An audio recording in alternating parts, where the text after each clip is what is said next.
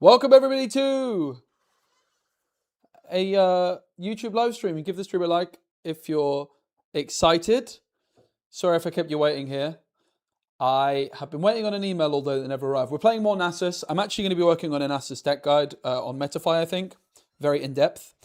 And I'm also offering coaching. I'm currently doing some Best of Ivern coaching. And let me tell you, I am now officially addicted to Ivern. That's the thing. If you guys hire me for this Best of coaching, I spend a lot of time outside the actual sessions just thinking about the deck, doing some testing of the deck when I can find the time. I'm really trying to make sure that you get your value for money. So if you want some coaching, I really want to try and support a few more people going for best ofs. It's actually probably the thing that I most enjoy outside of casting, is obviously like chasing these best ofs. I love to play. I love to try and get my own best of, but obviously I can only go for one per tournament. But we're playing some tryhard matches of Nasus. I haven't changed the deck since the end of last stream. You can see it here.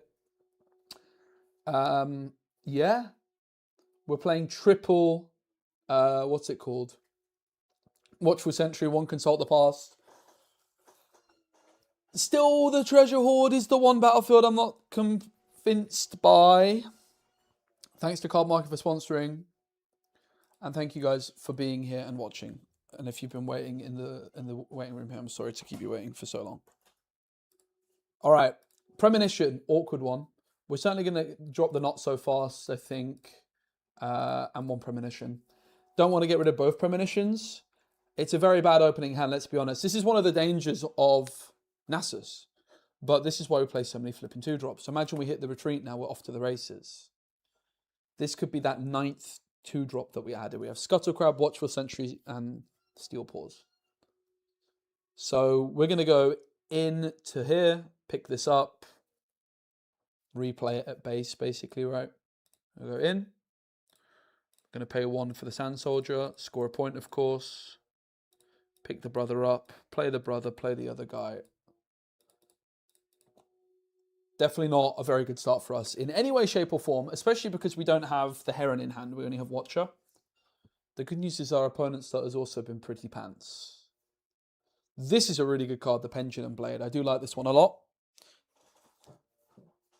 We might want to look at bringing Barbara in. We're probably actually just going to pump up the Steel Paws here in our next turn. Now, it is worth noting, when we empower the Steel Paws, we trigger the Nasus Legend. The Nasus Legend can be reacted to, so we would have 0 open, which means you have to be worried of like Starcrossed. Obviously, we don't actually have to in this matchup, though. We're chilling. But that is something to be really aware of, for sure. Let's go, Hearty. Yo, let's go, Damas. Appreciate it, mate. All right. Stellar Corn Herder, Pendulum Blade. You would imagine that back off is the card, right? Now, we actually draw the Heron, which probably just changes the plan a little bit here.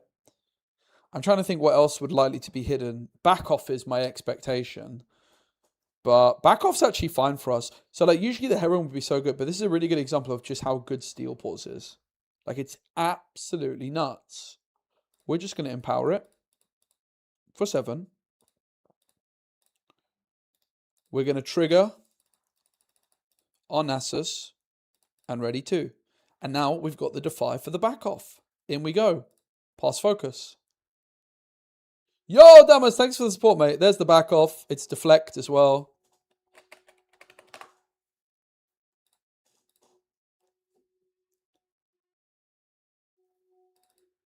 Yeah, look at that. Deflect and Steel Paws takes out the kitty. We'll move the Watchful Sentry in as well to score the additional point. Now, it is worth noting the Akali could probably cook the Watchful Sentry, but I think we just want the point, right? Let's be honest. We just want the point here. Welcome to the Curly Clan. I haven't really done much of YouTube members, Damas, but that's definitely something I should explore as we get back into content and whatnot. But yeah, I've been waiting all day for an email, guys, and it just never arrived. I've had a bit of a stressful couple of days. Went to the immigration office yesterday. Got told I'd get an email today. Haven't got an email, sadly. Flipping stressful stuff, but yeah, we'll work it out. So I guess it just dies from the damage, right? So we'll draw.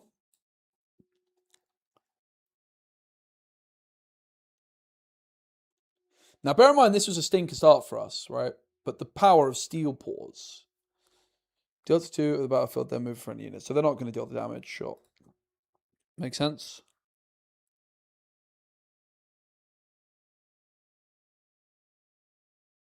When I move, you may. Okay, so they decline, which makes sense.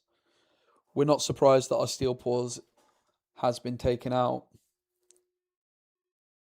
at all, really. We obviously want to get the Heron down as quickly as possible, but most likely we're just going to be slamming a good old-fashioned Watcher here. I mean, it's interesting because what we could do instead is we could just like have a turn off where we don't overcommit. We could just play the Heron, ready to hold up, double defy. We could even go Heron, Steel Paws, hold up, double defy. Like, the Watch is really, really tempting here, right? We take out Akali. The thing is then they're going to have a Stellarcorn Herder with the Pendulum Blade, which is going to be able to deal with my Watcher. We could also go Nasus. Charm is maybe what we need to be a little bit concerned about, right? But they're at 3. I think we can just take it easy, go for the Heron. So 7 for Heron. Nasus, ready 2. Play the Steel Paws for 1, and then we'll pass. We're not too concerned about where we're at. Like, of course, Watcher will be nice. But they're just going to be able to crack back very, very easily with the Watcher, with the Stellarcorn Herder, take out the Watcher. And we get very little from it. In comes the draw. The rune disparity right now is very much working in our favour, though, let's be fair. And now if we were to find a Bellows Breath, we're absolutely cooking.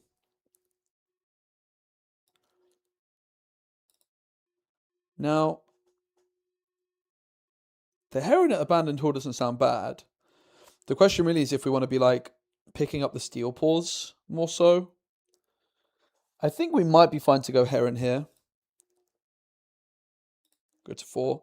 I'm just going to play Steel Paws at base, I think. We could also go Nasus at base instead.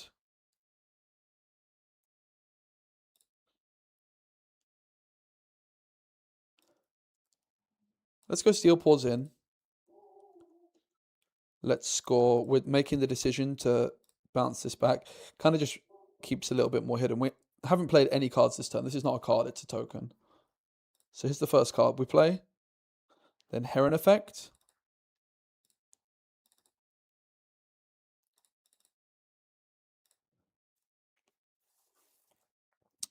We've still got 8 to play with. We do have a hidden card, which we will hide because that gives us access to defies and whatnot. I think we might just put Nasus at the base. We're at 5 points. It's a really, really good time to bring Nasus in, right?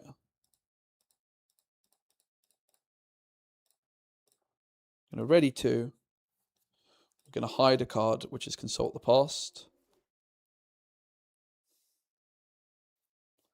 We might actually just want to leave it there. Like, we could develop another Steel Paws. I'm not really sure we gain that much from doing so. We can flip the Consult the Past.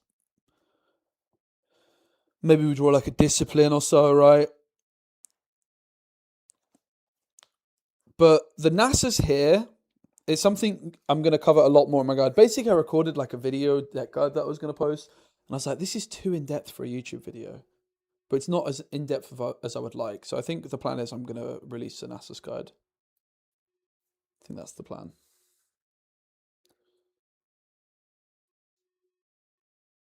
So Stellarcorn Herder goes in on the Sand Soldier. The thing is do we want to reveal that we've got Consult the Past already?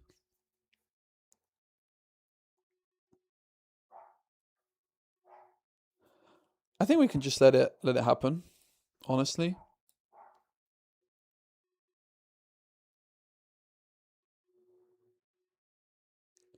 This is why I love Consult the Past. It's an additional hidden card. It's additional draw. Even though we have a lot of draw, we play like a lot of counter spells, a lot of cheap units and stuff. We don't actually have that many big boys. And we're combo heavy, right? We want to find the Bellows Breath. Like, if we had Bellows Breath the previous turn, the game was over. We play 3 for a reason, right? So, right, this gets +2. They're going to deal 1 damage to it. Let's do it like this.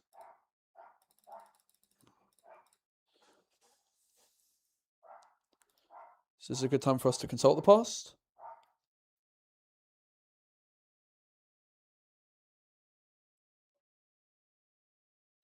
We don't want to reveal what the hidden card is until they move in. And we also get +1, right, from the Abandon tool. So Abandon tool trigger, consult the past, draw 2. Right. So they're going to use their Akali Legend to move this one back. That's fine.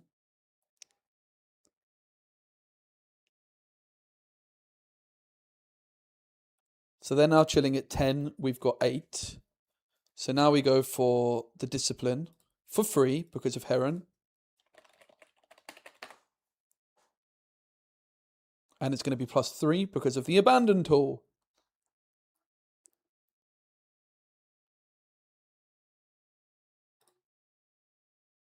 And of course, we've got Defies in there. Each Defy is pumping up my Heron as well.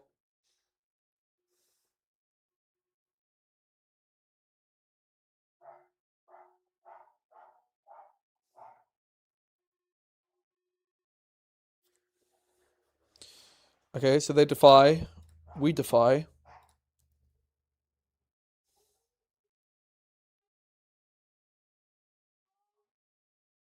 And if they want to defy, I will defy.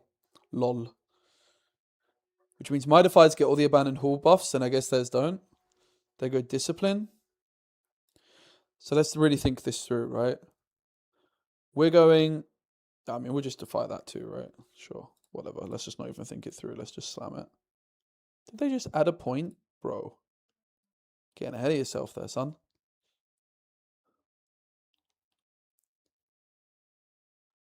We Giga D-ramped, but...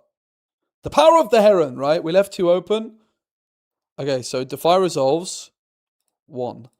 Their Discipline does not resolve. My Defy resolves.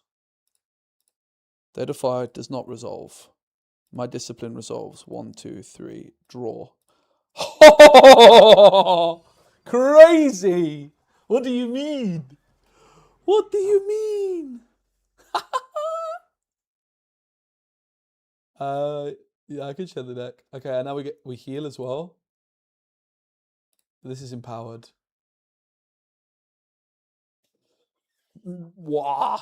Now we can't quite empower the Nasus because we deramped 1 too many. Sadly.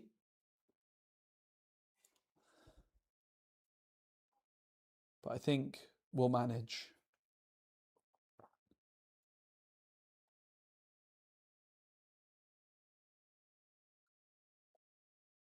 Now, we should probably make an assessment that if they had back off, they would have gone for it to protect their units, right? So we probably expect that it's not back off. I'm not exactly sure what else Akali would have hidden. I've got to say, I'm not all that sure. Now, we don't have Accelerate Watcher, but it's still surely worth it. We also don't somehow have the flipping Bellows Breath. Can you believe it? Now, I say we don't have Accelerate Watcher, but that is actually fake news, right? We very much do have Accelerate Watcher because the way we do it is we play something cheaper first, like a Steel Paws, Scuttle Crab, and then we go in with the Nasus to accelerate, or the Heron reduction rather, sorry. So we basically need to make sure we have 6. So it's only either Steel Paws or Retreat. You would imagine we just go for another Steel Paws, probably. Although, maybe Retreat's fine too. We can actually go for the Find Your Center. That's even better, I think, right? Find Your Center's costing 1. I mean, they've tapped out, but they have something hidden, so we do this. Find the Bellows Breath. Ah, that would have been nice. Heron effect. 1, 2, 3, 4, 5, 6. No power for Accelerated Watcher. Ready 2 with Nasus. The Heron! And also, I guess we gave the Heron +1 from the Find Your Center, right? The heron is just broken, guys. Like, are you flipping kidding me? Now is an interesting moment. How do we play into it here? Do we send both in? Do we send one in? I'm pretty sure it's not back off. Now, this is the moment where I probably should like go look at some Akali lists. But I'm not going to, because that's not me. Back off is the only thing that comes to mind, to be honest with you. So let's just send the flipping Nasus in and see what happens.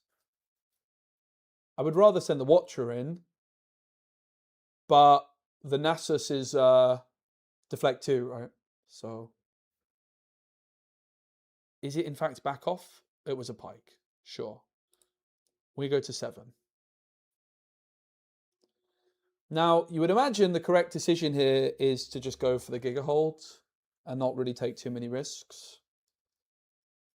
There is an issue that I don't really have all that much nice stuff to do in my opponent's turn here.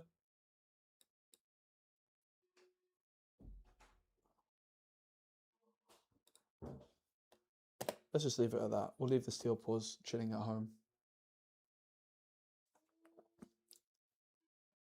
And we're very ready to retreat a Watcher. The hand's actually really, really terrible here. But I think we should be fine. Like, the lack of Heron synergy is quite heartbreaking. So they go for the Empower on the Legend. We honestly could be in a spot of bother here. Let's see.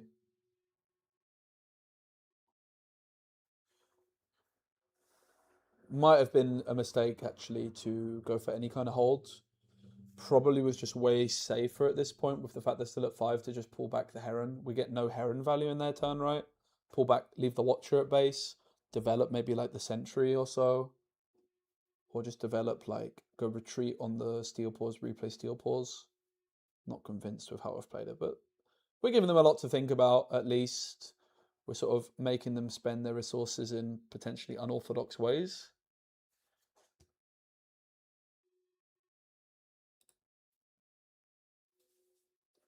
And they still got to try and go across both battlefields, which will require the signature spell, right? So is that correct? It started in at 4. It's moved in twice, which is +4. So that's 8, 9. Goes through. This is actually still only 7 as well.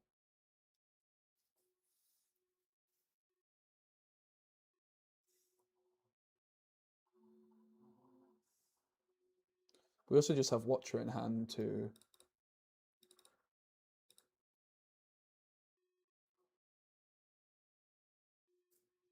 win here if need be. So they just offer the trade, which I think just means we win with an accelerated Watcher, right? So we don't actually want to retreat anything. We want this to go. I mean, I guess, is there any reason? I just think there's no reason to play anything, right?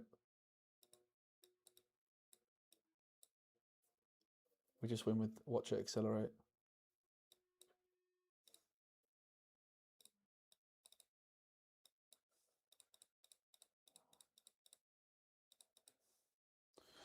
Okay, weird game, but we got there. We had a really bad start, let's be honest. But yeah, I'm not. I mean, I've got to say, they played a lot of gear, so we probably look at bringing Barbara in. Barbara's very good. What do we want to maybe get rid of here, if anything? Not sure there's much we want to get rid of. Could drop the Consult the Past. Maybe Not So Fast isn't all that good here, right? We keep the Defies, I think. Drop the Not So Fast. So we bring in the Barbara. Barbara is so good. Mate, wait for her signal. Don't worry, you'll know, guys. Let's go Treasure Hoard now. It's my least favorite battlefield for this deck. It's still the main thing in the whole deck I need some convincing upon. And the reason I'm going for the battlefield that I'm not as big a fan of is I'm going to save the battlefield, which I think is best for when we go first, right? When we go first, we have the bigger advantage. They get to choose. It's game 2. I think we can safely put them go first. Interesting hand. Very interesting hand, right? We go find your center on 1. We then will be at 6 runes, Scuttle Crab, Watchful Sentry. I like a Bellows Breath, but I'm going to get rid of it. We play 3. We play 3. Let's just draw into like our herons and stuff like this. Now, obviously, there's an immediate decision point. Do we actually go for the ramp on 1? And the answer is yes, we flipping do. Conservatory. Could be fine.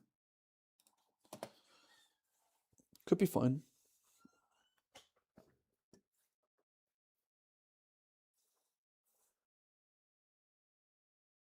My biggest thing I'm looking for in battlefields is I'm looking to give my opponent as little value as possible. Yeah, I mean, I think we can all see the play here. I mean, actually, I say that. I'm looking at going like Scuttle Crab, Sentry, but then I see that I've actually got Find Your Center still available. So, I mean, probably just ramping, right? Sentries don't do that much for us. They have 2 open as well, it's worth pointing out.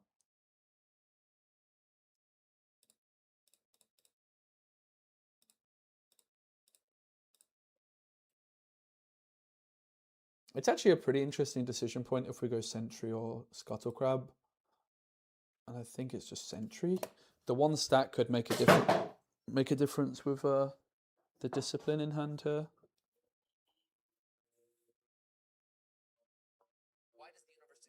Bro. Why does the universe exist at all? Wow, that's deep.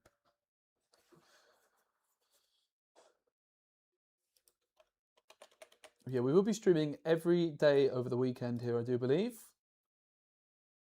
Okay, I'm back into daily streaming ahead of Barcelona, which I'm really looking forward to.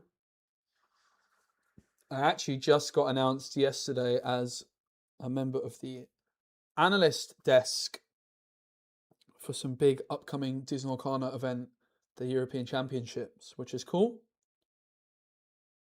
Looking forward to that. I actually did an analysis desk role for Gwent back in the day, so very excited to get back into that. I mean, you've got to say the Watcher looks very good, right? You gotta say the Watcher looks good.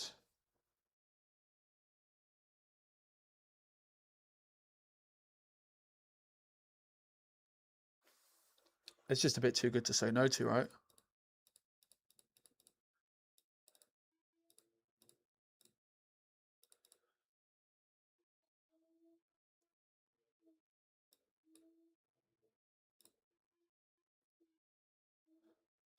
So, do we want to spend a gold? Spend 1 to gain a gold? Probably.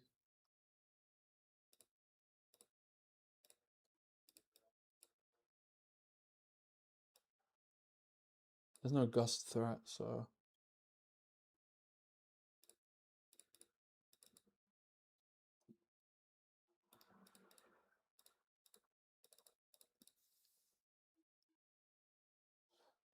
It's not random queue.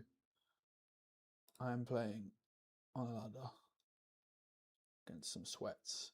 I'm mainly just doing it because I want you guys to see like proper gameplay, and like the problem is with the random queue is like the quality of opponent is just too low. I think it's quite unwatchable.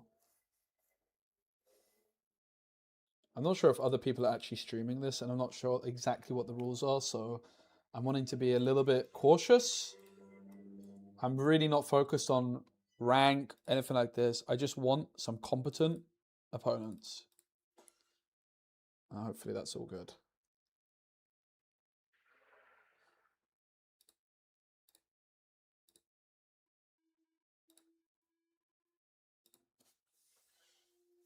And if it isn't, then I will stop. I think it's chill though.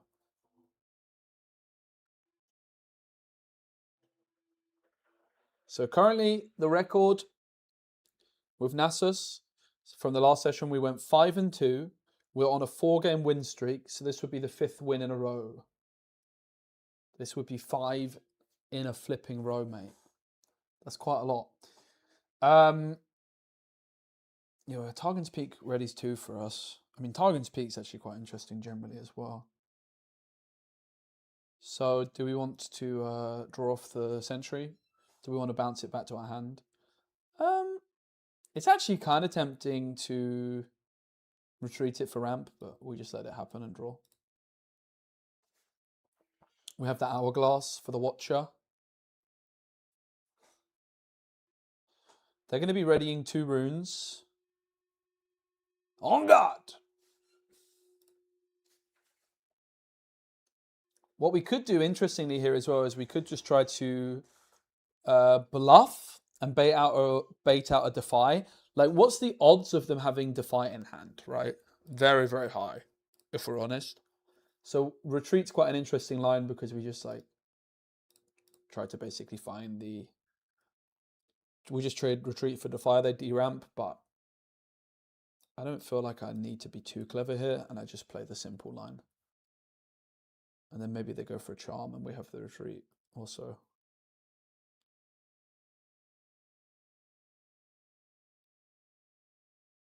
They are applying a lot of pressure this game. We did hit double ramp, but they just score. But they're only at 5. They didn't get to 6 just yet, which is really good news for us. We do have the Heron in hand, and we can really start motoring quite quickly. Mask of Foresight. Tapped out. Oh, they're not tapped out, though, are they? And they get a hidden card.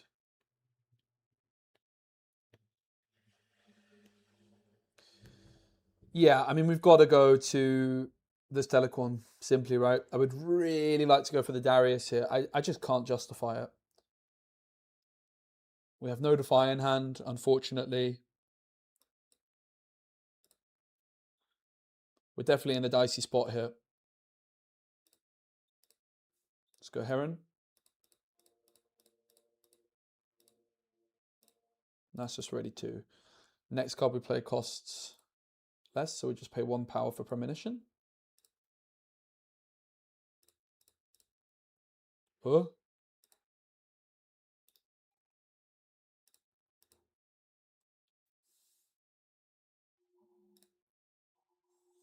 We're going to be readying 2. We've got nothing here which we can hide, unfortunately.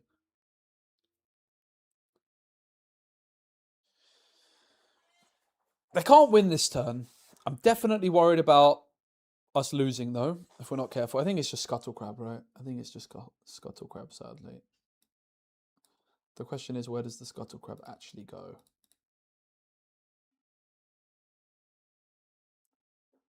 Probably here. Find your senses costing 1. Again, we've got nothing here, unfortunately, that we can hide, which means I have to really hold. Oh, wait. I forgot about the flipping Targon's Peak. Bit of a misplay there. It is what it is. Might be fine. We've got 3 open. Can't be bad. Not necessarily a misplay, but definitely a mis thinking. Like I didn't evaluate the situation properly. There's a real chance we want to be using Retreat on the Watcher this turn to have access to Watcher next turn, accelerate, or even just non-accelerated with Bellows Breath, right?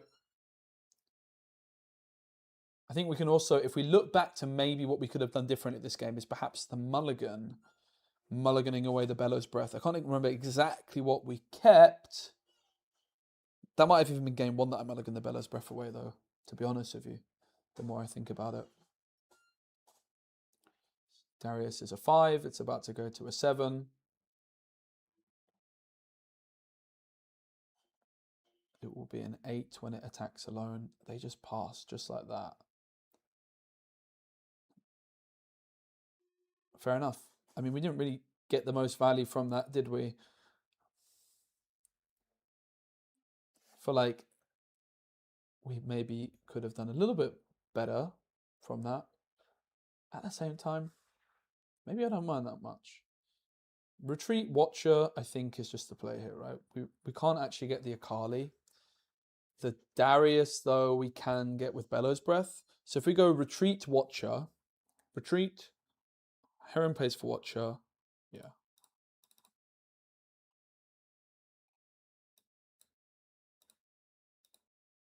Second card, so 1, 2, 3, 4, 5, 6. Accelerated Watcher because of Heron. Nasus ready too.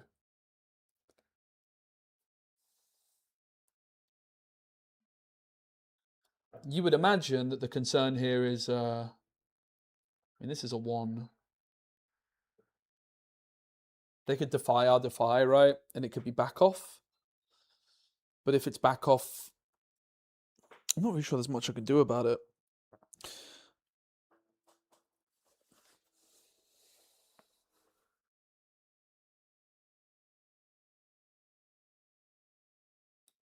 I mean, surely it is back off. The question is it back off and defy?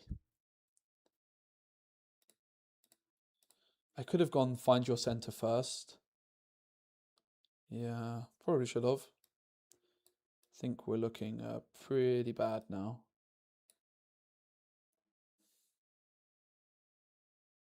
This is still only 1.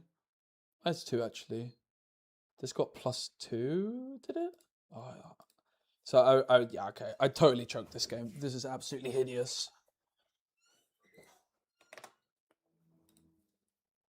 Totally choked. Live and learn. This is really bad. See if we can save it. We shouldn't give up hope just yet. It's not over.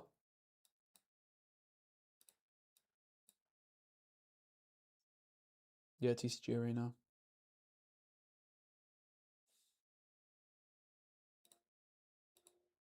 Let's pay 1. Because if I hit defy, for example, here, right? There was no, yeah. I just really, yeah, okay. Deserved. I totally choked this game. I think we were actually super fine here, but I threw giga hard.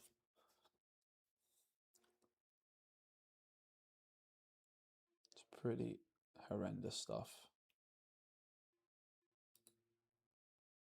Should we just rage quit, or should we try to copium save the day still? I think we need to draw like a hidden card.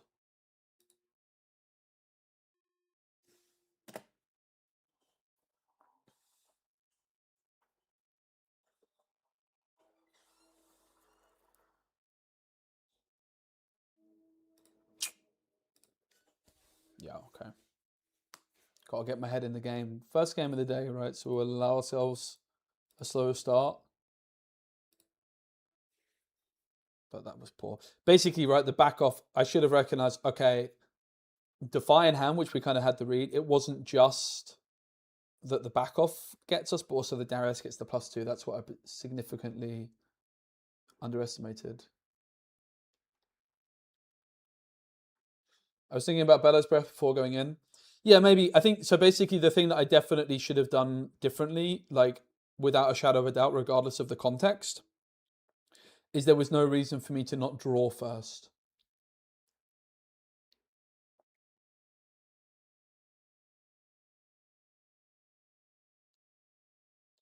So we have to remove the Darius here, or it's over. It's just over, right? This hand just loses. I do believe. Oh, they don't actually have enough damage to assign to the Scuttle Crabs, right? But it doesn't matter because I can't take out the Darius.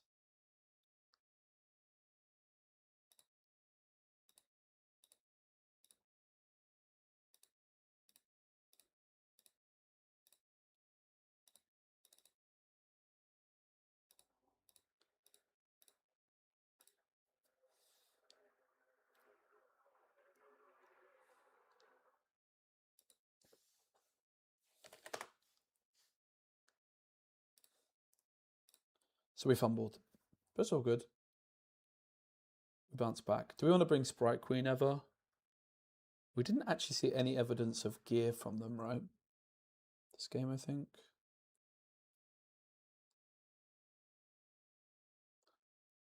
Let's maybe drop one of the Barbaras.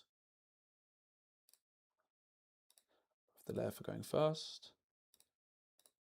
And let's put it right. Probably one of each, right? It's a good hand in the end.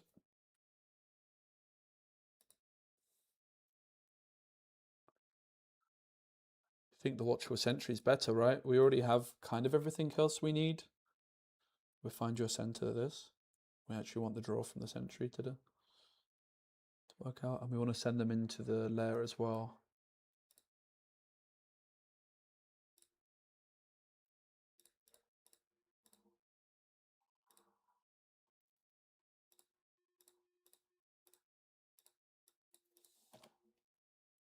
The Barber is also just good for raw stats, right? Contest the early board. Like if they were to play a gear, we can literally just get rid of it immediately and have a 4. It's crazy. Death now, draw.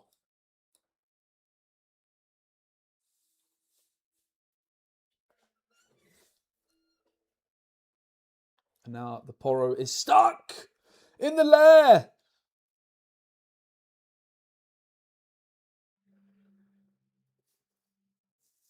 I'm very disappointed with my play in the last game, but the most important thing when you make mistakes is to not dwell on them. So let's just forget about it. It happens. The mistakes are made and we move on. So we're probably supposed to empower the Steel Paws, if we're honest. And we're probably supposed to just send it into the Lonely Poro. We don't really have much else to do.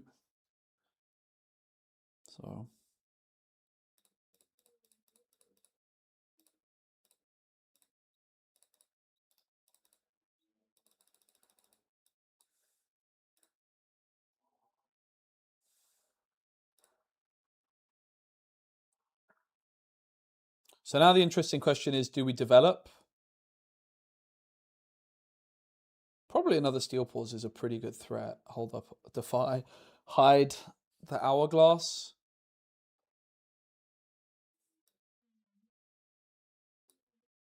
Scuttle Crab is less impressive. Like this actually at base is such a big threat. Let's hide a green. Get the Hourglass. Hourglass is something we missed in the last game for sure as well. For sure. For sure.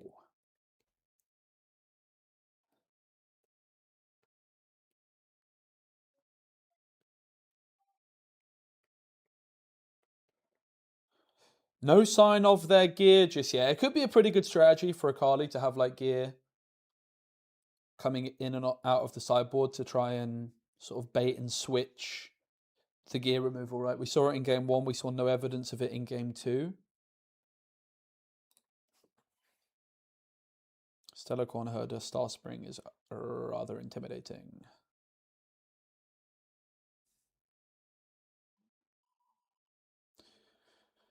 Two points apiece. Charm. Let's deflect, please.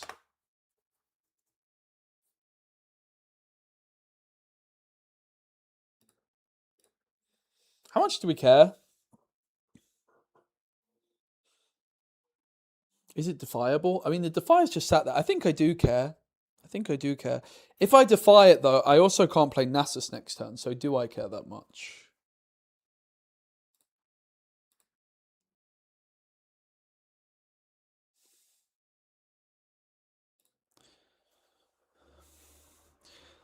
That sounds pretty bad, right? If I defy it, they defy it.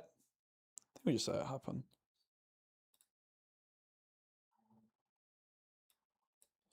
Develop the Nasus. It's got deflect too. The thing is that the herder can just move out very easily. So they invested a lot to get rid of the Steel Paws. That's a double D ramp to answer a 1-drop. That just shows you how flipping good this card is. I paid 1, and to take it out, they paid 2 power and 1 with their charm, which we obviously know is an extremely good card. Like, Steel Paws is the absolute truth.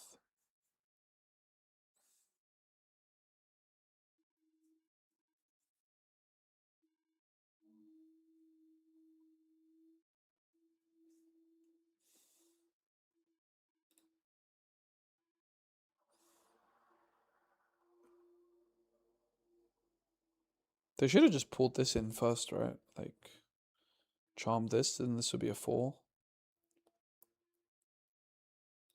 Premonition's awkward, I've got to say, but let's just get the big guy in.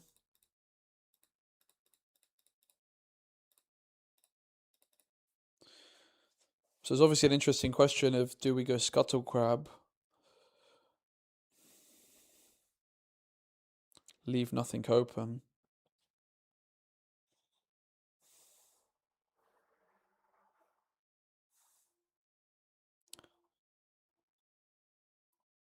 I think I will. We had to do it in this order. You have to, like, you want to draw first, then make a decision, right? But in this case, because Nasus readies 2 runes, we have to obviously take the Nasus, then play the crab if we are in fact going to play the crab. And my concern is that the crab's just going to be a bit stuck in my hand if I don't do anything. I've got the hourglass down for the steel paws. I'm not too concerned generally. If Akali or Stellarcorn Herder want to move into the lair, I think it's quite okay for us. The Stellarcorn Herder is definitely something we need to try and get out of here as quickly as possible, though we are playing a bit of a dangerous game. I think it's fair to say. Does Heron only work if you have premonition? What do you mean? Can you have killed the Akali? Akali can only be targeted when it's in a battlefield. Yeah, I think Akali's a bit whack. I don't know. I think I've actually had some interesting thoughts on Akali myself. Okay. So we kind of like open ourselves up into this because of the way that I played it. That I can't defy it, but I kind of just want to hold my defier is basically the conclusion. It's like, okay, you move your Akali in to the lair where it gets stuck. I have hourglass. Fine. Can't say that I'm too concerned about that one. I am quite concerned about the Stellarcorn Herder continuing to draw and draw and draw and draw and draw and draw and draw and draw and draw. However, it would definitely be a nice time for us to see some gear and, of course, the Heron. And yeah, I'm just a big believer in triple Heron. I mean, look at this, right? It's like, would I keep Heron if I didn't have premonition? Like in opening hand? Yeah, I would keep Heron in opening hand. It's like basically the most important card in the deck.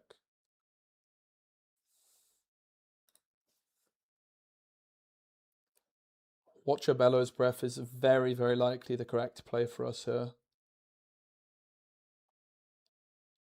Yeah! GG! Oh! And a Heron, just for good measure. Just in case. Just in case. Oh, if I don't own the card. You could, I don't know. Try and get 1, right? You can play Consult the Past. The Premonition definitely makes the Heron a lot better, but yeah, I think the Heron's still good. I just don't know, like, it's a tricky one to answer that. So, let's just be very careful. Like, the game is here. I'm getting a bit distracted. Let's just make sure I don't giga blunder.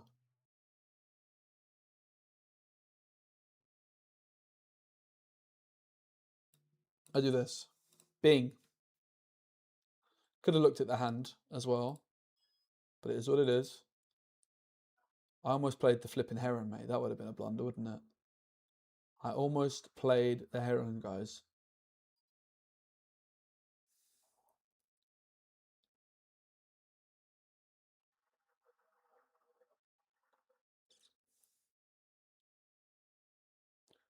No accelerate. Just play at base.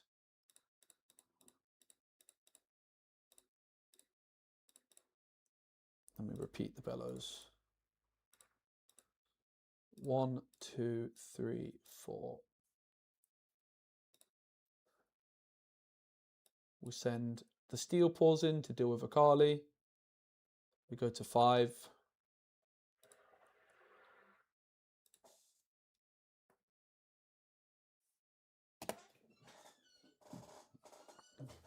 Probably should have sent the Scuttle Crab in for the info, to be honest, but there we are.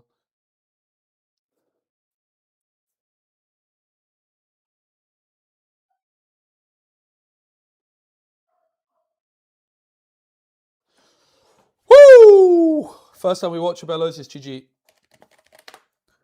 Like, this deck just wins easy games. Like, you just win because your deck is just good, you know? Like a lot of other decks, it's all hard work. I'm going to queue another game. I'm just going to get a drink. I'll be right back.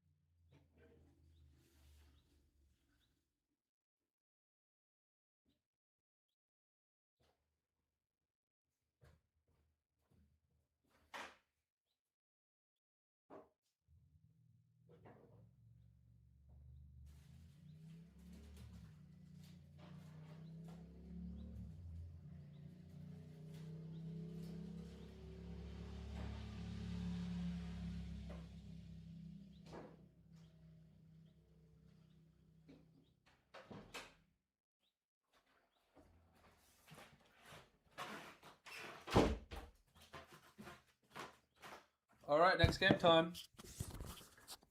We giga trolled game 2, but you know what? You live and learn, don't you? You just have to live and learn sometimes. And it's that simple. Do I want to change anything with the deck? No, not right now. Very, very happy with it. I think there's a little bit of wiggle room on the sideboard. And there is that one battlefield, the treasure thingy-majig and bobba. Not the biggest fan of. Okay, whoever we're playing against is very good. Like, very good. How good are we talking? I think we're talking like very good. Yeah, like 73% win rate. Good. 66 and 24. Good.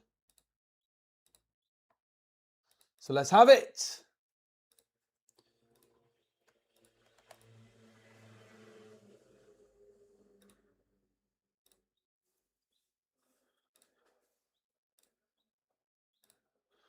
The League of Draven.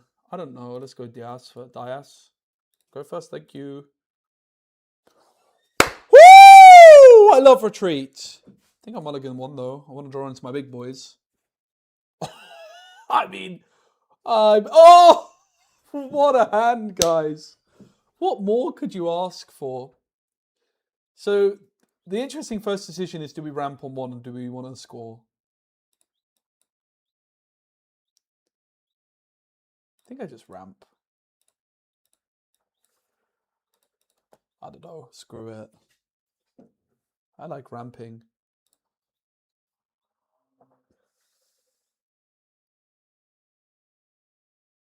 I really like ramping, apparently. We probably still want to have the Steel Paws down, though.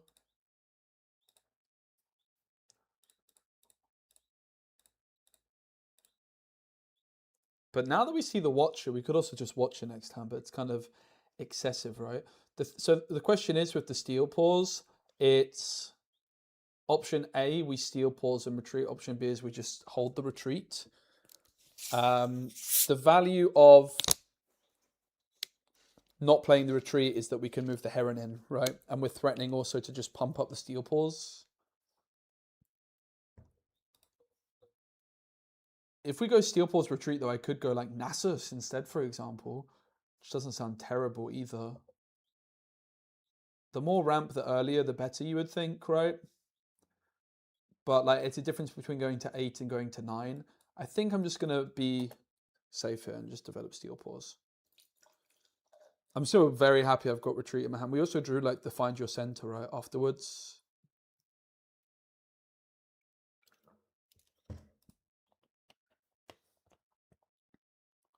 Did they do the discard? Bro.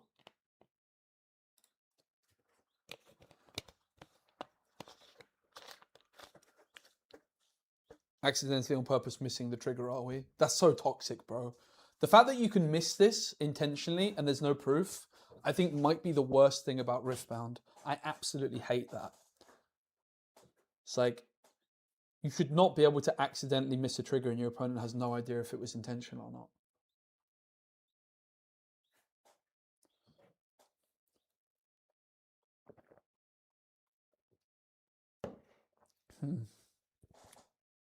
So we have to probably empower the kitty, which doesn't feel great. A discipline would be so good here, right? And then where do we go? I'm not sure how much I want to do. I guess I don't mind discarding retreat.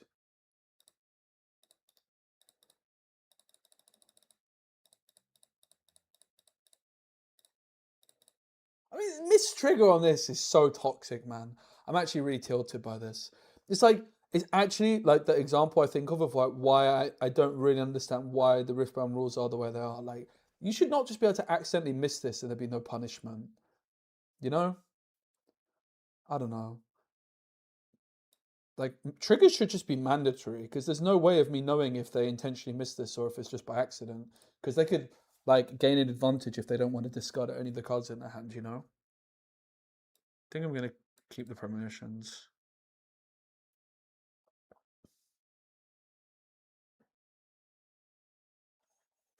I think I'll hold the 3 open and maybe just find your center if they push us.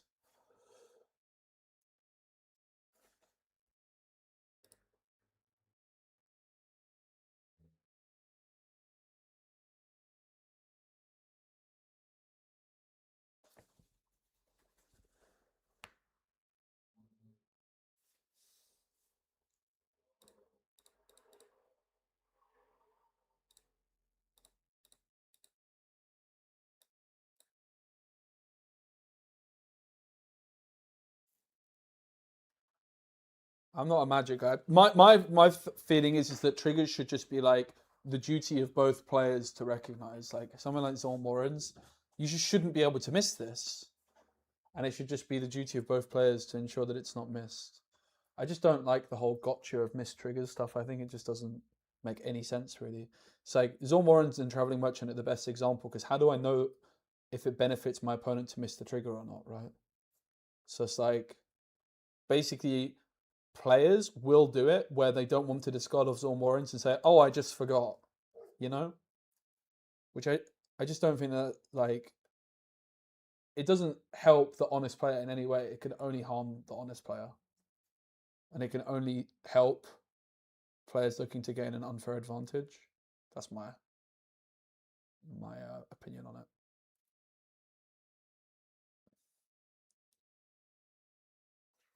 We're in a pretty bad spot, I would say, guys. I'd say we're in a pretty bad spot.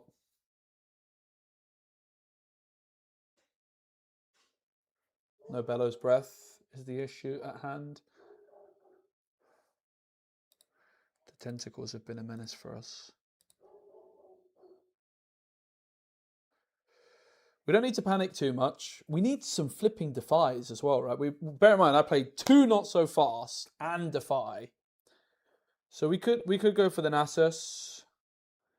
The Heron, we haven't been able to get to the battlefield. That's the big concern. Obviously, the Watch is just too much here.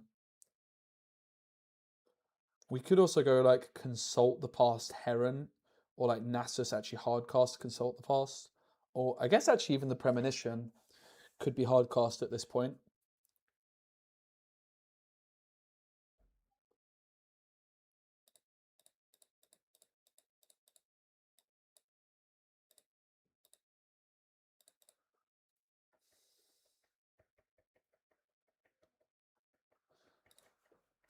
I'm just going to pass and pray that they don't try to star-cross this, because obviously I have Defy.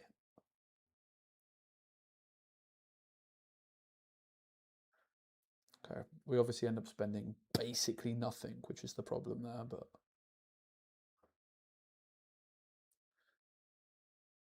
Very good chance they hit us with stun here or so. Is there any great reason to risk the fight with the tentacle? I mean, not really, but we're going to do it anyway. I think we're just in a really bad spot. Don't think we'll be using the dice there. Let's go for the Heron. 1, 2, 3, 4, 5, 6, 7. Ready. Premonition for 1 of the Heron.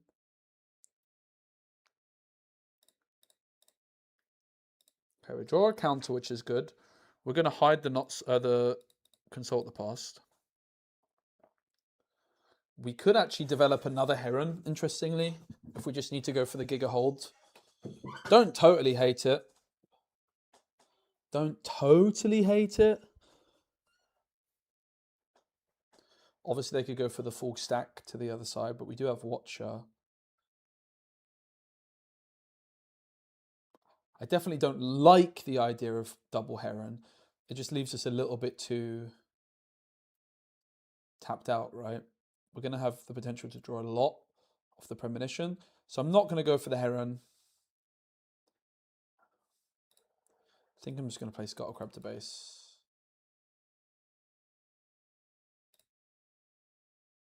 Do we play the other Scuttle Crab to base? Nah, we're going to draw a lot here.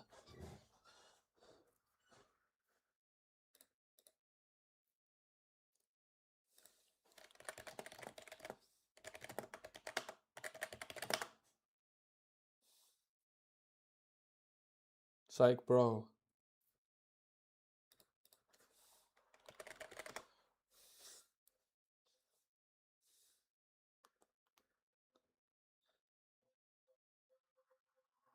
I don't know. I'm kind of molding about this, how quick they played this. So they go pass. We go consult the past. Draw 2. So the next card we play costs 2 and a powerless. Let's just go for the premonition.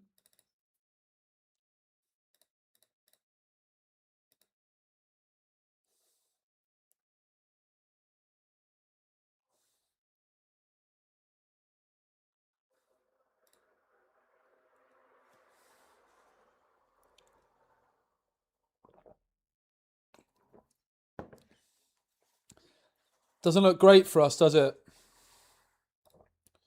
We've got discipline. We're basically just looking for another discipline. I think there might still be 2 in there, right? I don't think we mulliganed one away. So the best bet here might just be to go for another one. We'll go on the heron. It's kind of like risk-free.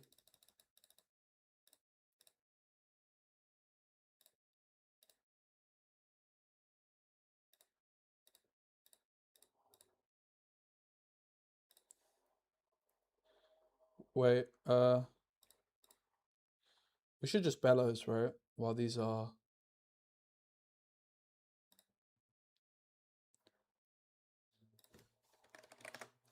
That's my bad.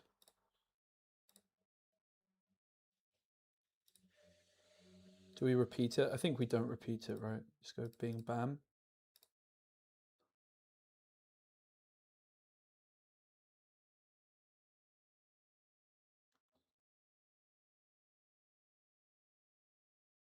Sure. Think we might be in danger. We'll see.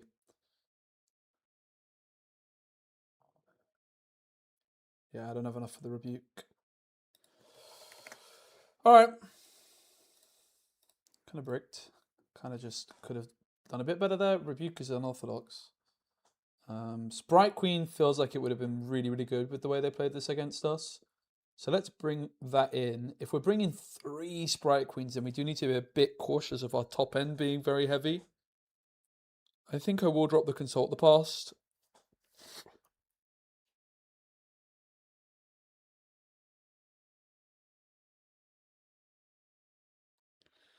Gonna drop 1 Defy. It mainly seems like not so fast might be the way to go, right? And we'll drop a Watchful Sentry. Oops. Nah, it's fine. I misclicked, but it's all good.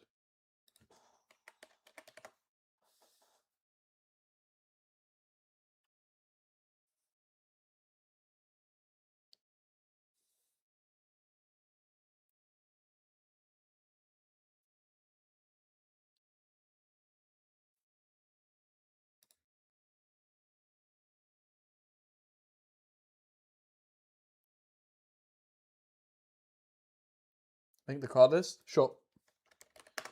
Same as before. I can link it though.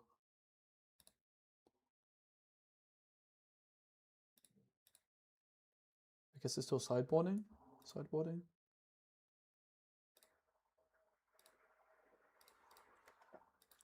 Guys, if you like the deck, you can give it an upvote on Piltover Archive.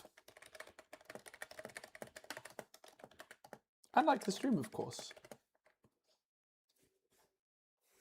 Are they there? What's happening, bro?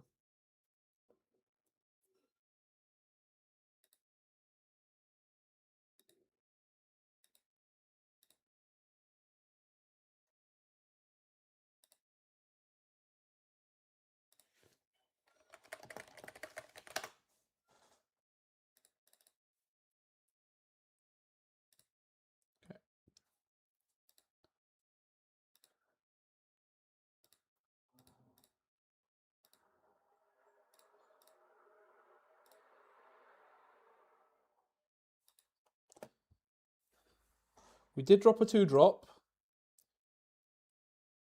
but not for any of the cards hit.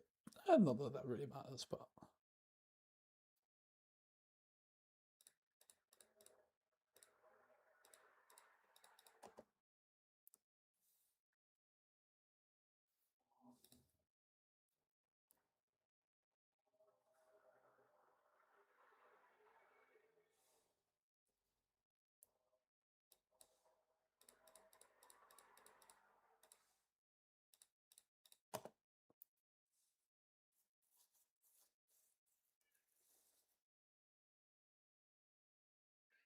Vex!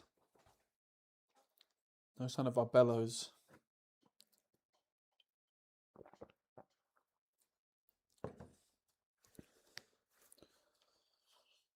Do we just go for the Inferno here? I think so.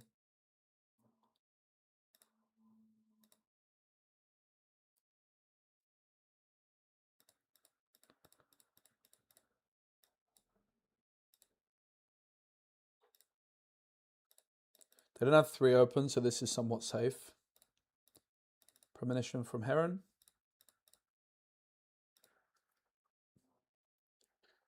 We have nothing to hide again, unfortunately. We might actually be a little bit low on hidden cards overall, it seems. It's definitely an important part of the deck.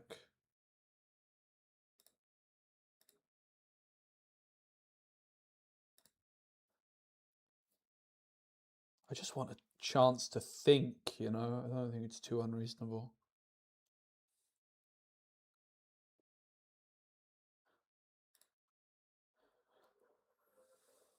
I think I'm going to go for the Find Your Center because I still have Defy.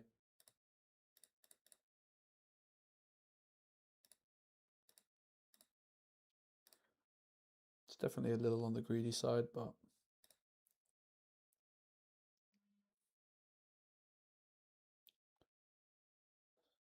We have the Heron Reduction here with the next card we play.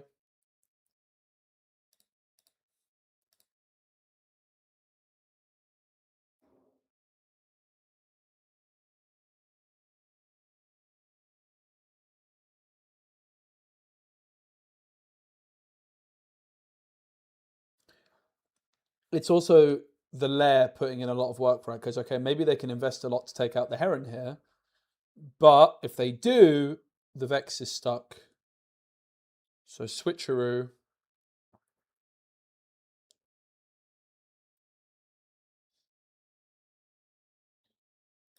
So we'll go to 7, we'll go to 3. It's probably just Premonition to draw, right? If we go Premonition to draw, we are going... Again, I don't have Not So Fast, unfortunately. I have 2 copies of it.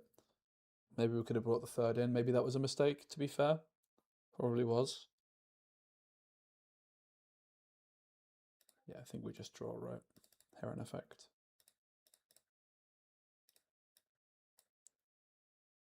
I mean, these games just show why I play 3 copies of Not So Fast. Right? It's as simple as that. We take out the Vex, we accelerate the Watcher. I don't have any of my Bellows Breaths, guys. I'm molding. Oh. Where's my Bellows Breath? Crazy. So is it ever Sprite Queen instead? Oh, man. This is tricky.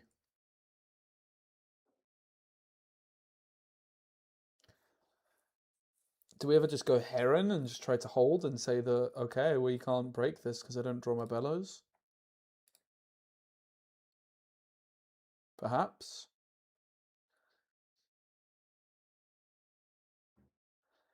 Heron, ready to... I'll be at 4. I can't go Heron plus Sprite Queen. I'm 1 off of it, sadly.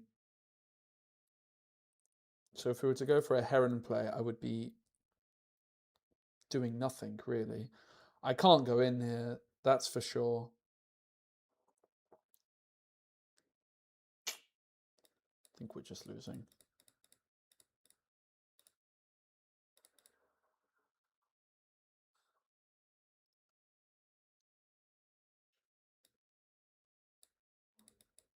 Whoops. No cost. Heron. Draw.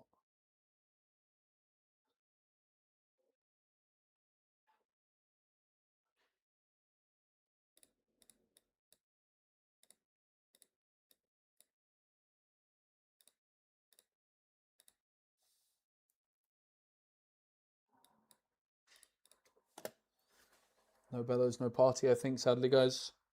Looks like it's our first loss in 6 in unceremonious fashion.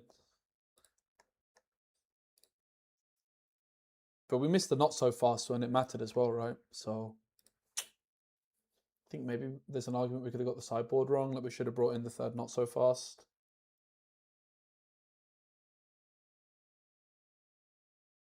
Matchup's definitely scary, and they definitely played the matchup well, but I don't think it seems too bad. They're just the aggressor, and yeah. All it's going to take is a well-timed Watcher Bellows, and they're going to be heavily on the back foot. We also missed a 2-drop in this one. Again, I'm not sure quite how much that matters.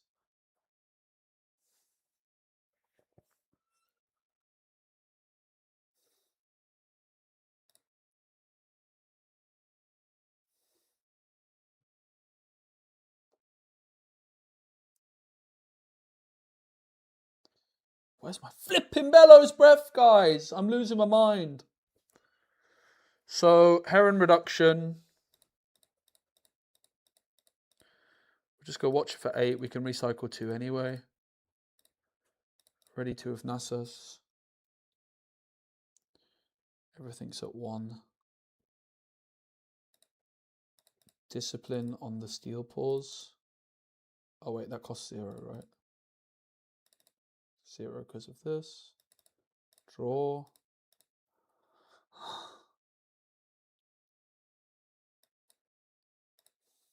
Pass focus.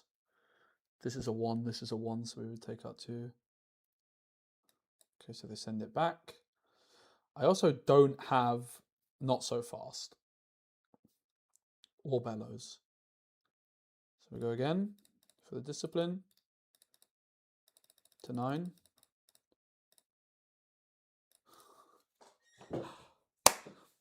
It's unbelievable. I'm losing my marbles here. Draw! Ah!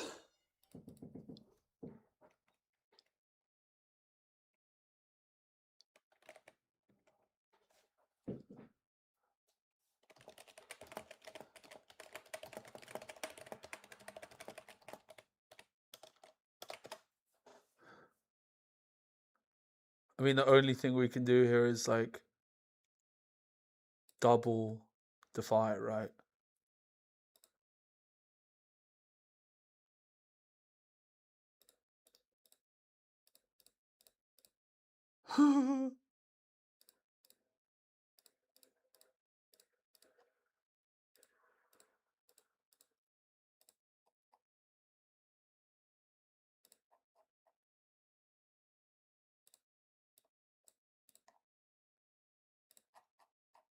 Crazy, man. I think there's even another one in there, right?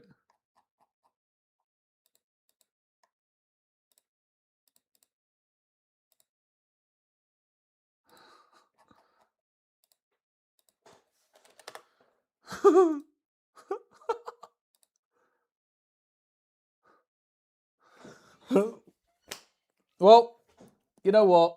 We got the sideboard wrong. It's my own fault. Who's the better British player, me or Gibbs? I would say Gibbs. He's finished higher up than I have, right? What was his finish? Like 30th or something? I finished 70th.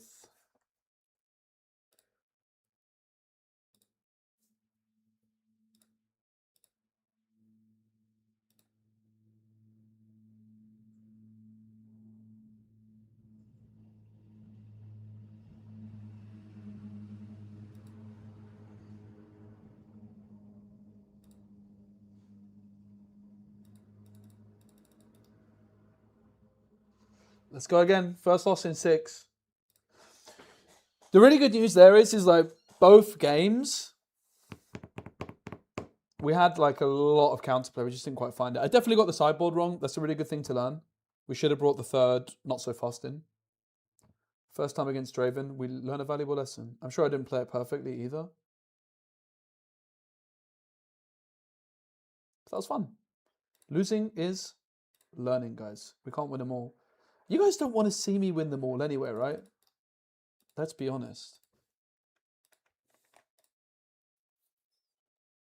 All right. Let's have it.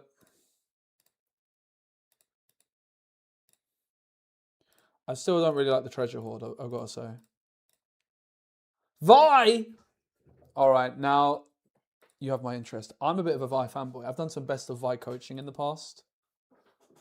It's terrible, but I absolutely love it. Oof. I do love a bit of premonition, but I'm not going to say no to double retreat scuttle crab.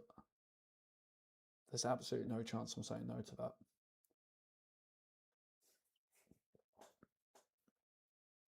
So the first interesting question is it scuttle crab or is it steel paws? And we probably do go for the scuttle crab. There's a couple reasons. Obviously scoring is still nice, let's be fair, but also retreat on scuttle crab is one extra card in hand compared with steel paws. Steel paws costs one less. Well, it actually costs like 2 less overall if you're like looking to replay the same card, right? But the scuttle crab is one additional card in hand compared with the steel paws. So we're gonna go like scuttle crab, retreat, right? Replay scuttle crab. Probably not another retreat. So we probably just want to get the gold, right? So go in. Get the gold. The gold's super valuable for us at this stage. Retreat the scuttle crab.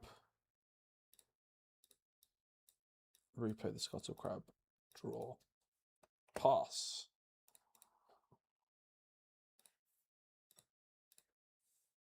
How much faith? A lot. The deck is really good. Like, there's no doubt about it. The deck is really flipping good.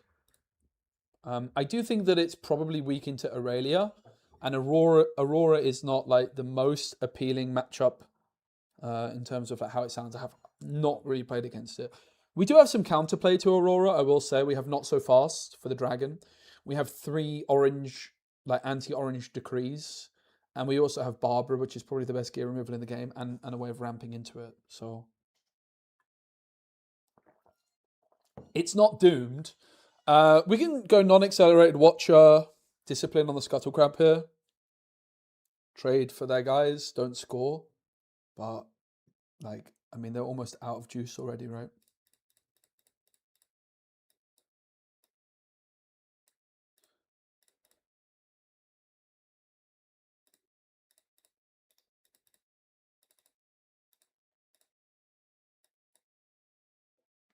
It's a trade. See the hand. Thoughts on Draven? I mean, I'm sure it's fine. Oh, they literally just go next. Oh my days, they've literally just gone next. Poor guy. Oh, that's heartbreaking. We're going to bring in Barbara. I never quite know what to take out. Maybe the Sentry.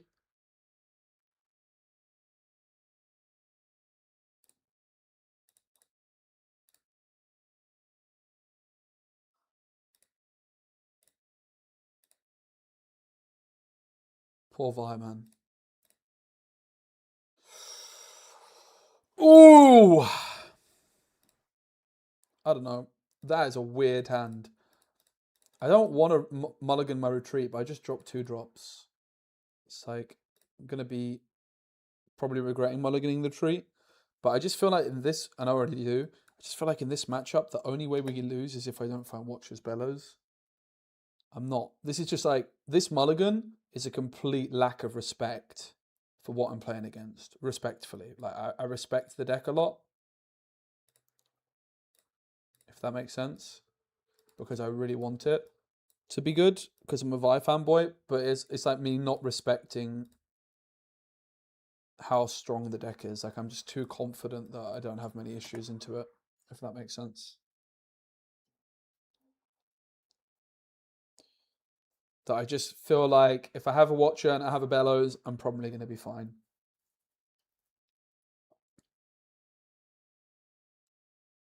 Do love Vi though. I'm a Vi fanboy. I'm an Arcane fanboy. It's very much a deck that I'm tempted to play to chase a best of.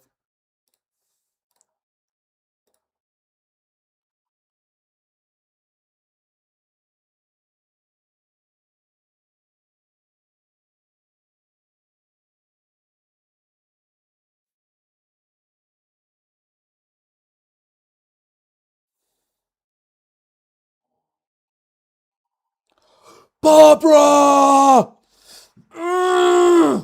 Excuse me. So they draw 2 there. Very nice. And they're ready the Grim Apocryphy. Very nice.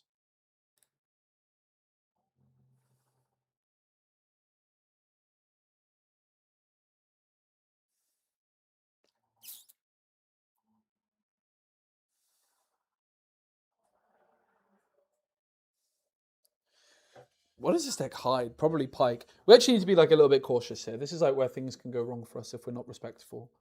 We're not in the most comfortable of positions. I think the play is actually quite clear once you deep it a little bit further, guys.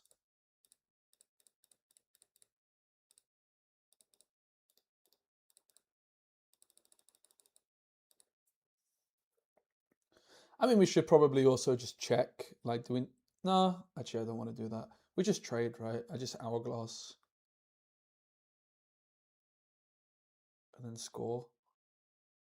Sorry, too open. Play the hourglass. Trade. If we don't get punished, and I'll score. Which could be a mistake, considering the Grim Apocryphy blood can come over. I think we're chilling.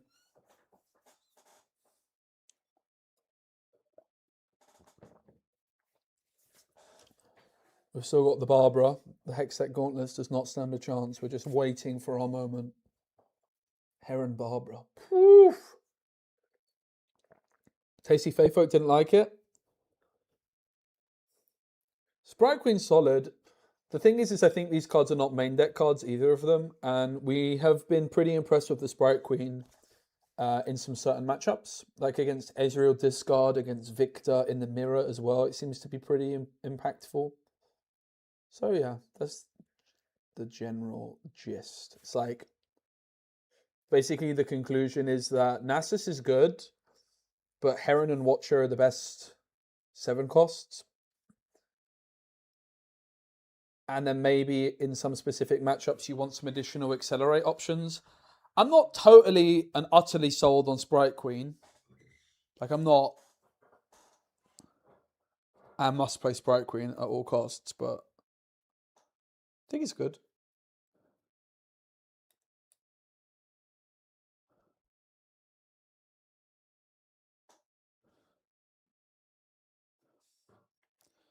I'll take a screen grab just in case they hide it. I can't be bothered arguing with people in the chat. It's like, leave the open, dude.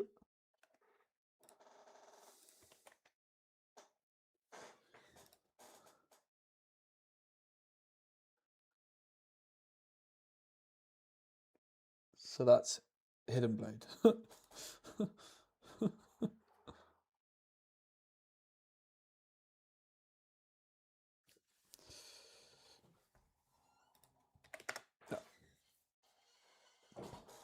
So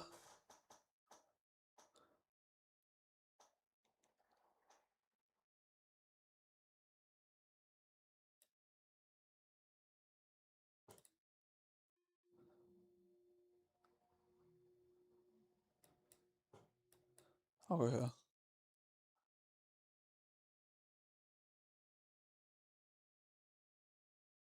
Oof, GG.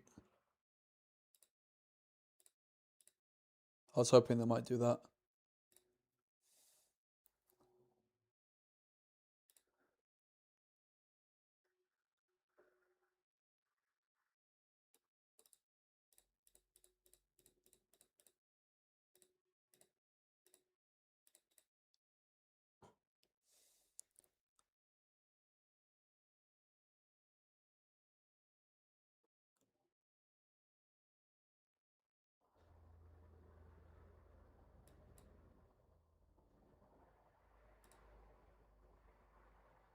happily draw 2. The question is if we repeat this to take out the Grim Apothecary, or do we just not care? I'd rather not deramp too much, you know? And I'd actually probably quite like to play the Steel Paws.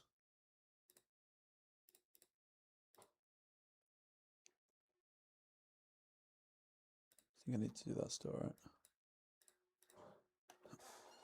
Could have, but we'll see if we live to regret that decision.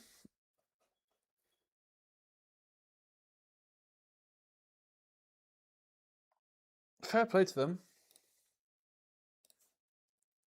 They're making a good go of it. Yo, Alex, what's up, buddy? I sounded a bit like you then, actually. Ganking. What the flip? Okay, should have seen that coming. It's literally in the hand, guys. So I think what we're learning is, yes, I absolutely should have cooked them when I had the chance. Now I am the one that's been cooked.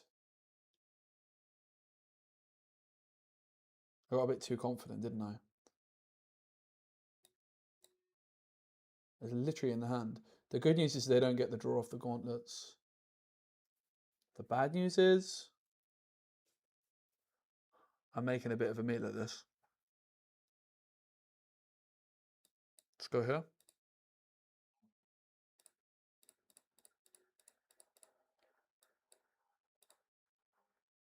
Ready to? And we just play Barbara, right? Where do we play her, though? Is it a her? I mean, it's Barbara. Yeah, it's a her, thank goodness. I mean, they have the flipping Vi, though.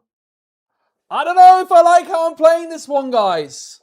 I've got nothing to hide. I could, instead of the Barbara, invite the pressure, not so fast. Barbara just costs me everything.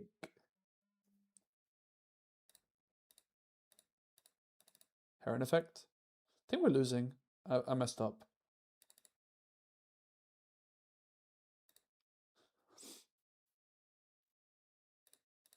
I just want to make sure they're okay with me paying basically nothing. We have to hold the not so fast for the Vi. That's why I had to play. I like this. We're basically dead though. Yeah, we're dead. This play didn't really make much sense anyway.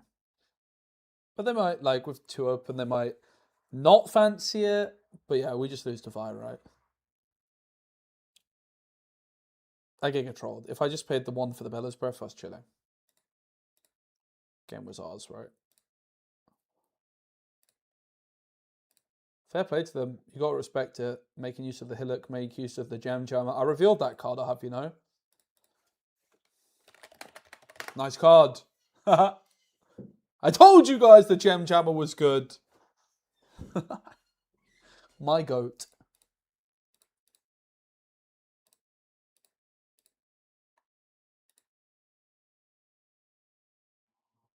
Probably going to regret it. Play was mega greedy. Yeah. I mean, I think it's theirs, but...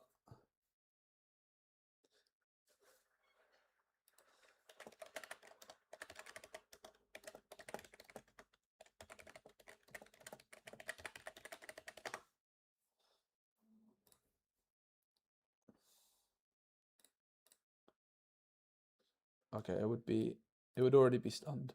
There's no out, right? And we just don't reveal the not so fast. All right, game 3. Fair enough. I got too confident, guys. I disrespected the Vi too much. Let's bring not so fast in.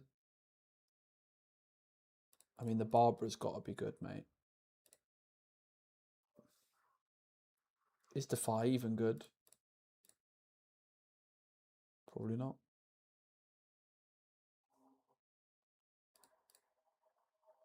It's this one, right? Should be the best for them. We save it for going first. Definitely not too happy with my gameplay today so far.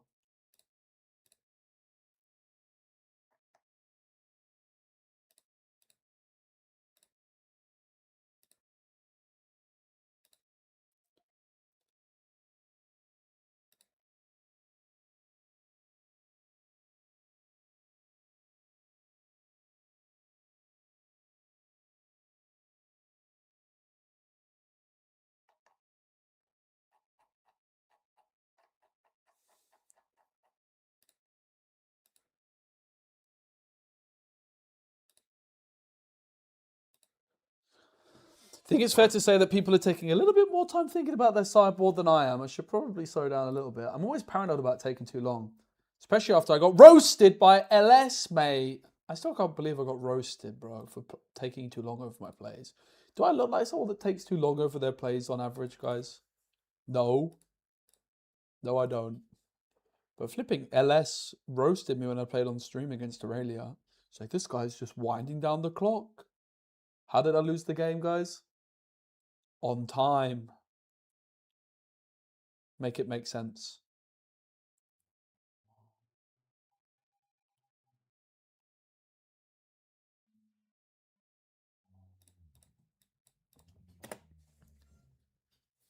Let's go for the sentry, I reckon. We want to send them into the lair, right?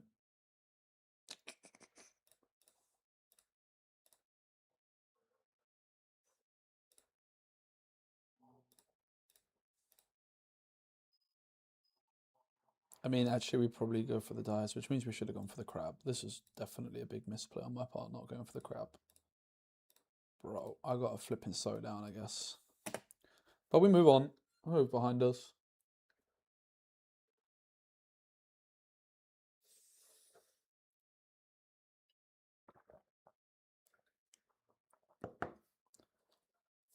I mean, my plan was to go to the lair, but the fact that it's specifically a two might go there, play there.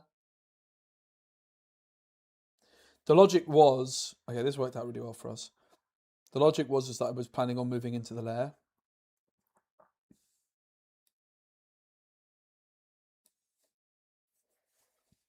It's quite a lot of pressure.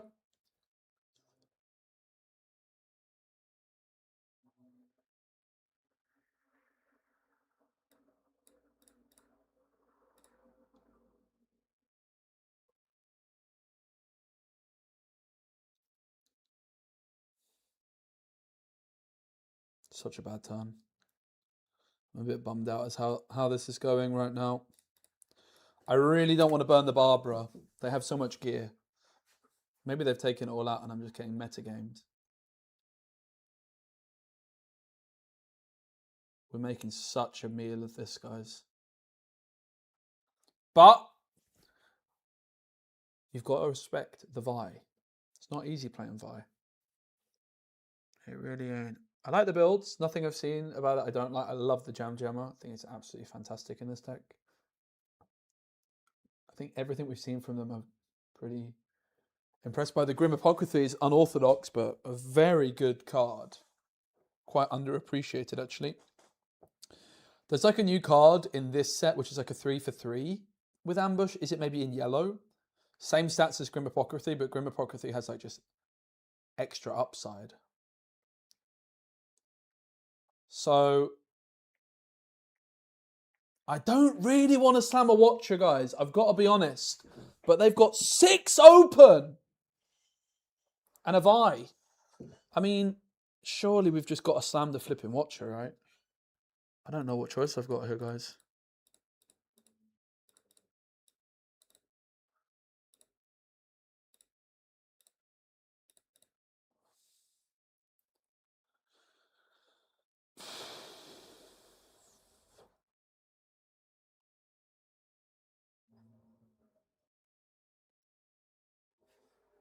Not feeling too good.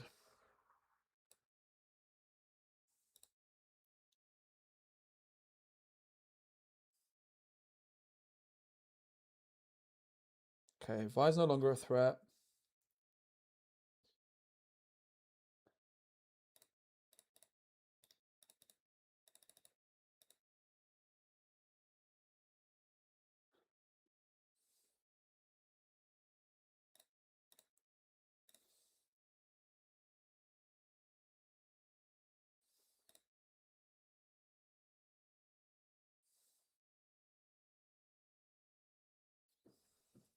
We had to just slow them down here, right? Kaiser could accelerate. It's like one concern for us.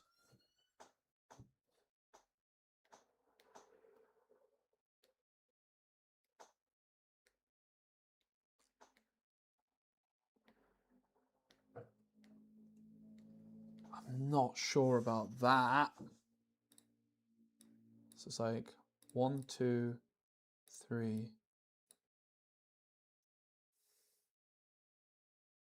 Stinks of desperation, doesn't it? Let's be honest.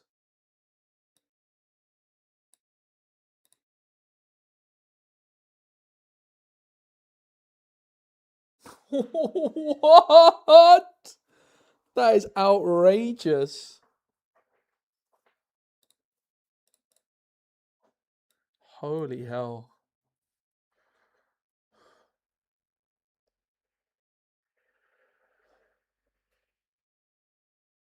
Do we bellows to deny a point? Score our own? The gem jam is stuck. Probably right. D-ramps us 1. The thing is if we don't, this moves back and it's a bit of a threat.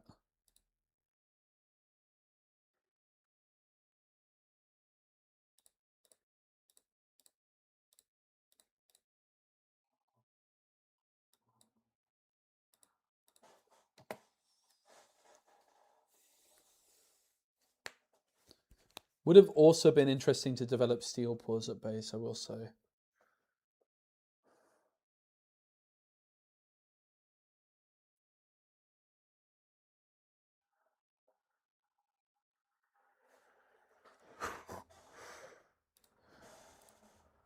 Slight card advantage in our favor right now. Oh, we're cooked, right? I think it's just GG. I also knew about this existing. I think my Scuttle Crab play was a mistake. Oh man, I think we're just cooked. Did we bring Sprite Queen in? I don't think we did. Okay. Kind of saves us, right? This is reaction though. I don't have Defy. So the reason it saves me is because I can go Barbara. It does save me. I don't lose. It's probably the okay. So the correct play is we can't even repeat Bellows Breath to begin with, though, right?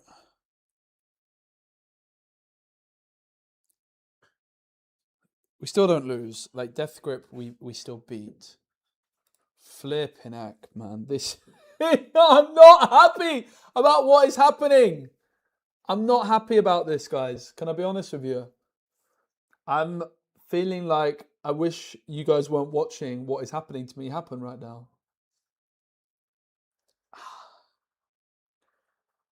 What the flipping heck is going on right now?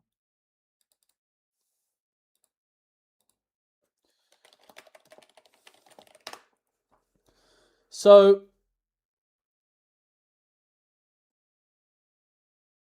if we go Bellows here, right?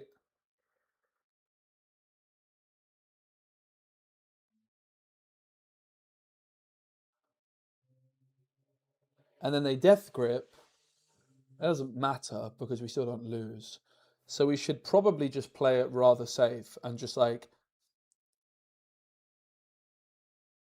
And we cut our flipping Defies, by the way. I mean, we didn't draw the knot so fast. I think we're getting our sideboard a lot wrong, right? So, if we go Nasus, we have 2 open. We can Bellows Breath, but then nothing else. If I go Steel Paws, I'm paying 8 for less stats.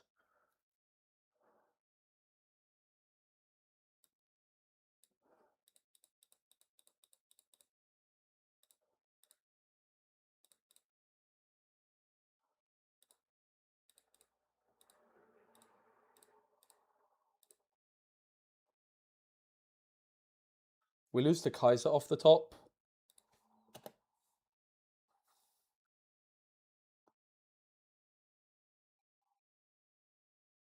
Shh. Ah!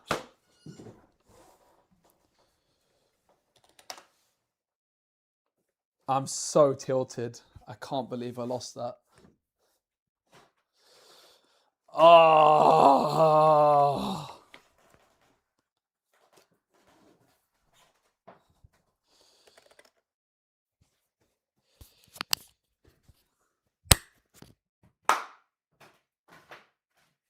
believe it, man.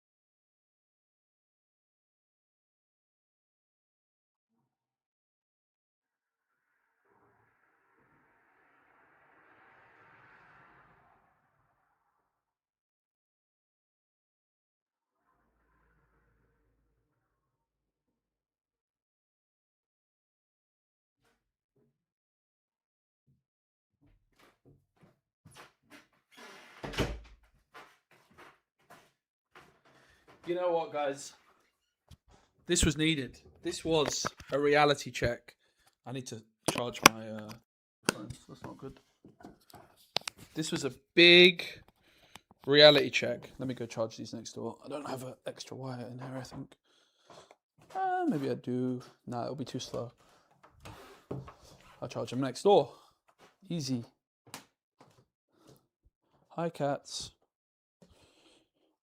Lots of sleeping cats in this room. There's 1, 2, 3 sleeping cats. The 4th sleeping cat is probably there somewhere too, but I don't see him. Must be nice being a cat.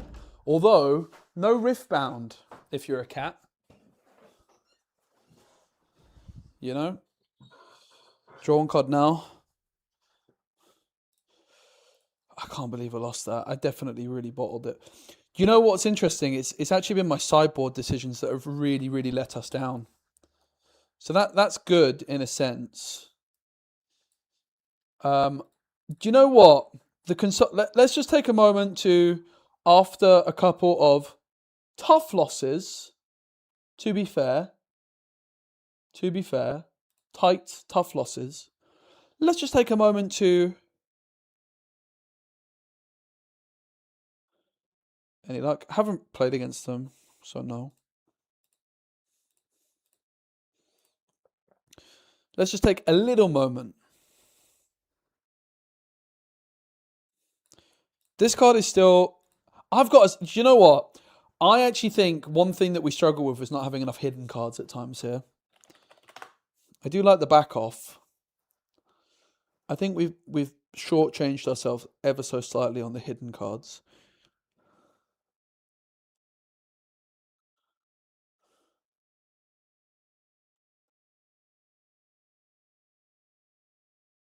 I wonder if it's ever 2 consult the past. Probably not. Can kind of see it though.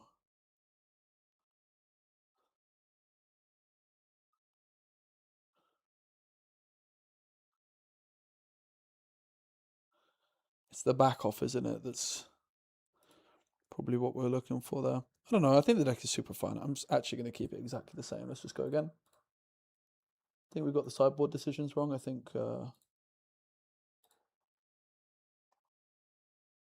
skill issue. Super big skill issue.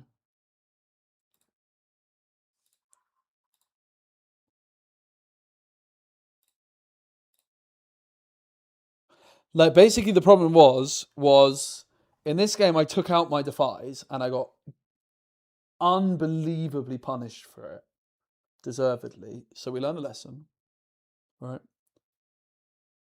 Massively, massively punished for taking out defies. I'm not much of a green player. I've not played much green in my day, so I'm learning a lot. I'm definitely a better deck builder than I am player as well. You know, that's. Oof, this is probably Aurora, right? This is probably someone practicing for best of Aurora. Barbara is an unbelievable new gear removal. I think it's one of the best gear removals, if not the best gear removal in the game. I'm going to drop both defies because I'm worried it's Aurora and they're not so fast as good against the dragon. Ooh, that's not Aurora. Happy days. This is possibly my first ever game against a real Jax deck. That's not true, but it's definitely... I've played against it less than 5 times.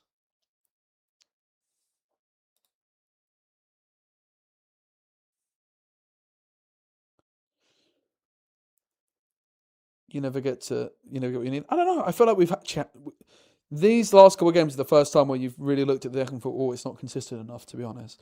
You're going to have those games sometimes, but I also think that actually the issue was not that. The issue was, unfortunately, made by myself.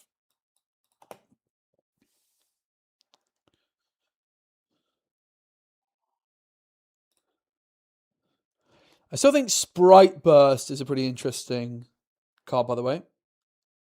Score some easy points, contest the early board, catch your opponent off guard.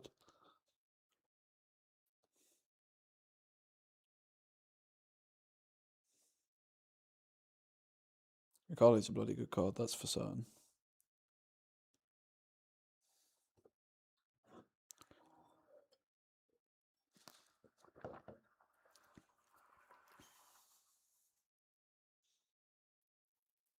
So I'm quite sure we go Steel Paws in here and probably just drop the not so fast, right?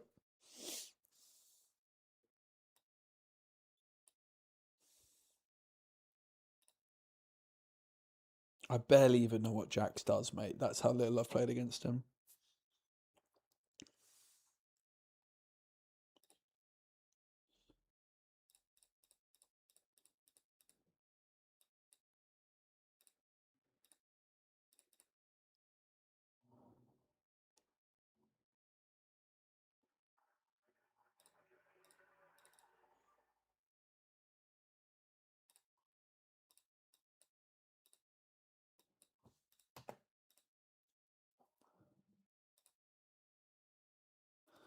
Everyone locals have been playing Nasus.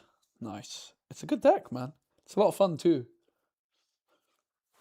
We need to... I'm going to be grinding Nasus all weekend, I think, and I'm going to be writing a guide on it.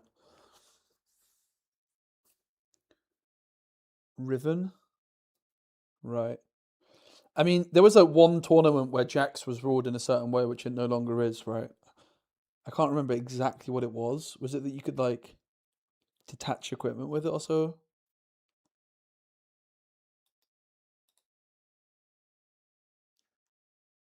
Huh?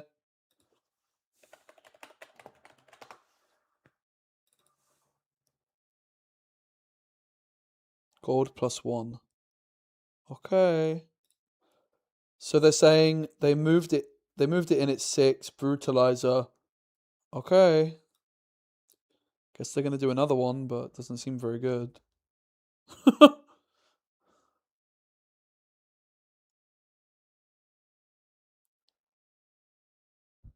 I'm not sure about that. Felios thing, yeah.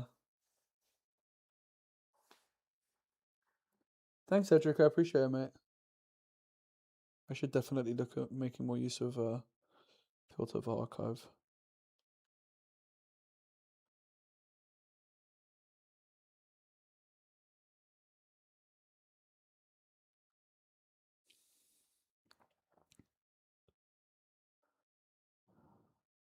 It's heron time. Let's go here. Probably we just pay for the gold, right? Like, why not? I think gold's very good for us.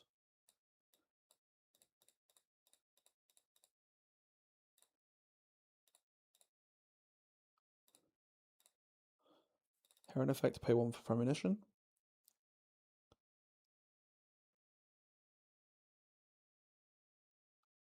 I just want to make sure that they understand. But this is why you always wait.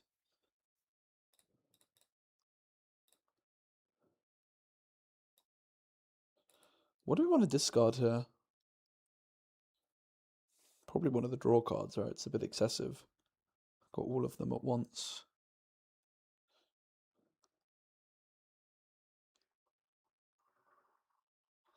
Maybe just the Watchful Sentry could go, to be honest, as well, though.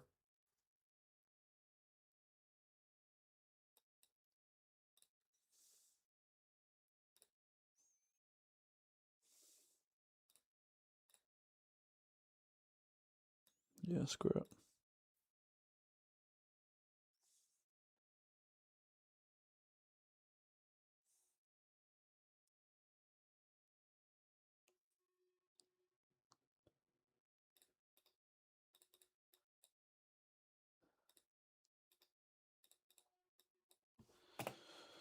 Hiding more cards than I would probably like here.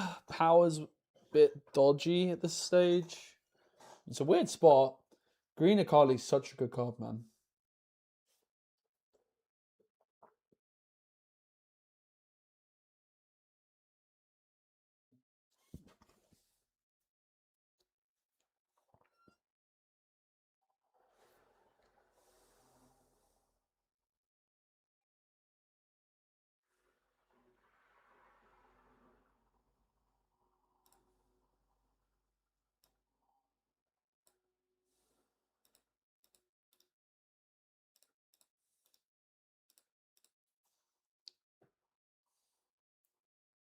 What I say is making the Nasus deck so...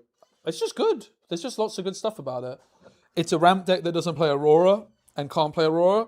I think it's the first ramp deck we've ever had really in Riftbound, therefore that I have any interest in playing. There's lots of cool combos.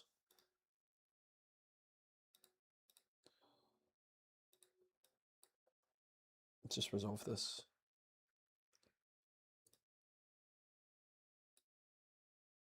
That's fine, whatever.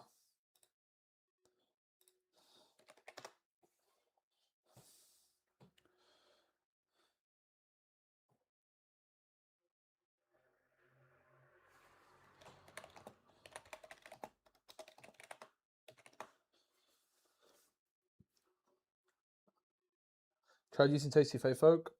No, I'm definitely interested a little bit though. We did have it like as a one-of at one point. We've got Sprite Queen in the sideboard because we think that she might have a higher impact in the matchups. We really want to bring something different in. Having said that, the Fey Folk, we do have a lot of power costs, so the Fey Folk's definitely like if this was to have released like a set ago, I think there's almost no doubt that we would be playing it.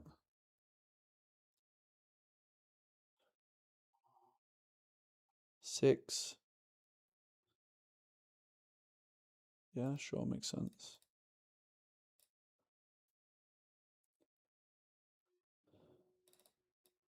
So we draw 2. Next card we play costs less, so I think we just do a premonition, right?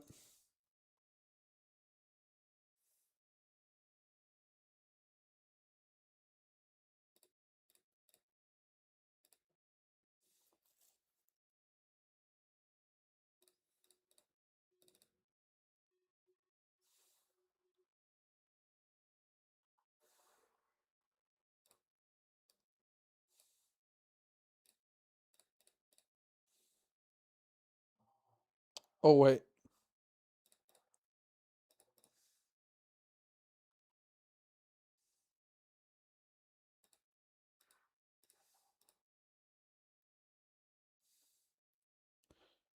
So my ordering was slightly wrong because I could have defied that defy if I'd sequence cleaner there.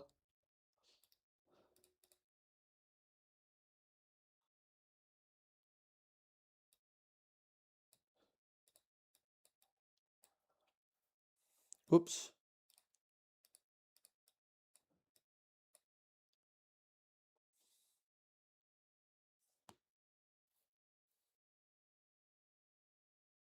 And yeah, Steel Paws is super fun and awesome. We love Steel Paws. Deck's just a lot of fun. Can do a lot of cool stuff. And yeah, again, I think a big part of it is the fact that it's like the first time there's been a ramp deck in Riftbound, which isn't Aurora.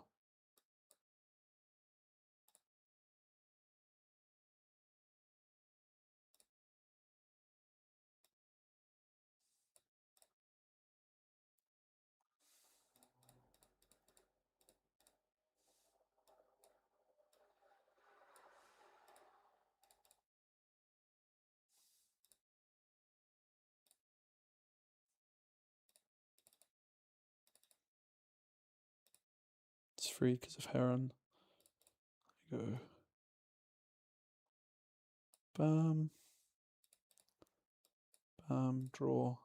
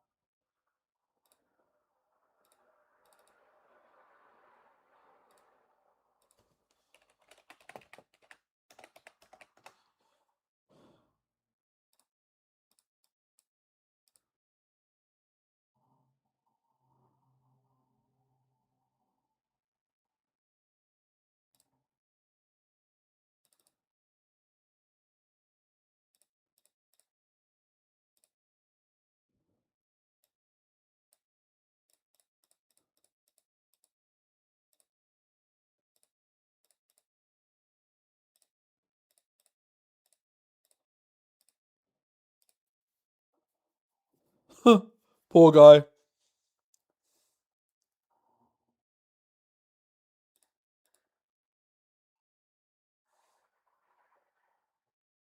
Choose unit. The next time there would be dealt damage, just try and prevent it. No, sorry.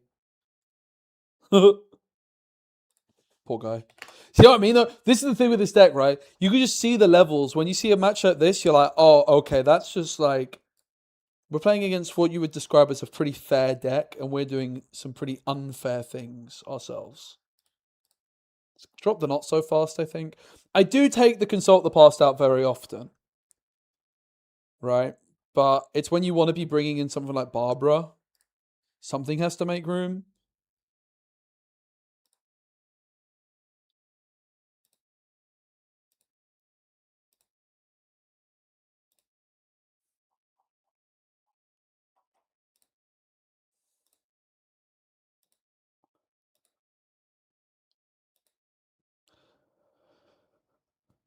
If I was to pop those on, why not just target the cat? No, we're not using Temporal Breach. I think it's a bait. We had it in our initial builds. Temporal Breach is bloody good, by the way. Let's be very clear with that. We're just mulliganing the Premonition here. Like, the card is extremely good. The thing is the card is best when you're pairing it with Rockfall Path. Like, I would imagine the Temporal Breach, the best line, if you will, with the Temporal Breach is to pair it with Rockfall Path and sideboard it out in a lot of cases. The thing is Rockfall Path is so bad for this deck when you're trying to play Heron. It's like just unplayable. So therefore, I'm just not as interested in Temporal Breach. Back off better? Yeah, sure. Back off's very reasonable too. I think that's like the main slot that I'm not totally decided on. The thing is there's some games Consult the Past is just so good when you just have to like mulligan your premonitions away. But I probably agree for the most part. So the decision here is if we go for Scuttle Crab or Steel Paws. I think it's just Scuttle Crab and still ramp. Like, we just don't really care enough about scoring right now. We just ramp instead. I'm definitely not 100% sure if this is correct most of the time.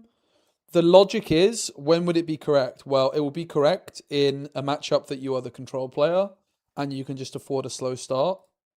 And I definitely think that is the role that we find ourselves in this particular moment.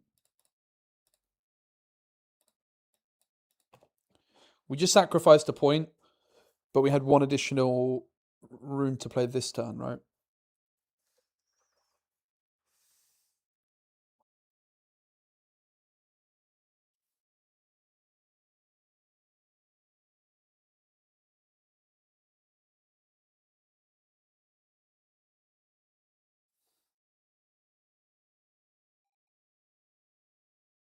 Steel Paws could cook here. We can pump it to 11 with double discipline.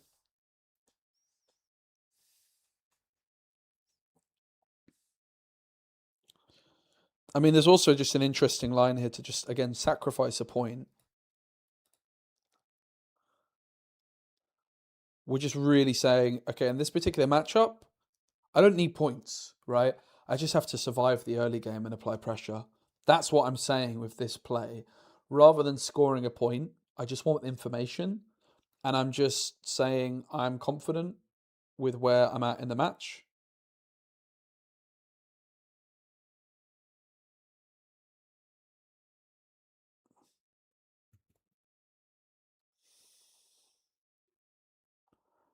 I mean, probably just a fire, right? Let's be honest. We could have disciplined.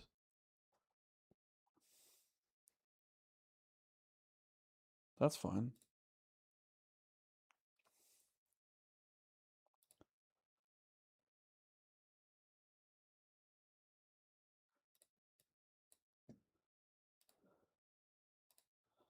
I'll take a screenshot just in case it matters.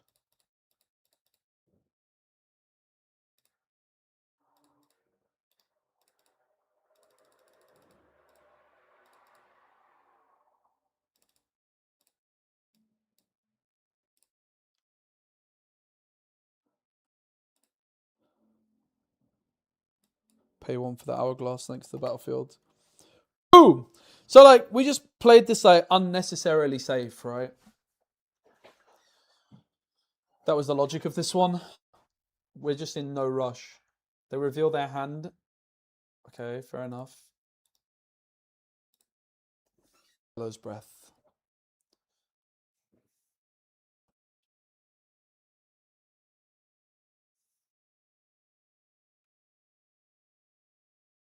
Rampage, Rengar, and Defy. We probably just developed the Nasus, right? Probs. Scuttle Crab Retreat's also pretty good. We could also just go like Steel Paws in power. I think we're always running away here.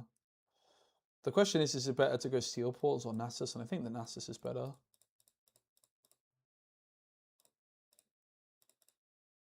And we go Scuttle Crab. Wait, do we actually? No, we probably don't play the Scuttle Crab, right? Yeah, we do, because we retreat it. Yeah.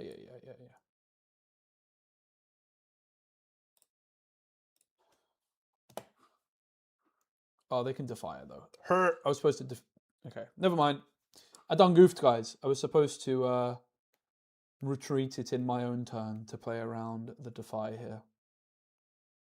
Because my hourglass gets cooked now, but it's probably fine. What does this guy even do? Each equipment in your hand is quick draw? Sure.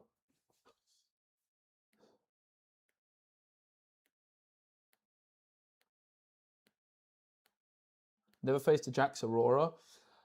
Yeah, I mean, there's not going to be Jax Aurora unless you're playing at a regional qualifier. That's the thing, right? Basically.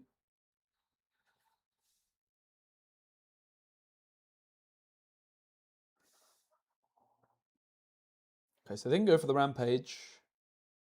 Interestingly. We don't have Bellows because they discarded it. They're only at 2 points. We can just be super safe here. Not really sure what I want to do, though.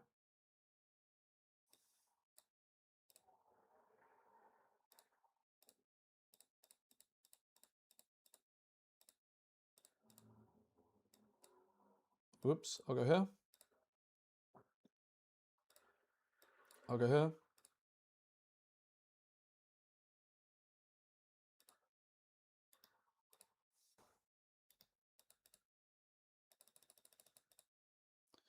I am still a little bit concerned about losing my hourglass for no reason, so I will just take it now. The retreat on Scuttle Crab.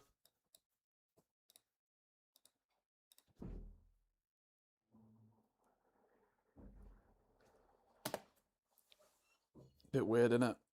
Bit weird.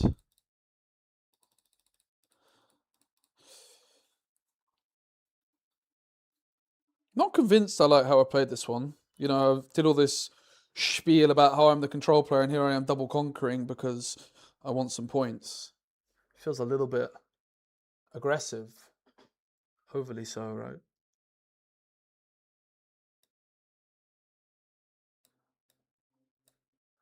But let's see. I think we're chilling. They're probably going to slam the rampage. We'll go discipline. They'll defy it.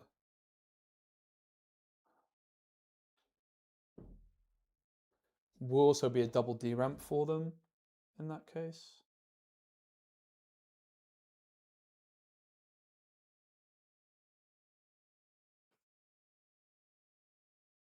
Oh, they go for the steel paws. Sure.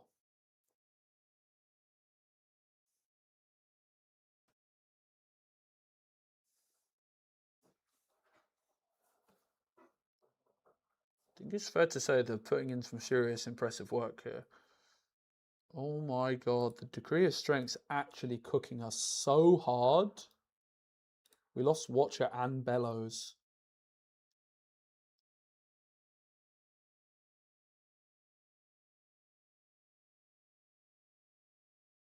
Of course, they have the Rengar available here too.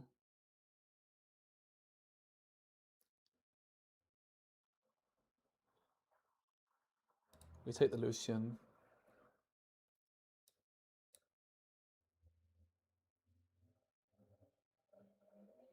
We're chilling though, right? Like, look at the card advantage. Even with the decrees. The thing is like the decrees are really good, but yeah.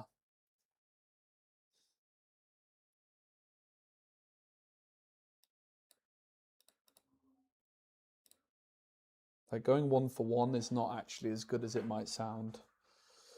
I mean, obviously we know they're going to defy the living daylights out of us. So then the question comes, do we even go for it, right? Then we just try and like brick the defy more so. We want to get rid of the Rengar.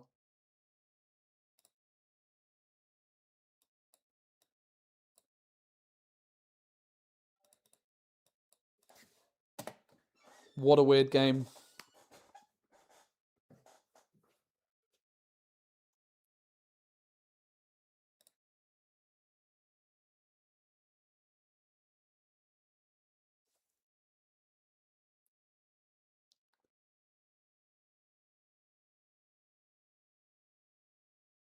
It's pretty good. That's also pretty good though.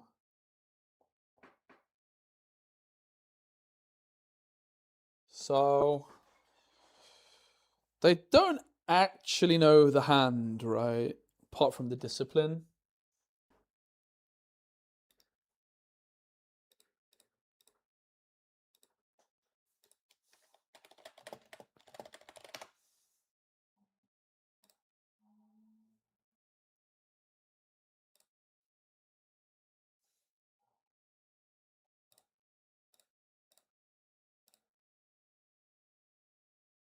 Oh, we totally messed up with not getting the Heron trigger through now, right? Or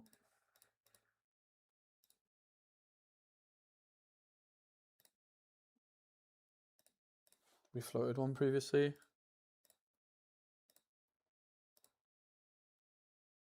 Now we just bait out the defy. Because we have the Barbara. The thing is like, this is still a bit annoying, to be honest with you. But we always... do we even want to go for the Jacks? I'm a bit concerned I might have messed up here. I'm a bit anxious still. Let's just go here. We leave this stuck, right? They get to draw though, but I don't know. I think it's fine.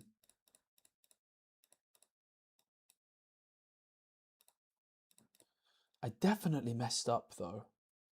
I for sure messed up.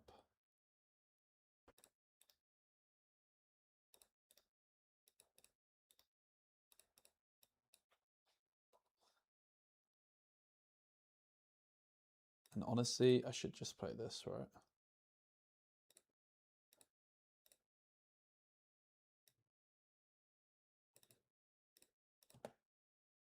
This was not very well played.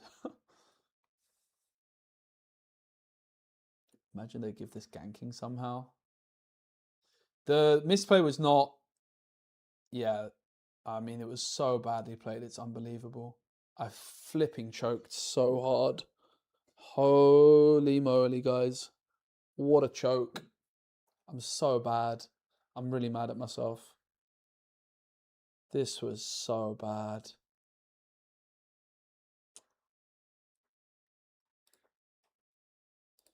I just am not going into the tank enough. I think it's because I'm playing on sim and I'm conscious. Okay, never punished. I'm conscious that I'm taking too long over my plays, but I really just need to relax, man. This is just such a undeserved find. So we go Bellows Breath for free, repeated, and it's deflect, sure.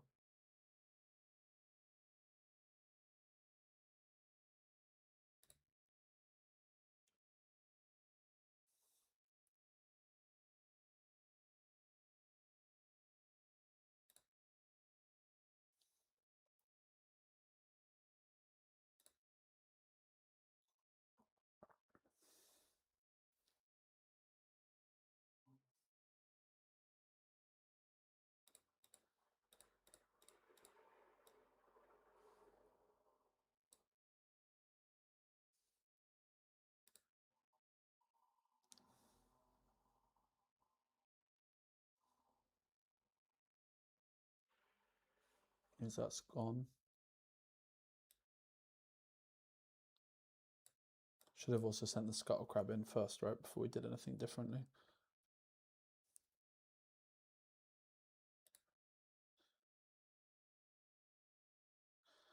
So lucky, bro.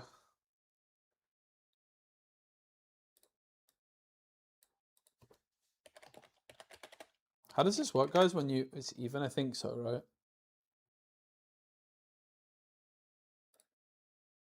I'm so lucky, bro. Okay. Never punish, right? Just draw the watcher. Poof. Made a meal of that again.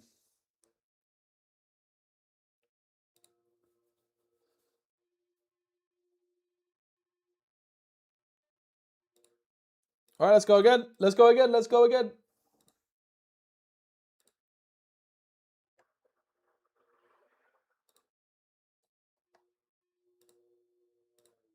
We just got to keep getting better. Divide. Yeah, that's true. I like divide too. I could see myself going back to a one-off divide. We were playing it initially.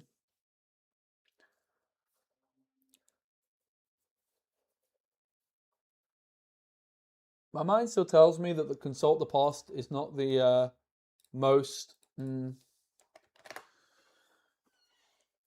desirably appealing card. Like, doesn't look that good. It doesn't look like it's really what you want.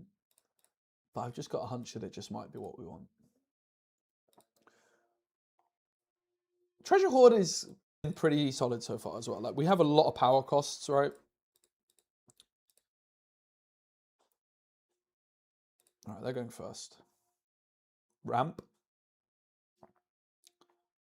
You would imagine we're always keeping Bellows Breath. I always like to mulligan too, so...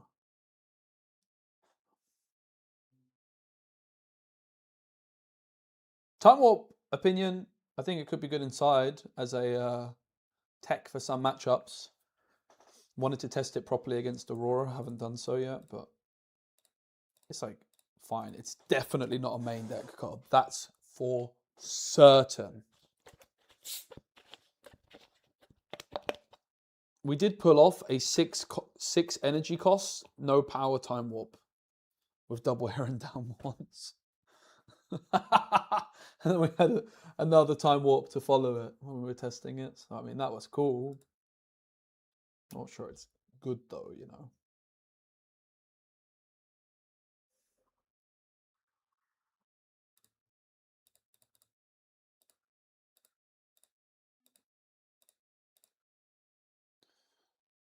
The crab or the sentry? Probably the sentry, right?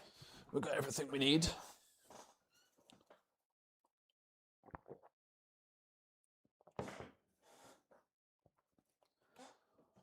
Jace Aurora. Yeah, I mean, I think that Aurora is going to be a really bad matchup for this deck. Your ramp versus ramp, and they have Aurora, you don't. It's going to be tough. Time up against Aurora. Need explanation? Well, it's only theory, but the theory is that you're the aggressor in that matchup. So if you're trying to be the aggressor, you get to a point where you'll have control of 2 battlefields and you time warp before the turn they move their dragon in, for example, or so, right? It's only theory, though. It's not been tested. Certainly not tested heavily.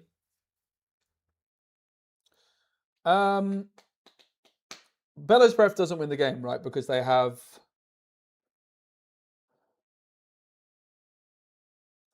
one open, and I don't have access to Defy right now. We could just have a slow turn with Nasus, score for the sentry. I think I'm just going to take a slow turn here.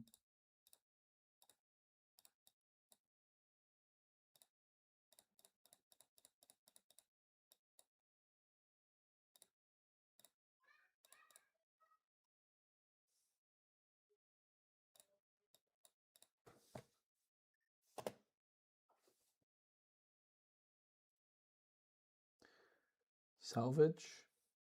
Yeah, I mean, we have Barbara, right? Yeah, I mean, I'm not. There's a reason. There's a reason I'm not playing Aurora. Time Warp, right? I'm very unconvinced by it. But I think that if there was ever a reason to play it, it would probably be that matchup. And yeah, Sabotage exists. I just don't think that it's ever going to be something you're looking to do otherwise. That's worth playing over other cards.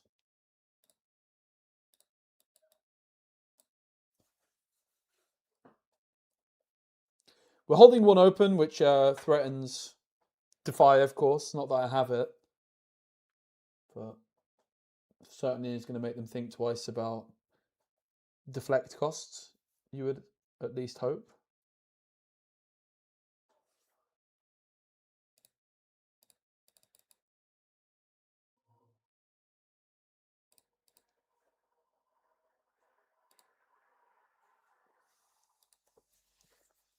$5 points to 1. Healthy lead for them. We're just waiting for the right moment to strike with the Watcher.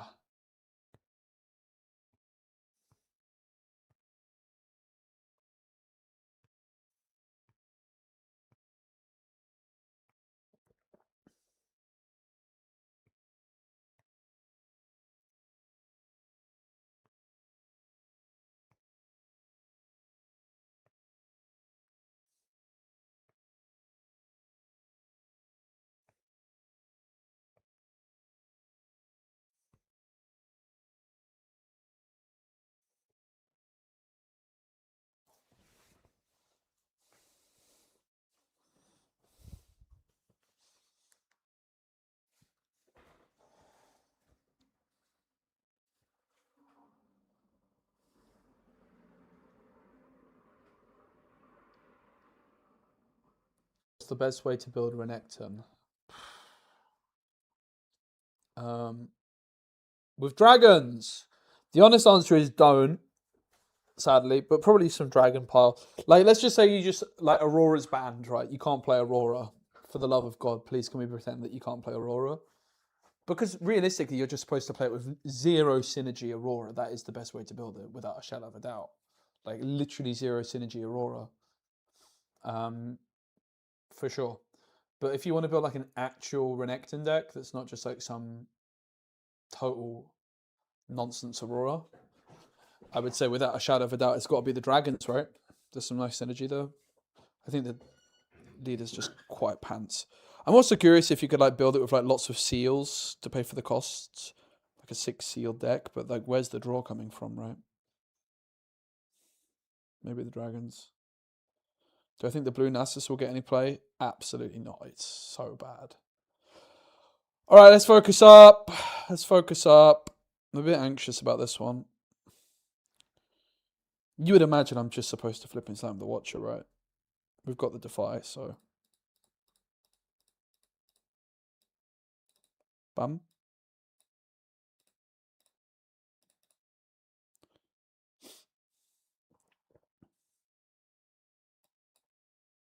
Hidden Blade could be a thing.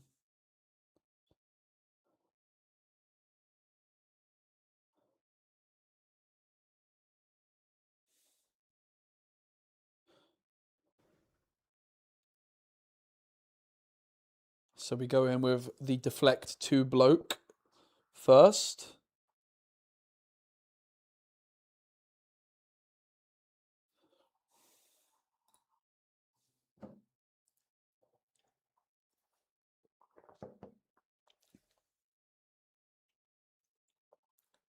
Good cat. Oh. Gods!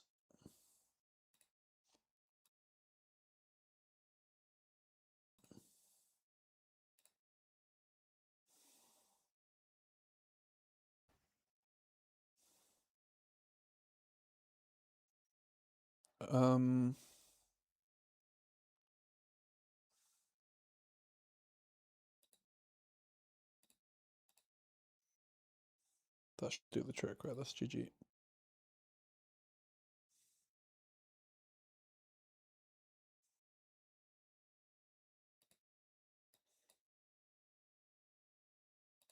Ready our legend? No, we don't. It costs.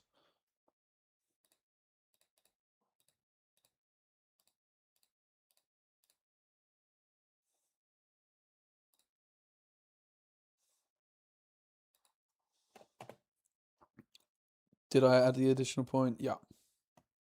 This is TCG Arena.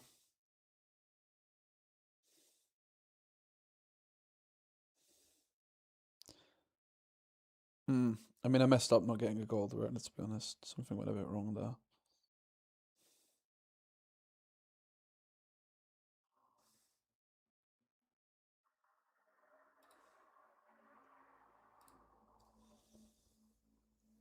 The power costs sometimes with this deck are so expensive. It's crazy.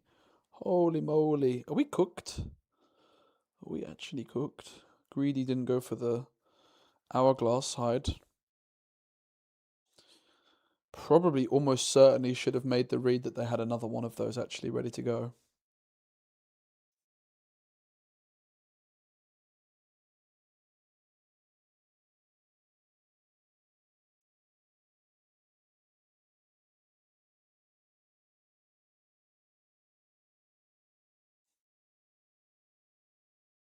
Heron build better than the Faithful Prize build? Personally, I believe so, yes.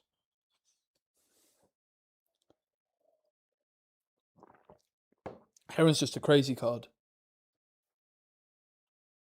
I don't think that you get much from... I mean, Fairfolk's good. I do think that, like, Sprite Burst is a good card, but it doesn't trigger the Nasus. We do play Sprite Queen on our sideboard, and, like, you could play Faefolk in that slot as well. Just think that Faefolk is, like, you know? It's just a worse Watcher. So it's like, if you're playing Faefolk, you're basically just playing a worse Watcher most of the time, which isn't terrible. And I'm still not totally sold on Sprite Queen over Faefolk. Like, there's a very good chance that I actually end up preferring Faefolk. We didn't really give it much of a try. So, basically, what did they do here? They just paid to equip 2.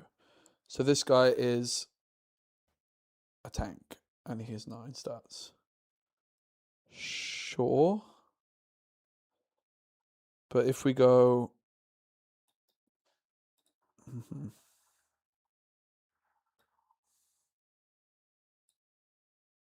Fair play. They cooked us.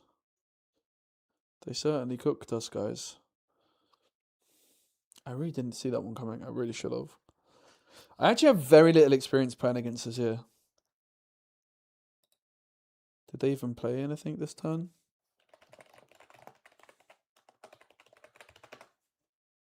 Not convinced they did. Oh, they did. They played the Soul Sword.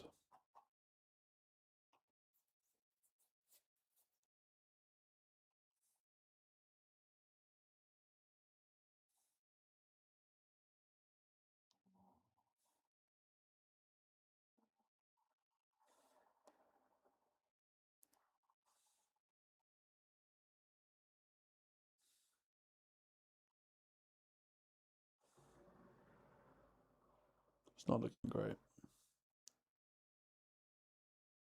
Ooh, that's actually quite interesting. Hidden card, wow. No cards left in hand.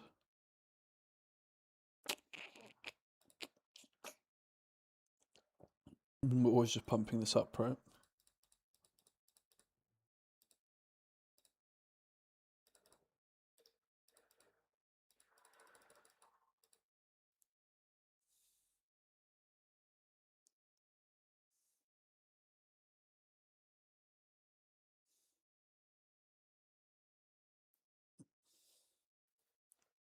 We got nothing, right? It's giga over.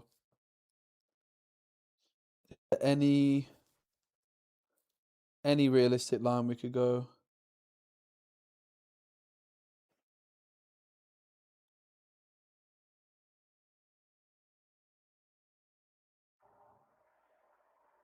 Don't think so. I think the only realistic line is go next, right? It's like, basically it's this.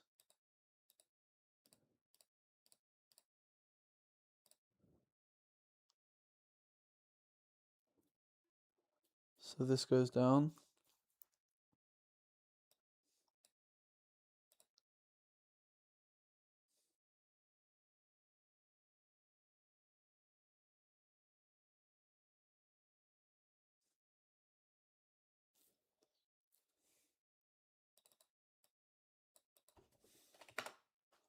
And then this wins.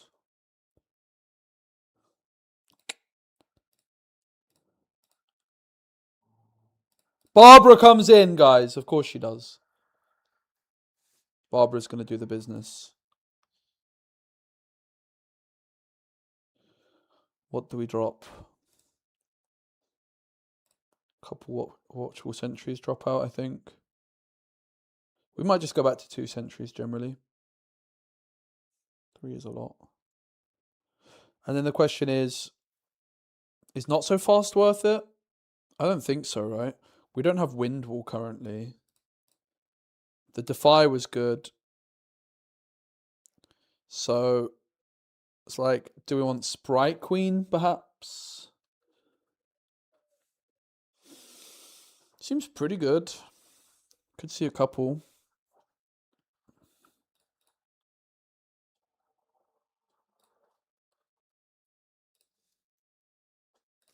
We better play this one when we go first, because... Yeah.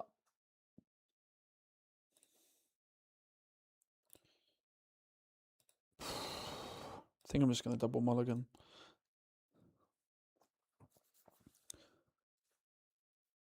This is a good go first battlefield for us, because you go in with the crab, bam, find your center, ramp.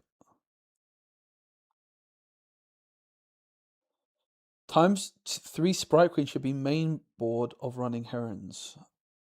What? When running herons, you mean? I don't think so. I could see us adding like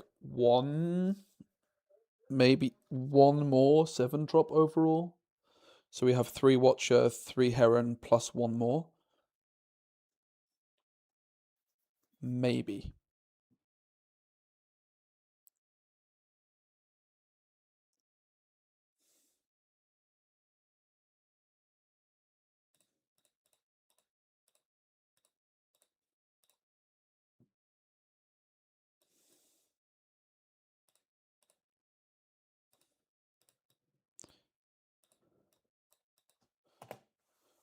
Barbara's going to pop off. It's not quite pickpocket. I think that's probably a reason I am probably terrible against Azir. It's because when I've played the vast majority of the time against Azir, it was in Cold Shot meta when Azir had just come out, and I was playing triple pickpocket in my main deck. I absolutely farmed one poor Azir guy in like round 3 when I won my best of Teemo. We were both like 1 loss in as well. I lost my second round, and I just absolutely abused him with pickpocket. he was not happy. Not at all. So it's time to start Barbara abusing. We can't play 2. So let's go Scuttle Crab first. Draw.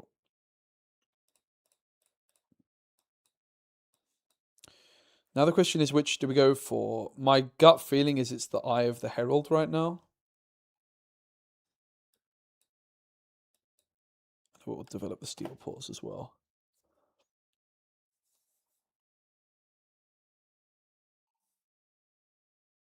Do you know if Heron pays for the equip cost of a card as well when you play it? You mean like quick draw? I mean, if it's quick draw, I would assume so, because it's an extra cost. Heron pays for all extra costs, right? So, for example, repeat, deflect, accelerate. I would have to double check, but and chat can probably verify, but I would imagine with quick draw, that is just a cost. It would not pay for like you play an equipment and then equip it. But if you're just playing it and part of the ability is the quick draw effect where it is equipped, then it would pay for that, if that makes sense. Because it's like just like playing it, right? But chat, would you agree with that? I'm pretty sure, right? There's no reason it shouldn't work that way, I think. So Azir comes in. They've got 3 open. Do we just double Barbara them? I can't resist. I mean, instead of double Barbara, what we could consider, if we want to be a bit more boring, is we could like pump up the Steel Paws ready to single Barbara. Sounds kind of boring though, right? Sounds kind of boring.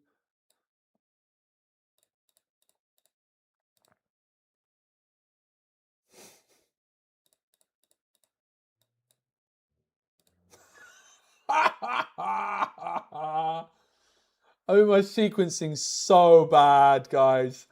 I've just... I couldn't resist. I couldn't resist the triple Barbara. It was such bad sequencing, but it was so worth it. I think I'm going to bring...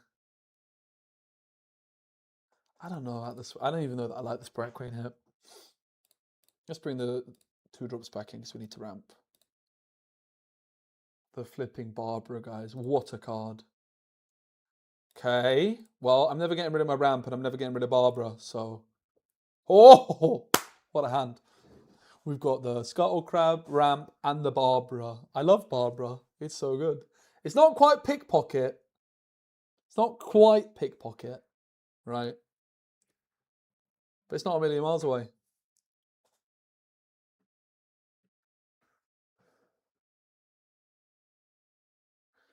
Ooh, is it Scuttle Crab, Retreat, or is it Find Your Center?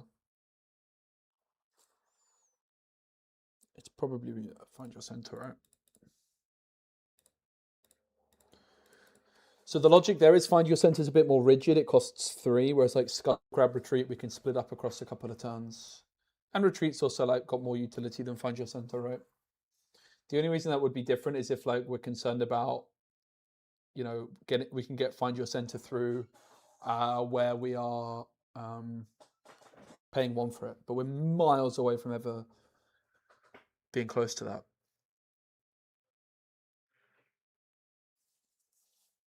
This microphone is about to run out of battery. So, sorry about that. I need to go grab the others. but I might be a bit muted towards the end of this game. Classic. What a streamer. Barbara is quite broken. I gotta say it. I think I agree.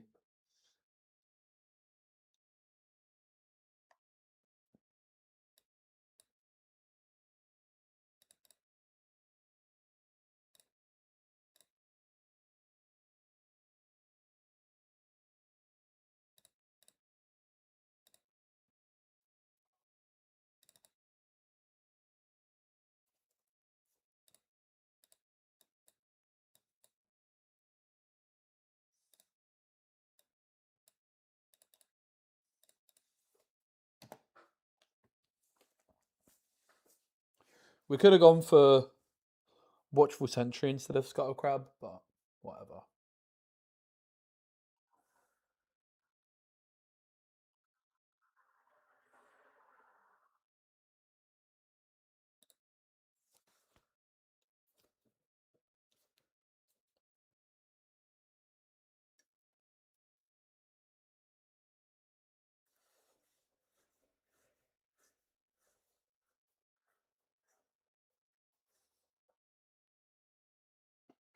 No Bellows Breath available right now.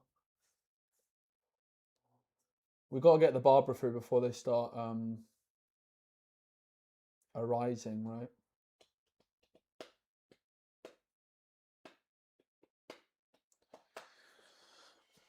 You would imagine the priority is the Eye of the Herald one, right? Is there any punish for this? I don't think so. I'll just move in, see what's what. Okay. The decision with... I really need a wee, not going to lie.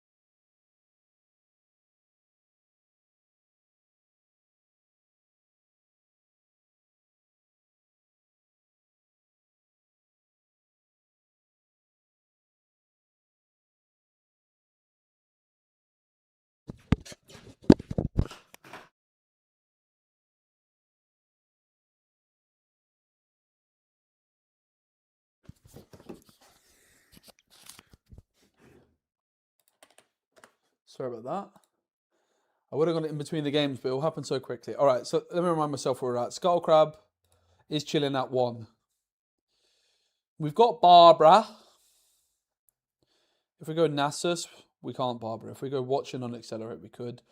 We don't want to do that though, do we? Let's be honest. So it's like Scuttle Crab, maybe Sentry Barbara. So let's open with the Scuttle Crab.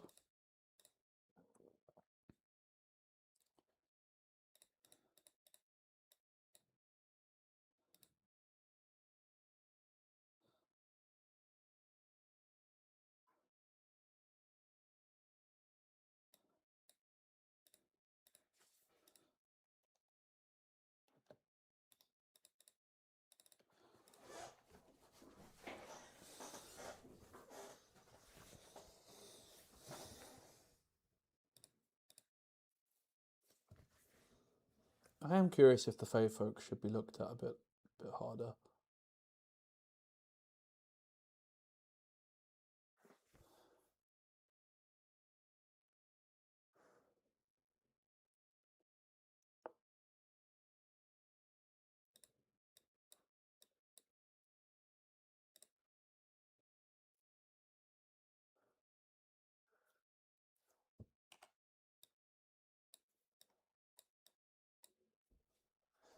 I think also like this turn, it's possible I'm supposed to try and invest a bit more in holding. I just think it's like it's going to backfire. I put the Watchful Sentry down there basically as just I just play this to get it out of my hand kind of play, you know.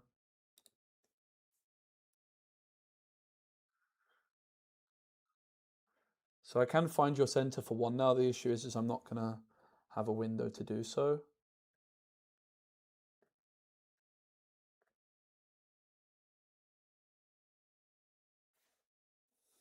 We're definitely a little bit under the cosh. So that's guards hidden. Azir comes down. Bro, the bellows. We would need double bellows or bellows defy.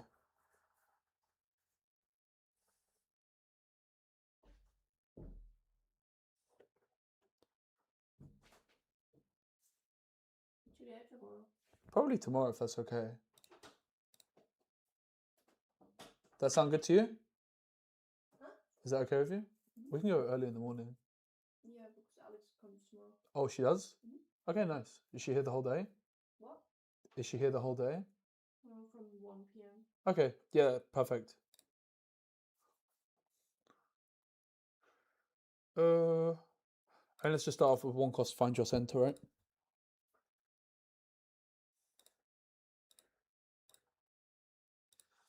So there's the bellows, which is great. The concern is, hey Sparrow, what's up, buddy? Hope you're good. It's good. I'm addicted to Riftbound. Very addicted. The problem we've got here is just the fact that the Defier is so good against me, man. Are we even slamming Watcher? It's like, I really want to slam the Watcher. But I really don't like the position. I don't feel confident here at all. We know it's guards, which is +2. They can equip something, right? Which probably will be the hand hammer. I don't think I just hate sending Barbara in on her own. We could, I think let's just go for the Watcher though, bro. I don't know. I really don't like it. But I feel like we're just a bit screwed if we don't go for this more aggressive line here.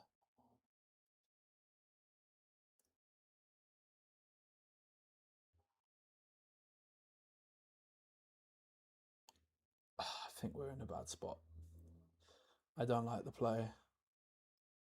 We could send Scuttle Crab in now though, because it would trade for this guy. That's like the main benefit of this line.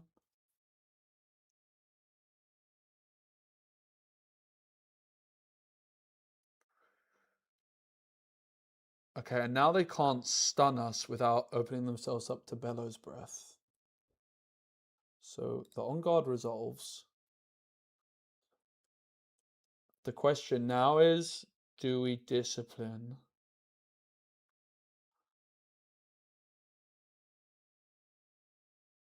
I don't think so. If we discipline, it's a trade. We basically just want to bait the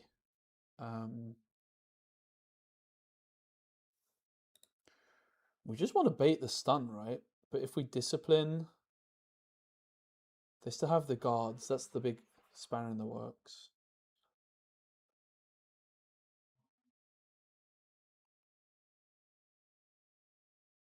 I'm a bit lost, which is good. This is why the game's so good.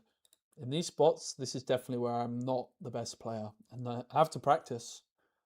I'm rusty as well. My gut feeling is, and this is the problem, I'm kind of playing off vibes more than anything. My gut feeling is I actually just go for it here.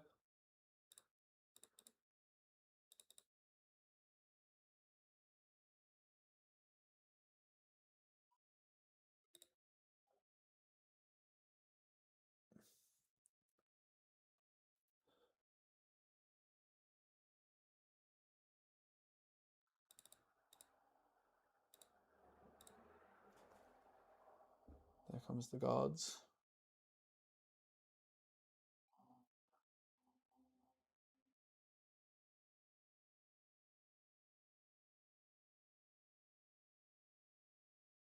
They actually do go for the equip, which kind of surprises me, to be honest.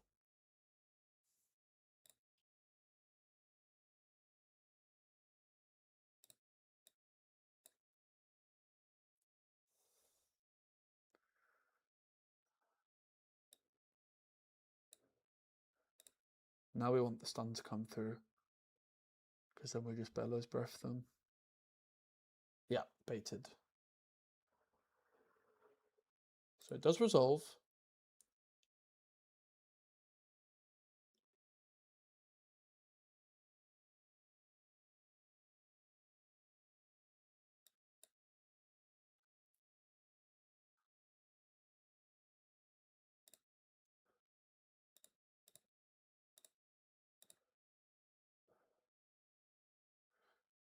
The question is, do we get this guy, or it's just the one at base is better, right? It's like 1, 2, 3, 4. Just kill everything there.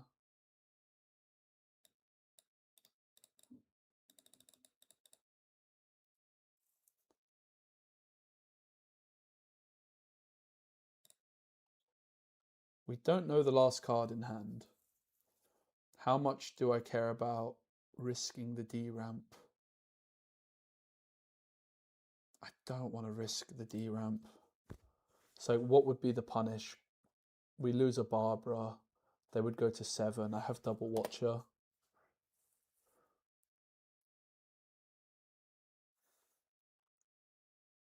Thing is that we made the right play, but like I just wasn't confident in it, you know? Like we got there, but that, I think that's what's brilliant about Riftbound. That's like kind of why it's such a good game, right?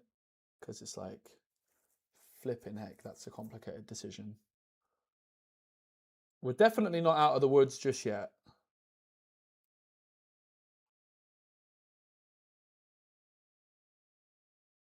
That has to go to base. Hey, Charlie boy. How's it going, buddy? How's it going, cute cat? Someone's hungry. So we go to 3. Hooray. We only know Defy. We're totally clueless on the rest. We're just slamming Watcher, right? Are we even slamming Watcher? Like, how much do we care? I mean, if this guy's gone, they're not going to be able to win next turn. We need some Barbaras, mate. This guy's a 5. This guy's a 7.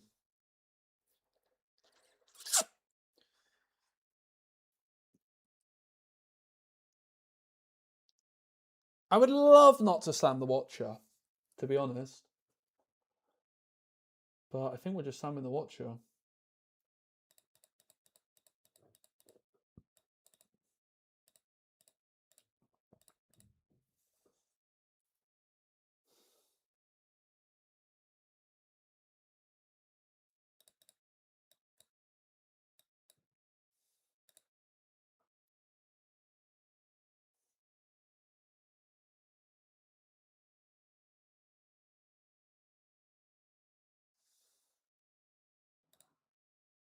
I mean, what could the hand possibly be that would cook us here?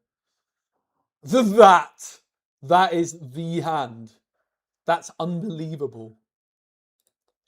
Because they can still defy. I mean, so now the question is, do we give them the defy?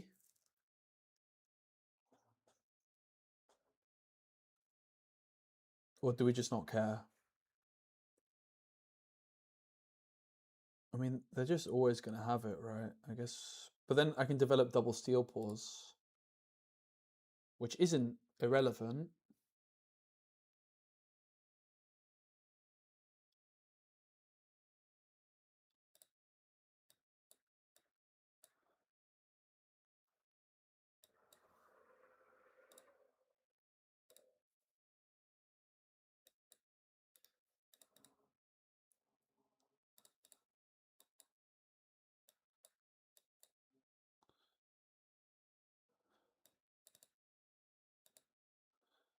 I mean, we just lose to like a guards type player, right?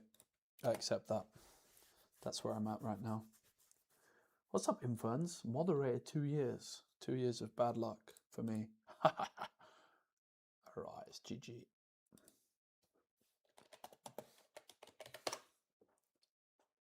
GG woof. I don't really know what GG woof means. But I think I'm mainly GG woofing the on guard turn, right? Guys, all is good. Be friends. Alright, I'm actually going to tweak the deck a bit. This is good. We're getting good testing in.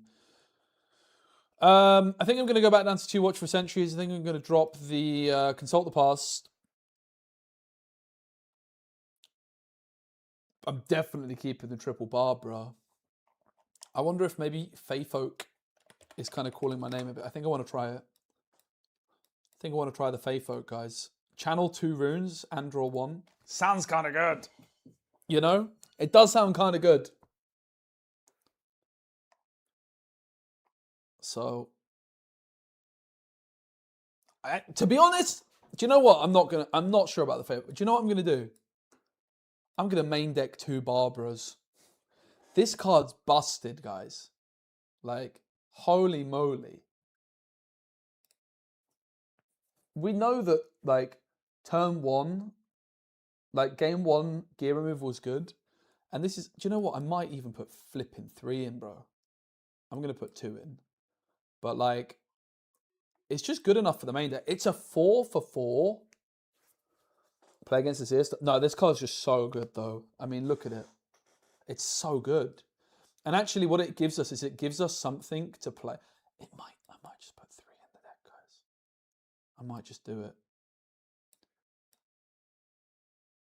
Probably we go 2. I like everything else. I think the only flexible slots have ever been that extra 1 drop and the premonition. And then we get a few extra slots on the side to play around with stuff. Definitely don't hate the sound of like some Windwall kind of stuff. Feyfolk, when Sprite Queen's already there, just seems a bit redundant, frankly. I want some specialist slots on the sideboard. I love this card. This card's so broken. There's a reason we play 3. My goodness. I think like Windwall's super reasonable in this deck. Flurry of Feathers, probably hard to argue against. Back Off, good card, right? Good old card, Back Off. Yeah, this card's so unfair, man. I think it needs to be banned. Someone in my chat or in my comments mentioned Mystic Reversal. Gain control of a spell, you may make new choices for it. I mean...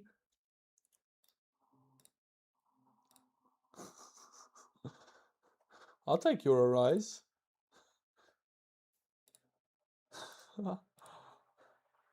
I mean, it's funny if nothing else. The thing is with Heron, it costs 2,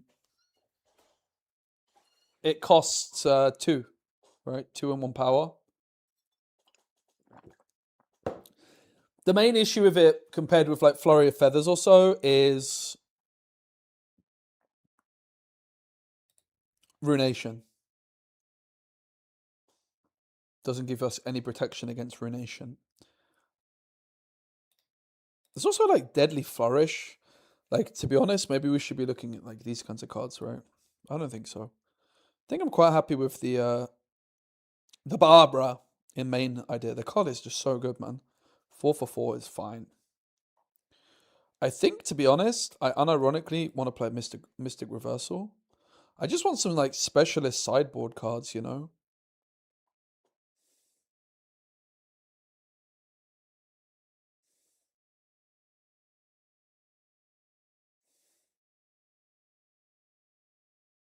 I think I'm not totally against the Tasty Feyfolk either.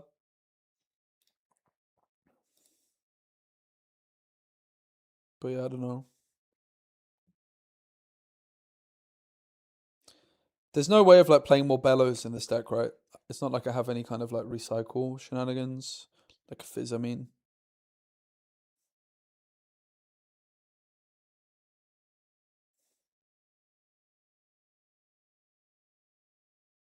What's something that's just a bit silly but fun and good? There's got to be something that's a bit silly and fun and good. Guardian Angel doesn't sound bad. Emperor's Divide, not bad either.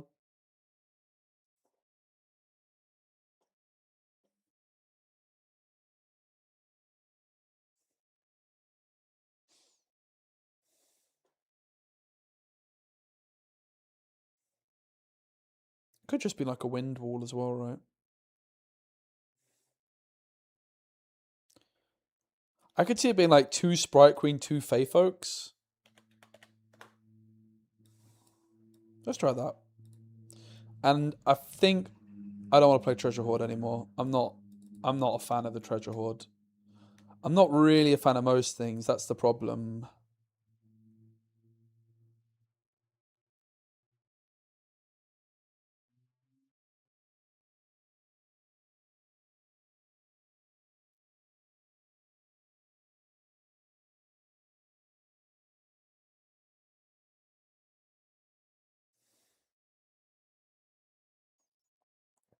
So I'm definitely a big fan of this one. And it's always just coming back to this other one that I just don't know the answer to. We could try Ripper's Bay. Someone suggested it, and it is something I wanted to test. Let's try it. Someone also suggested Ripper's Bay in comments. You pull off Retreat in Ripper's Bay, and you might just win the game on the spot. Like, my goodness, that's strong. Yeah, try Paper Tree as the original.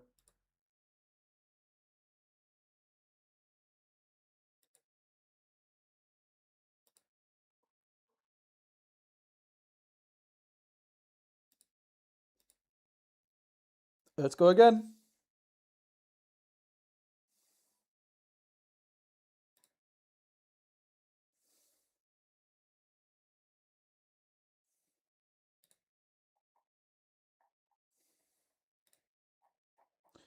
The thing is with battlefields, I'm really looking to abuse them, and you want to do something more consistently than just like the Ripper's Bay and what it provides. But to be honest with you, it's going to do so little for our opponents, and it's probably occasionally just going to win us the game. And the thing is the gold one is just so meh. I'm just not into it, mate. And I don't like the pay 3 flipping gold, yada, yada, yada. Rubbish. So let's start off with Ripper's Bay. Let's try and... Oh, Diana. Okay, bring it on. Bring it on.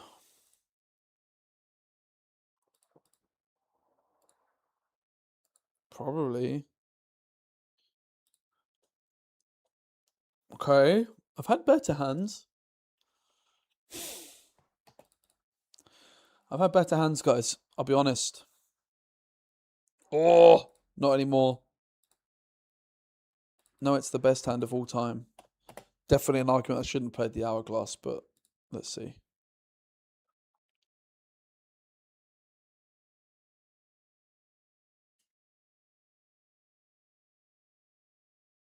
If they want a Moonfall, they can. I don't mind, I guess. I guess I don't mind.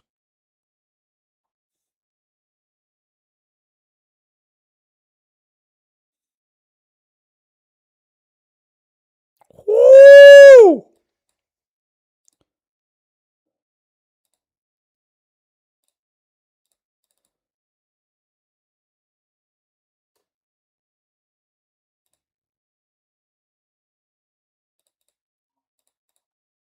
Broken.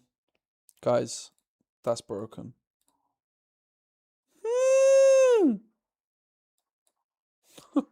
What the flip? What just happened?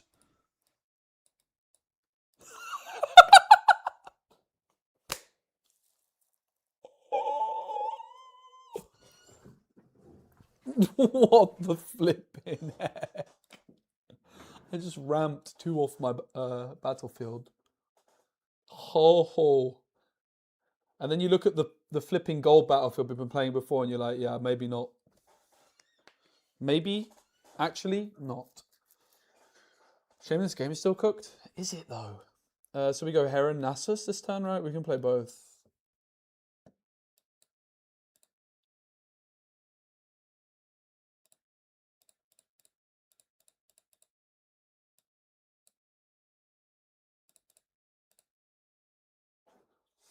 Do we just go Nasus to base? Probably.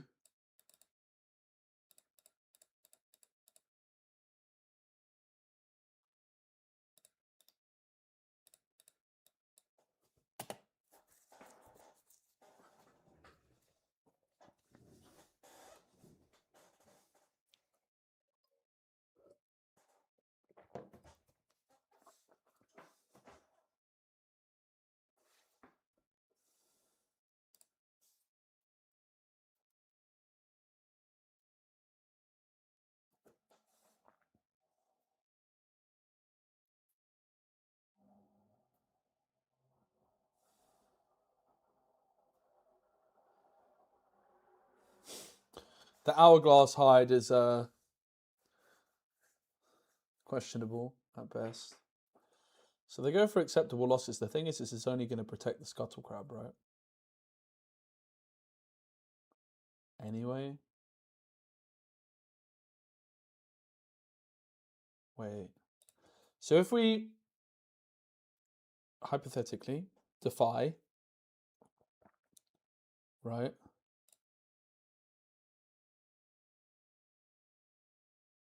We go Heron for this one. We can defy it, right? It's fine.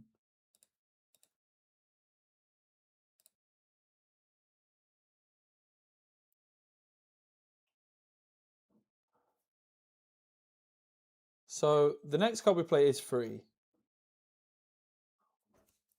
The question is, do we actually want to do that? I also was supposed to ready 2 off the Targon's Peak, right? Hello.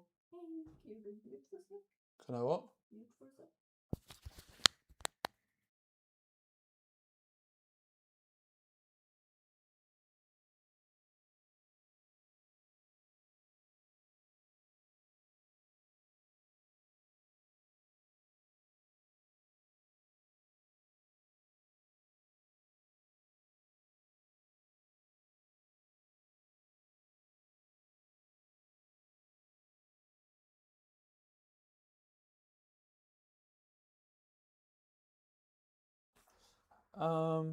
Let's just go this. Screw it. Doesn't look great. It's free. Where's our cards? You see what I mean? As soon as I consult the past, guys, I'm like, I remember where I played that card now.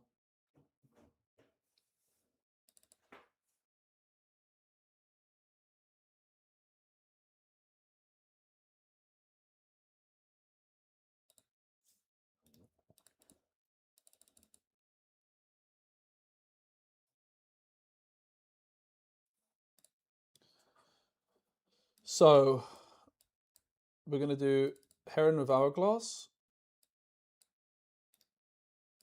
And then reveal the other Hourglass.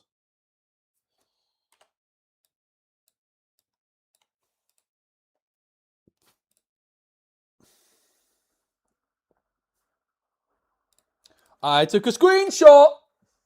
Just because you never know who might hide their hand from you.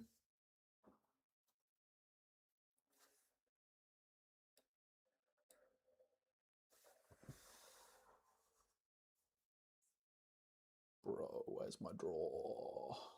What a stinker. I mean, I cut the consult the past from the deck, and we immediately see why I should not have done that. But that's fine. They have Moonfall double star-crossed in hand. Moonfall double star-crossed.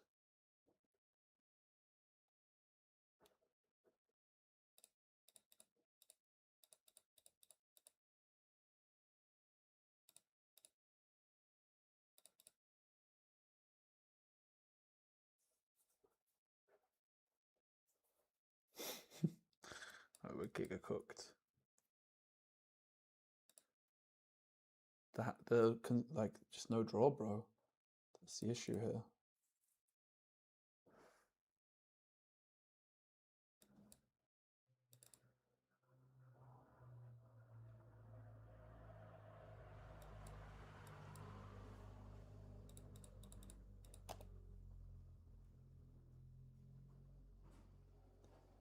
Crazy, man.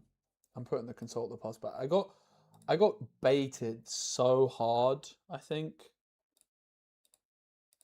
by chat because I believed them that the consult the pass was in fact bad.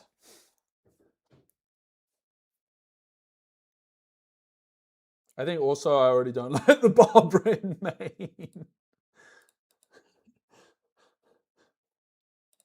So made a couple changes. I don't think I will say the Ripper's Bay was great. Let's be fair. Wait, did you just pay for runes out of order where I was watchful free because I have a heron?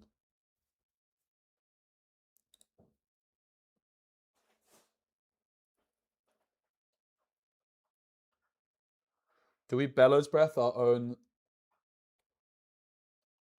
But yeah, but that's why you play the consult the past, right? Because you will have games you don't hit the premonition. You know, it's kind of the point.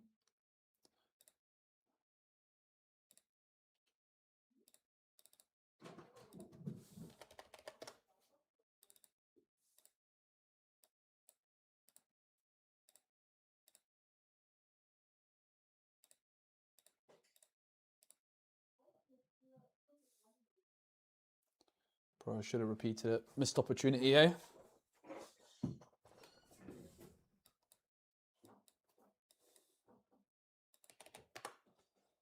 That's theirs. I just go next. Game's over. We can still win this one. I actually think the matchup's quite good.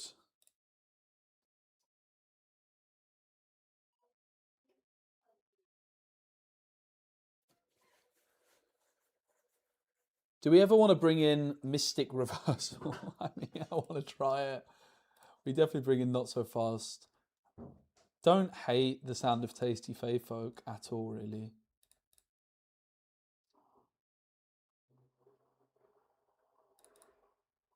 Probably just bring out the Hourglasses entirely, considering we know they have acceptable losses. Maybe not entirely. I want to basically test a few things, so yeah.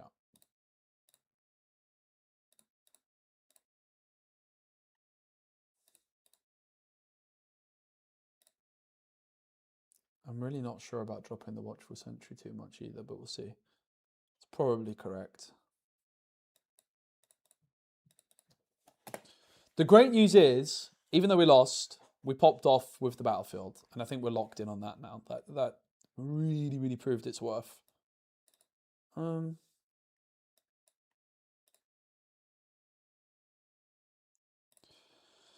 So if we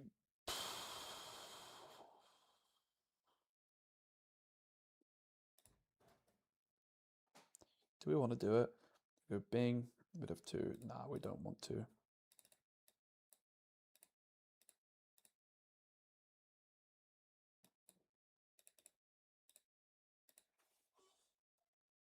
Now this looks like you just wasted 1. Guys, I did not. Because I would not have a Scuttle Crab on the board. If I paid the 1, I would have a thing here instead. And basically the logic is I actually want a 0 might guy at base more than I want a 2 might guy at the battlefield. Because the Diana can take it and then I can't play Heron to battlefield. And the most important thing here is that I can play Heron next turn directly to battlefield. Having said that, we could also just watch a Bellows, take out the Hui. I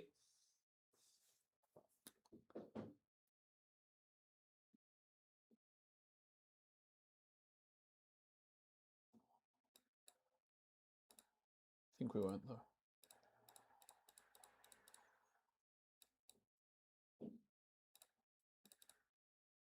Next card I play is free. I think we just go like Watchful Sentry to the battlefield.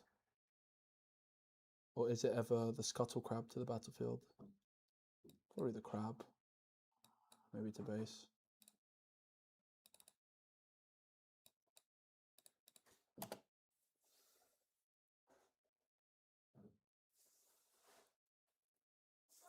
Bye bye. Have a good time.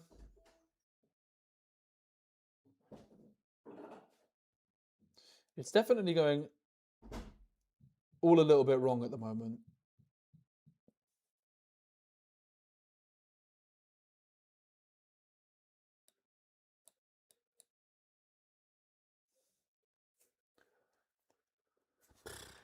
So many cards. It's unbelievable.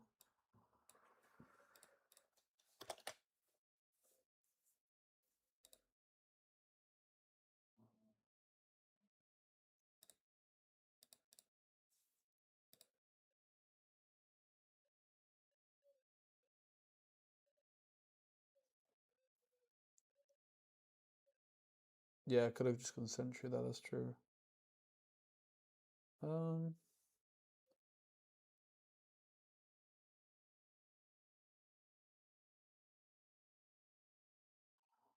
I think we just pump up the Steel Paws to fire whatever they go for.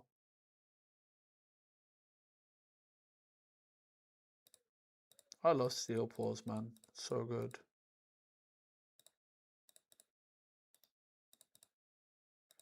But so unnecessary. I got the screenshot.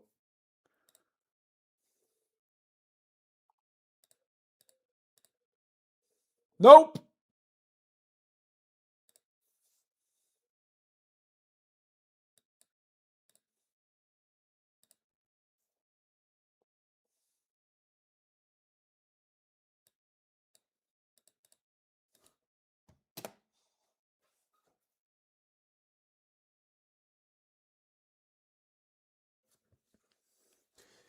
So the thing about Consult the Past is very often I sideboard it out, but my God, is it an important card?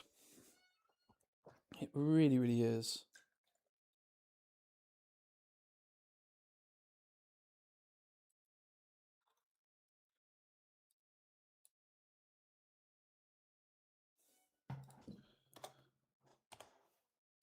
Whoops.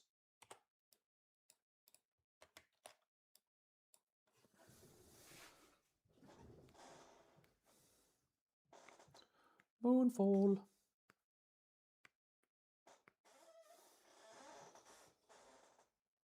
Okay, they paid.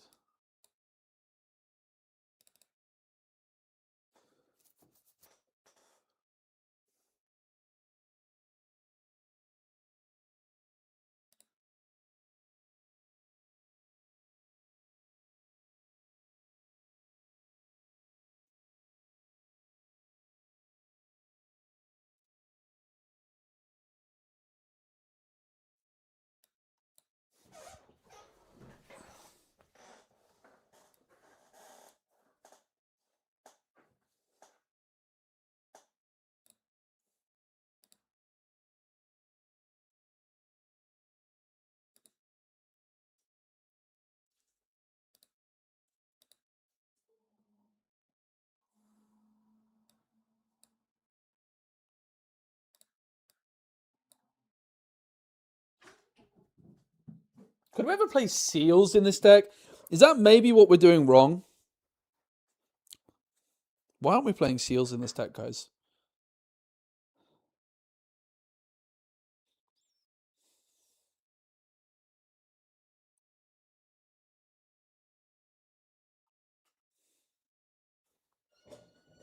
Right? Surely. Seals would be trolling. Why? Everybody always says that about every deck, and they're almost always wrong. Respectfully. We have so much draw and potential draw, and the Consult the Past is so good in this deck. The big problem we always run into is like we have so many power costs. Like, look at the power costs in this hand. Look at the power of a blue seal.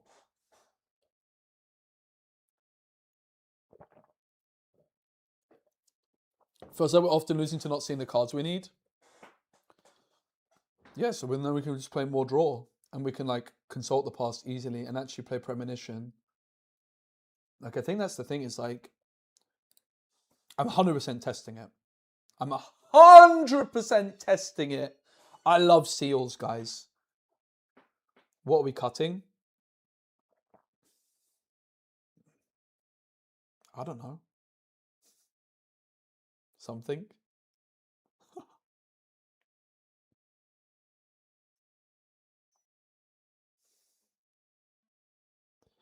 The answer is not, the question is not, what are you cutting, right?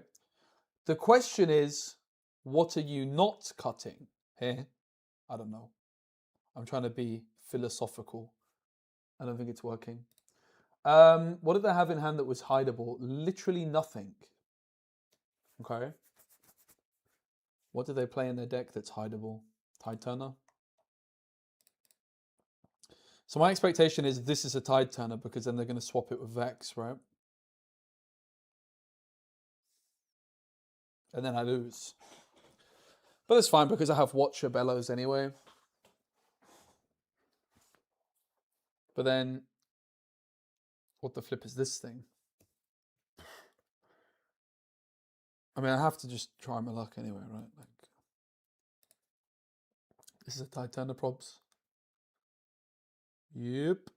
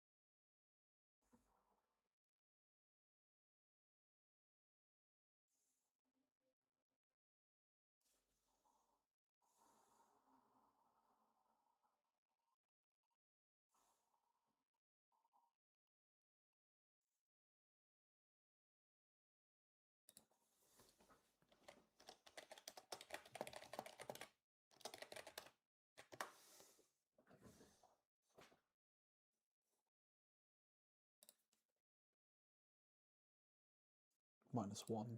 But yeah, sure. Fix is 5. What else did we know they have in hand to that? I mean, it's just Watcher Bellows, right? And there's no point accelerating the Watcher because it's stunned and can't move.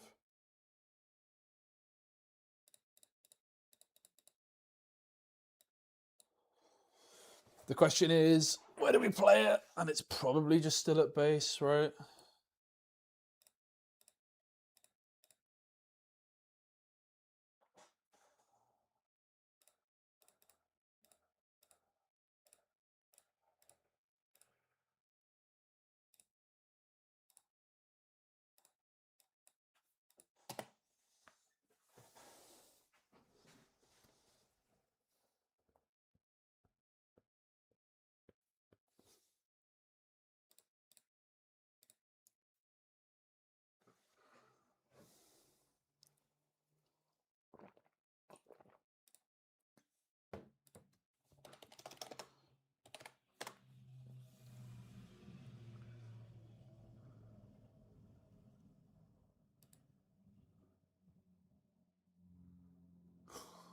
Probably shouldn't play Mystic Reversal, right? It is funny though. We didn't play the Lair. Let's safely presume that they want to go first.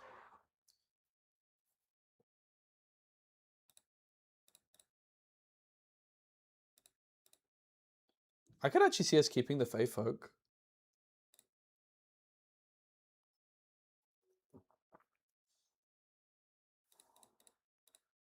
I kind of hate the Fey Folk, by the way. It's just a bad Watcher. That's the problem. Like I keep the Fey Folk because I'm like, yeah, it's just a bad Watcher, you know. And also, it doesn't synergize with the blue seals we're about to test. Yeah, he minus the Diana. I just wanted him to make it clear that that was the case because it wasn't represented on the board. I was pretty sure that was the case. I just wanted to make sure that we were on the same page and clarify that. What a card, by the way. Holy moly.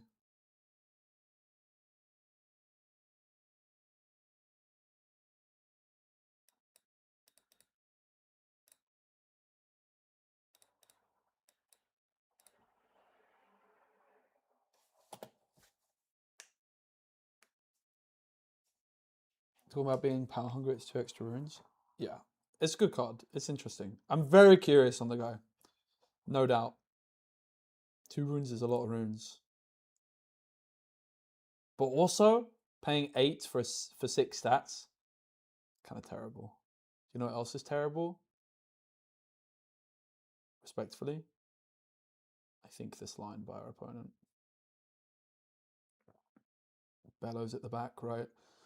I don't need to accelerate the Watcher, do I? I mean, I go 7, ready 2, I have 3 up, and I go Bellows Discipline.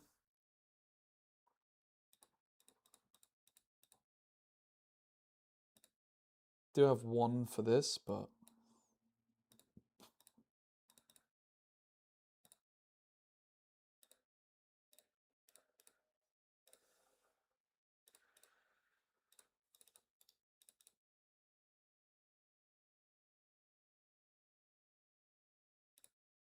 Oh, shoot.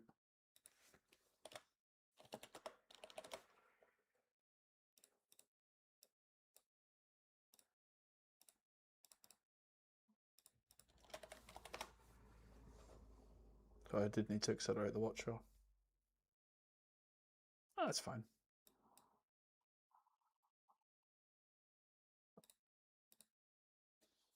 No, we don't need to accelerate, it's just a sprite.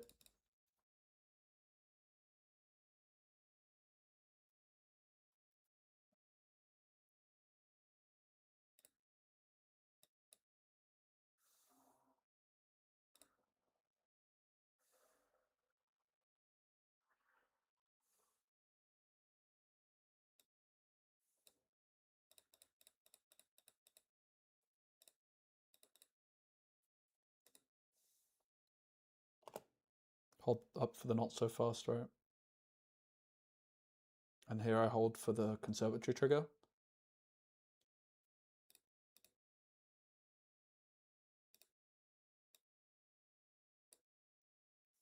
Let's take a peek.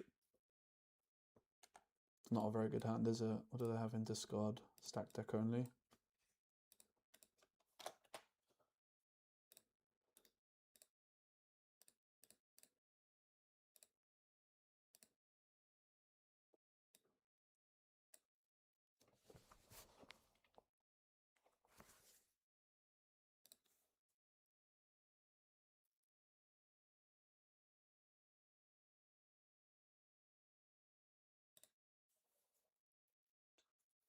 Find your center for 1, I should have. Oh, it's now. I was monging out.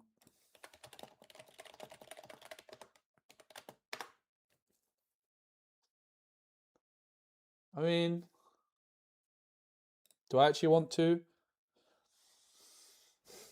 Moonfall Stupefy, right?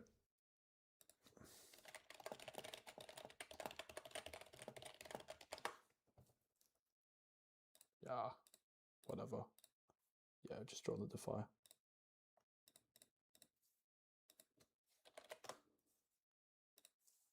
Find your center costing 1. I guess that's what Inferns was talking about. Is pretty good. So we don't have another Watcher. Sadly, I don't have retreat access. I could I could cycle 1 with Discipline to try and find the Watcher also.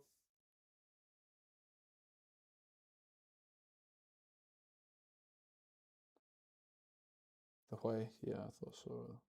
At first, I was like, oh, maybe there's more to this.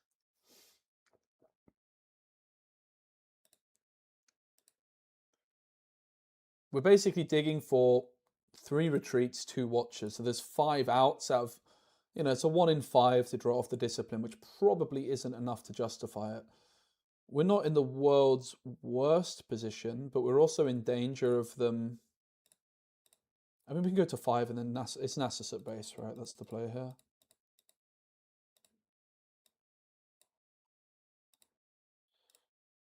Technically, we should have like drawn first.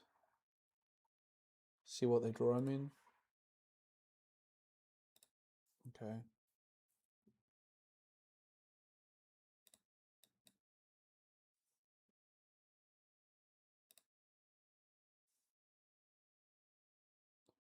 Way to the bottom.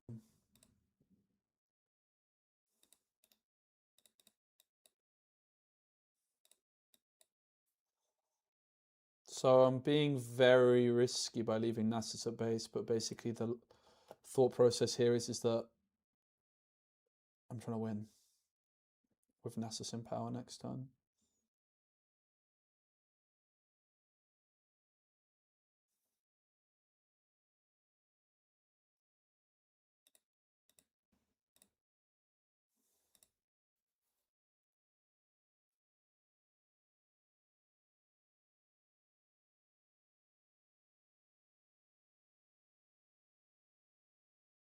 I would love to play Seals, but they're not so fast and the Defiers are other colours, right? Okay, we can't win because I double hold. I can't Nasus Conquer, of course.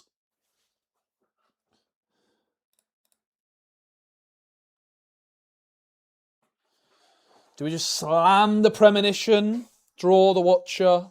GG.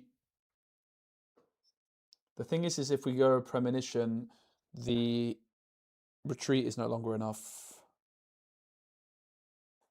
which is a bummer.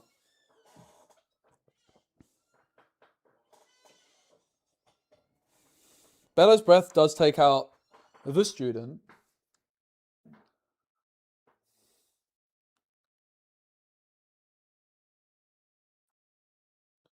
We could also just go for the Giga Hold, right? One card in hand.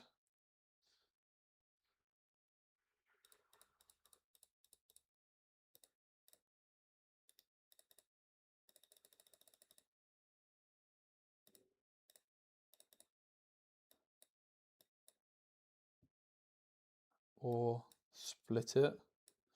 14 at each. I think I'm going to Bellows the bloody student. I think it's really good. It's like, they only have one card. Students, nah. Hold! Not so fast. Discipline.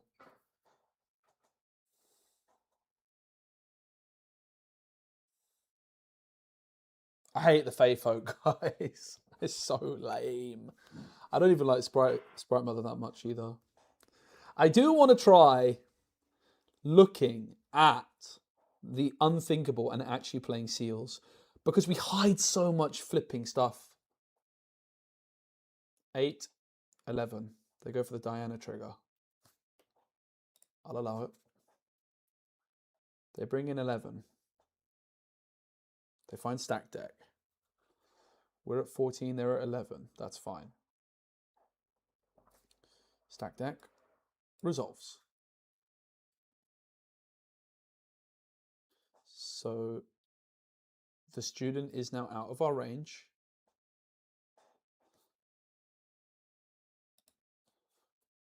Another stack deck also resolves.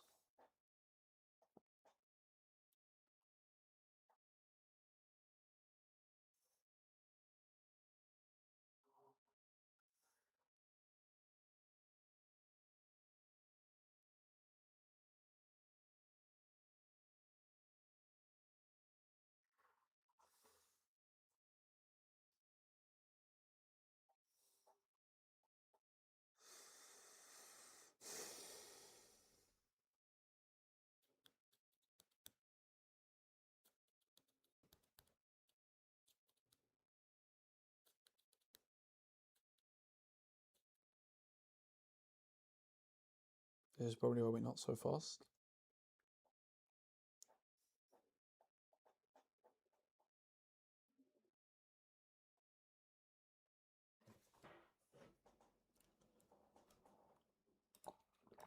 Woohoo!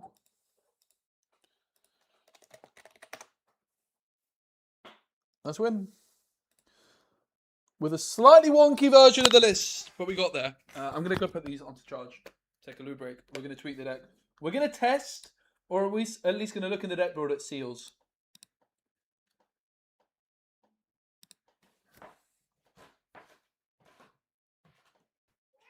Oh, really? Yes.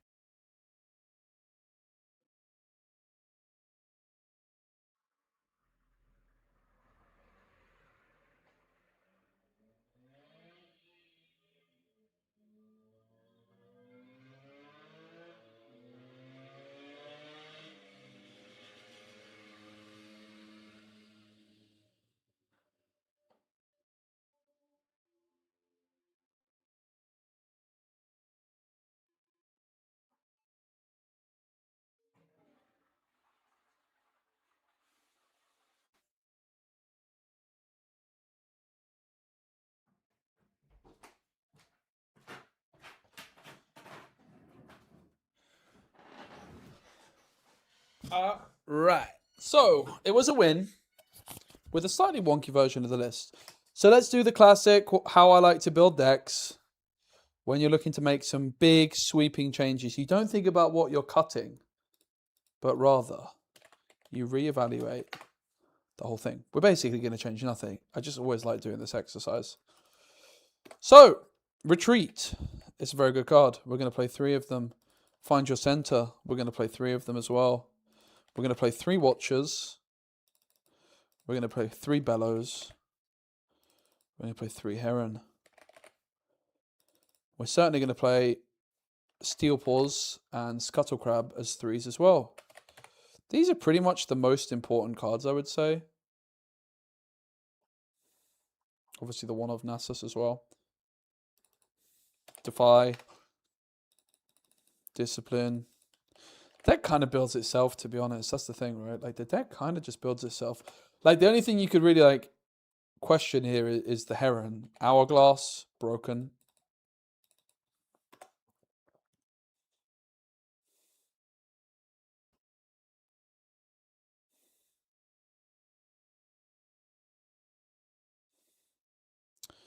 Not so fast.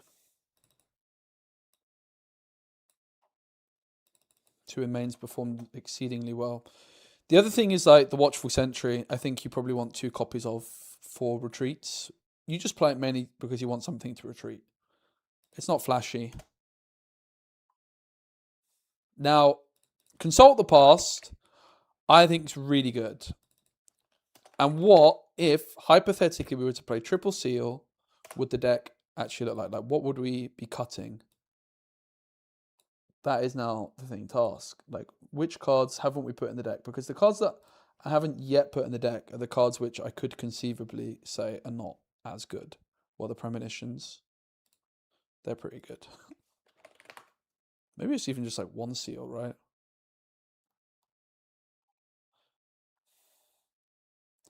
If we look at the sideboard currently as well, it's like Sprite Mother, or rather Sprite Queen. It's Barbara.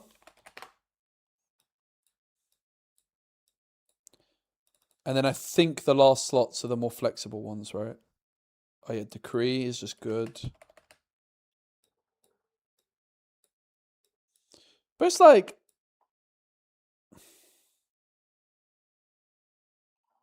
these seals are going to, like, cover us so much. And we could play, like, Back Office Hidden, for example. I think the Consult the Past is really the card, though. Like, the amount of draw that these things can give us.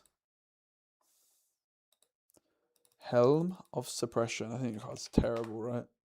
It's like, what happens if it just gets gear removed? I don't like the card. I don't like it. It's a reasonable suggestion, though. So, like, basically, if we cut the seals, like, just... This is kind of where the deck's at anyway, right? So what if the conclusion is that it's like 1 seal? And if you're making the conclusion that it's 1 seal, why not 2?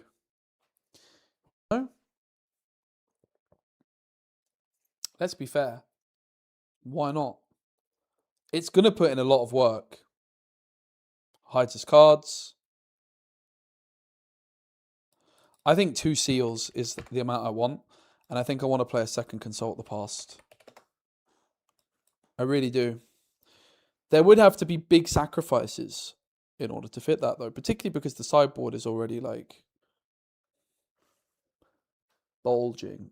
I really like 3 Hourglass, I gotta say. I think the 3 Hourglass is just super solid. We've kind of already cut the 2 drops. You're looking at, like, Not So Fast. Probably we could just play 1 Consult, sure. Maybe you could say, like, the Not So Fast isn't that good in the main, but I think we can all agree that it absolutely flipping is. People keep gear removal in against only Sonya's. Sometimes. Depends. Hey, buddy. Are you okay?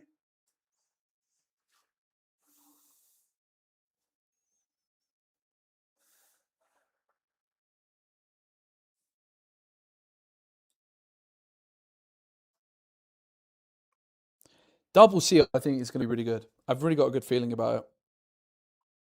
But what's the last cut? You look at it and you're like, probably a not so fast, probably an hourglass. Maybe you could go Giga Greedy and cut the Sentry, which is really risky for retreat.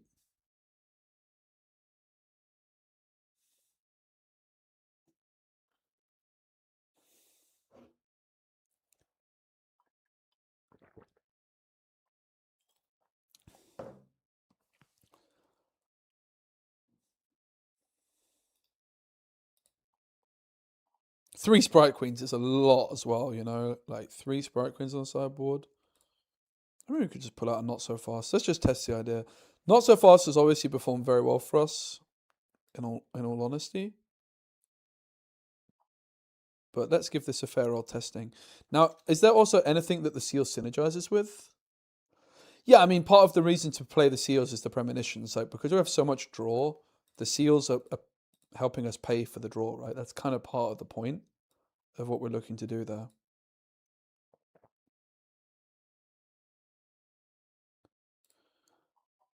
So let's just go back to this one for now. We're going to go Ripper Bay. Performed very well. We're going to go double seal. 3 seals is probably too many for this deck because you draw so many cards. You're actually going to see both quite often. We're going to drop a Sprite Queen. Maybe I go down to 2 Hourglass. I'm going to drop a Watchful Sentry. I think I'll just put the 3rd Hourglass on the side. Keep the double not so fast in main. Bob's your uncle. I love seals, guys. I might be the biggest seal believer in the world. I just think they are bloody good cards. The thing is, right, is as soon as you're playing a deck which has more draw than runes, which we absolutely do in a lot of spots, right? We're sat there like, I really want to hide this card, but my God, the power is a lot.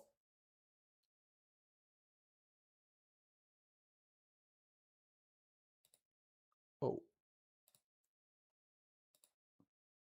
I'm confused.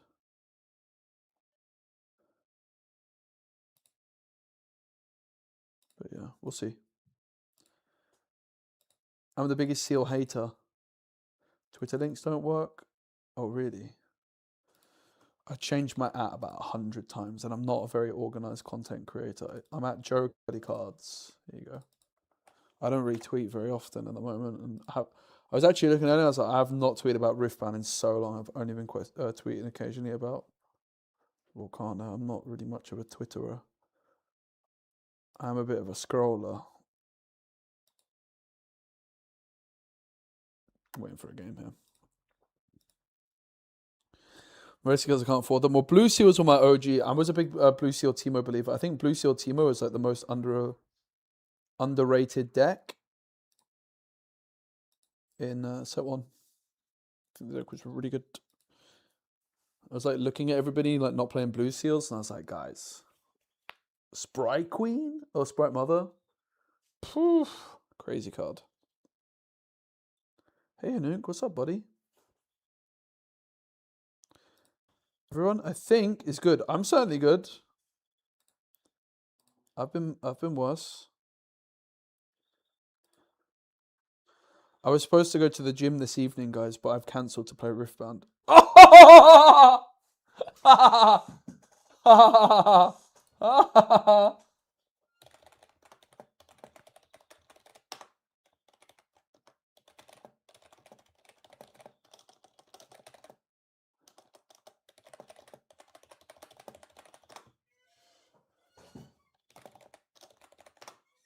We queued a friend of mine.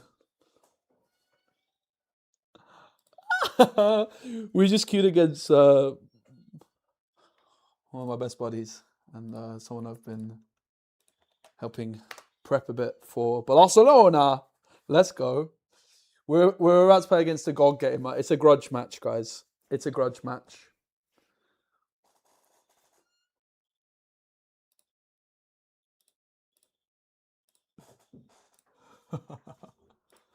I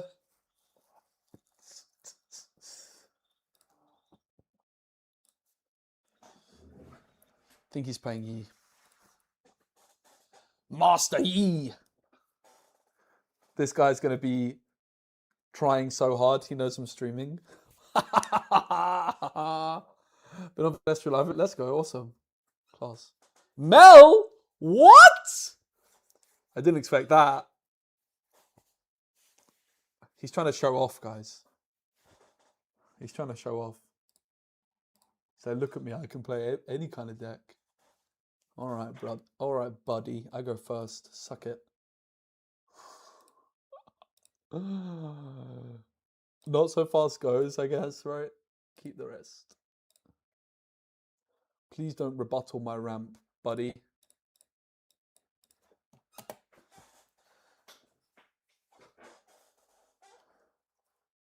Please don't rebuttal my ramp. That would be rude.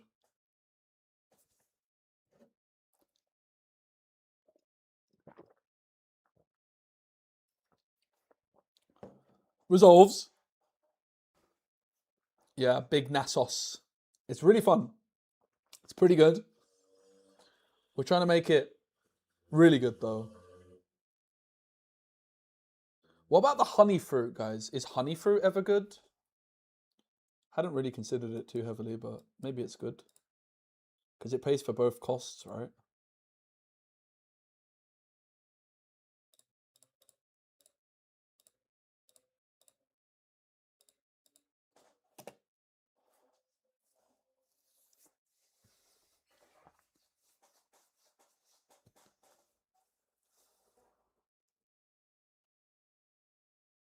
So we've got an interesting question on if we want to actually retreat the Watchful Sentry or not.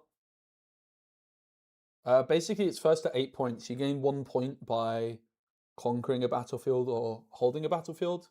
So if you take control of a battlefield, you can only score like each battlefield once per turn. So you can score like 2 points per turn, basically, max. Most of the time, there's a few cards that allow you to score points as well. But it's first at 8 points. That's the general gist of it. You get 2 runes a turn. A lot of cards in this game will have costs, not just for...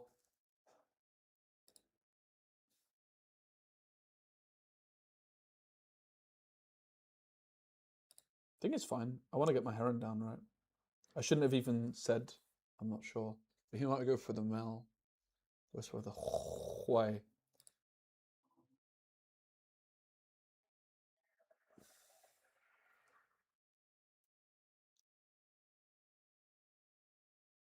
I mean, Heron at base doesn't even...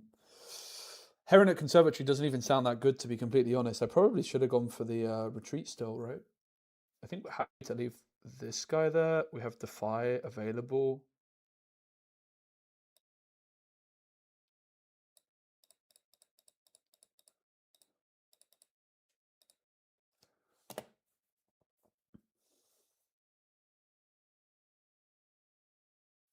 We don't get any kind of cost.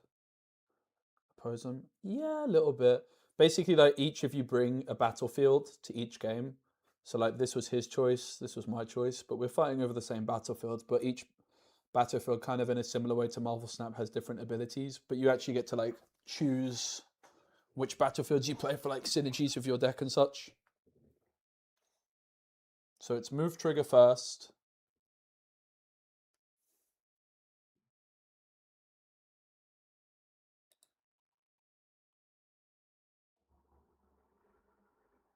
Acceptable losses. Conservatory.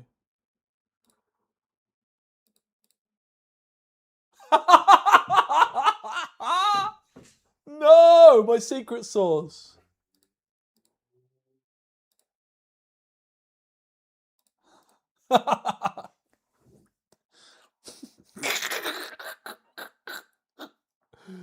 I think I'm fine with that, right?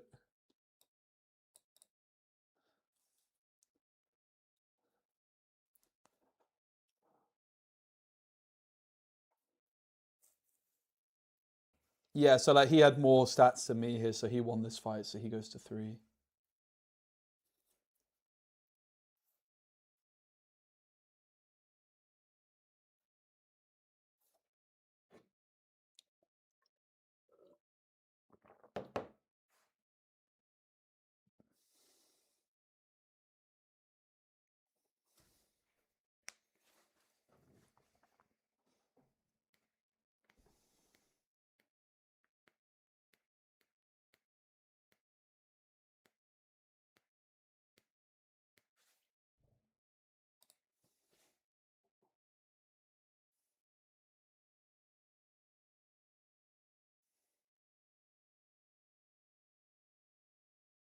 Got to be really worried about rebuttal still, right? Could cause us some serious issues if we're not careful.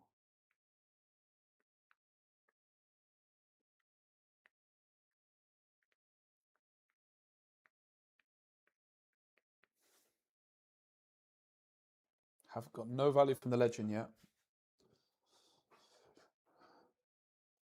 And the champ is a lot worse than Diana's. I was actually like worried about Moonfall, thinking I'm playing against Diana, but of course I'm against Mel.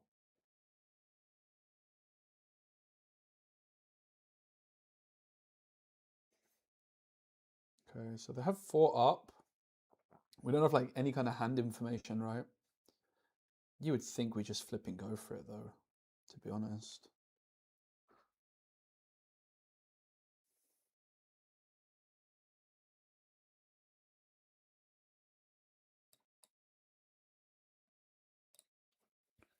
Heron's at the battlefield, so we're going to get the Heron trigger now.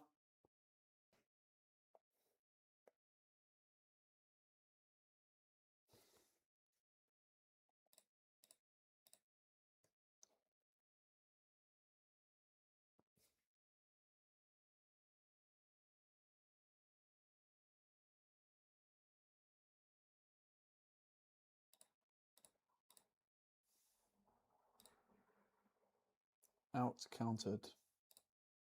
Oh wait.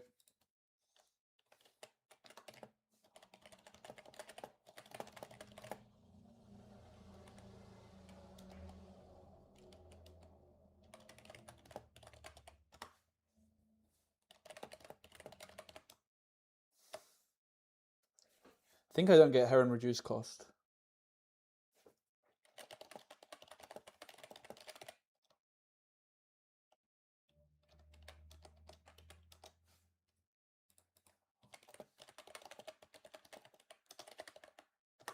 So he reckons I still get it, which is very kind of him. It makes sense because the Heron triggers. When you play your first card each turn, if I'm at battlefield, your next card.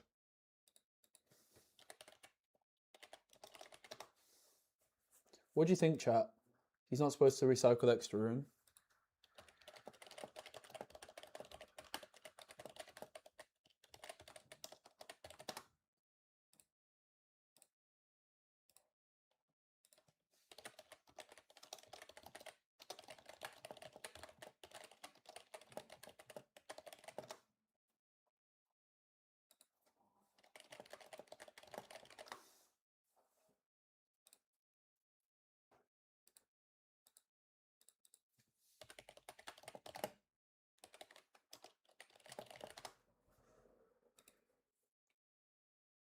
When the Defy resolves.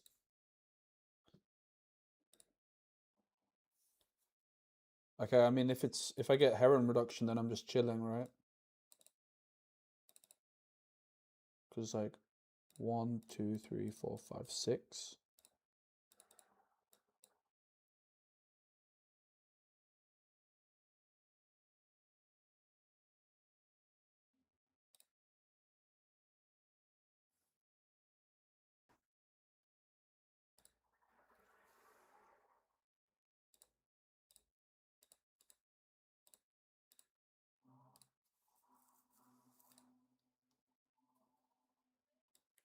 Oops.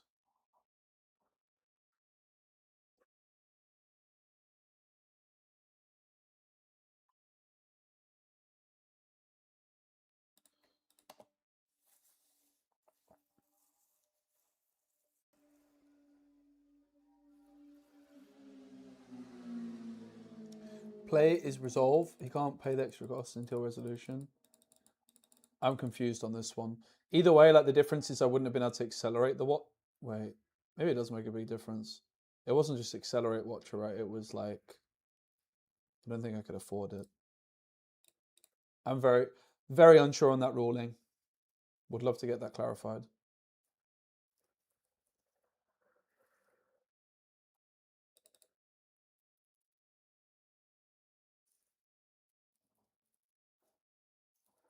I mean, I could retreat my Watcher and then play Nasus.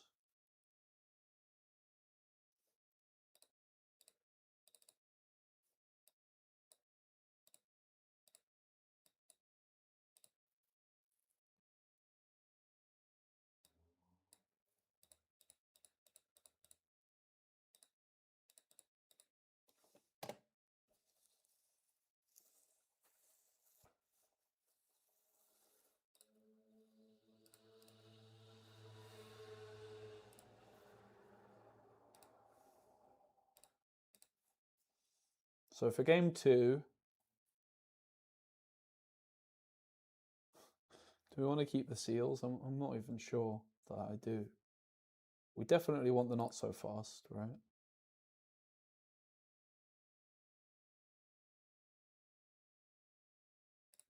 Let's try it. Take out the hourglasses and just keep the rest. It's interesting.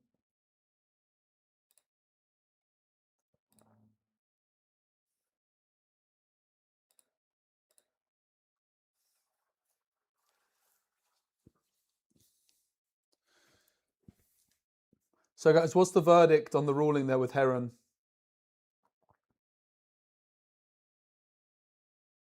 Having a unit start cross before Nasus trigger hurts every time? Yeah, for sure.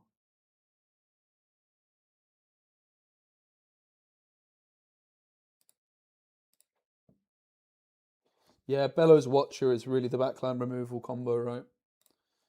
But it is a little bit risky. I don't think you keep seal and opening hand for what it's worth. I think it's just something you want to draw into. Now, I think I just dropped the Consult the Past.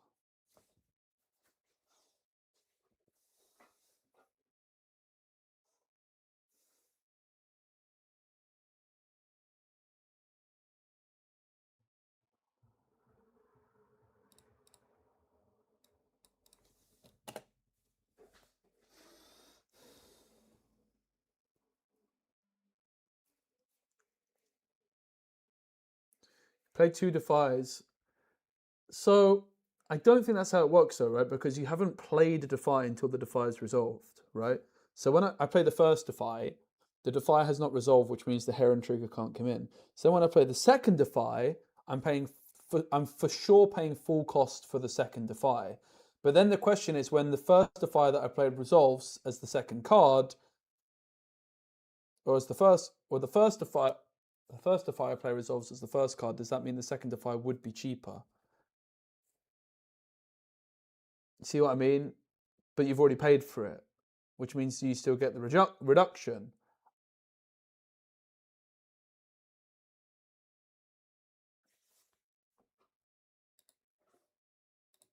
I'm going to send him another wink.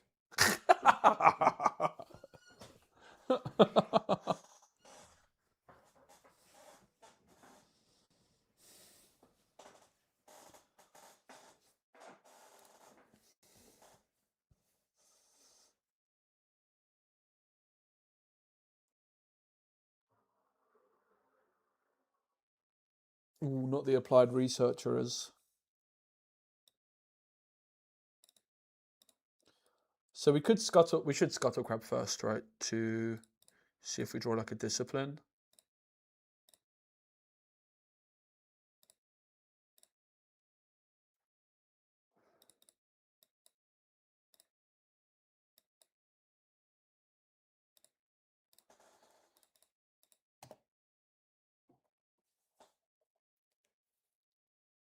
You played 2 Defies, so the second Defy was free and Watcher should have been full cost. No, it doesn't work that way though.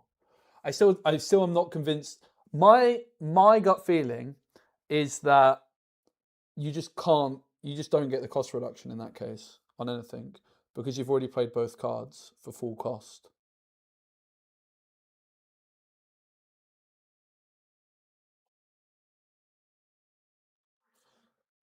You can't discount a cost already paid for. Exactly, right? Which is why, like, but would you still get the discount on the next card? Probably not.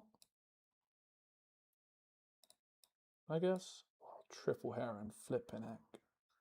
That's not what you want.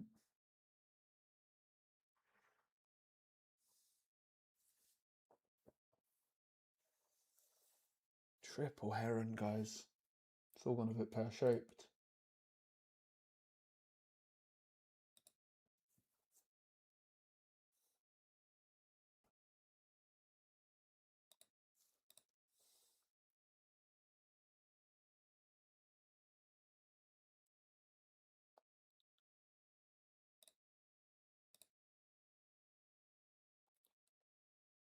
This hand is about as bad as it gets, sadly.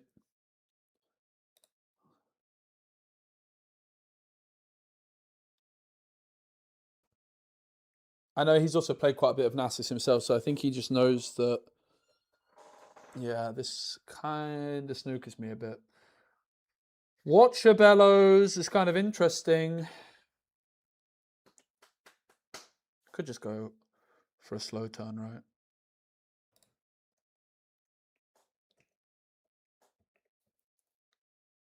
I don't mind just like sending this in, seeing what's what. Hard bargain. Rebuttal. We take a slow turn, right?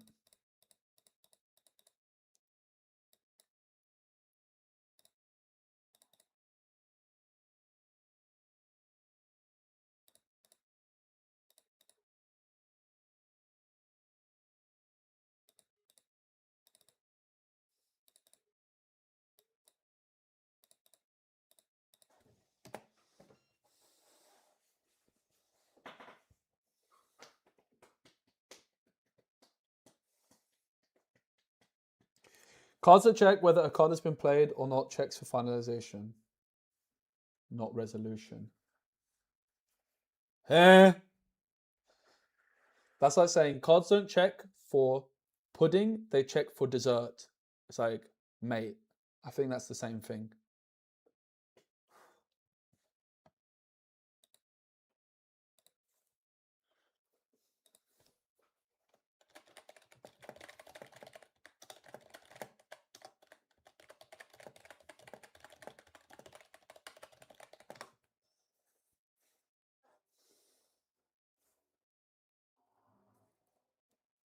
So if we go like non-accept, okay, well, I think we're fine here, right? I think we're just fine because of the heron at battlefield. Go here.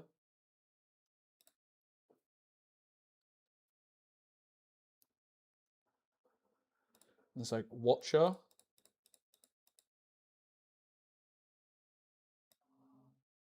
Non-accelerated.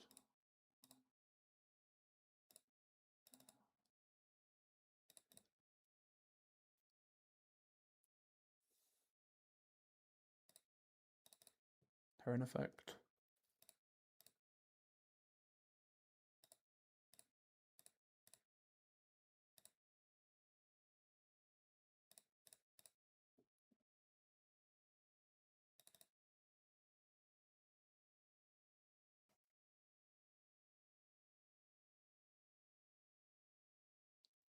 Heron reduction saves the day.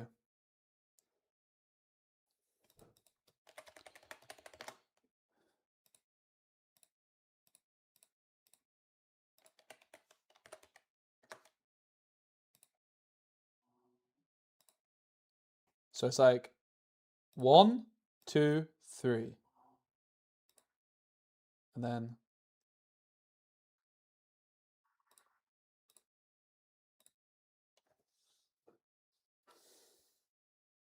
you can't hard bargain me because I can pay the cost still.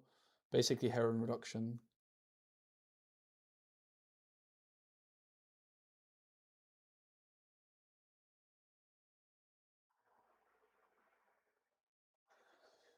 The latest reaction. So you're basically saying it does work that way?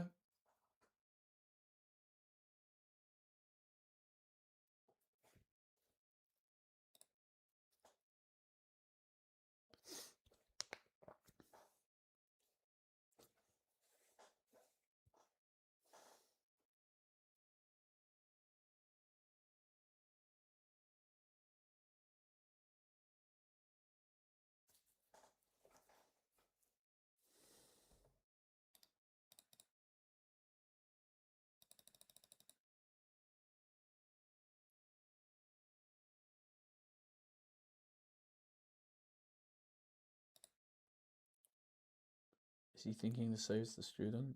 Doesn't, right? Because I went 1, 2, 3. I guess I did. I think I fumbled. That's fine. Okay, he's letting it go through, which I think is.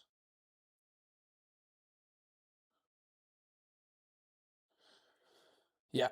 The targeting wasn't super clear, but it's always student, right? I was worried we might have a bit of a disagreement there, but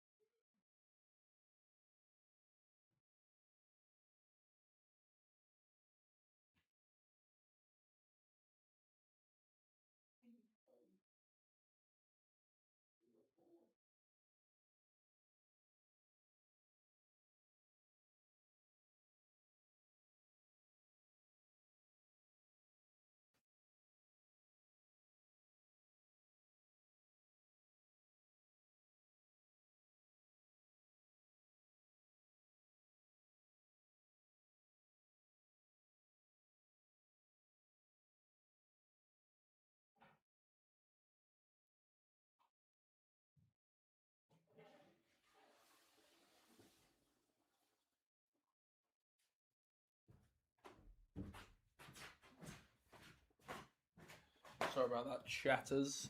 I have the bladder of a 2-year-old. Discount is available next chain. Morpheus, thank you very much. I'm going to take your word at it.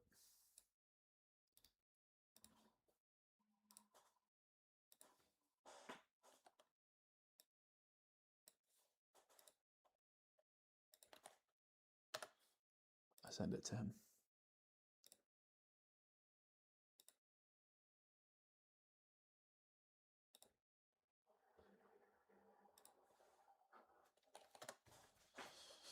Woohoo! Bellows Breath Watcher with Heron Reduction.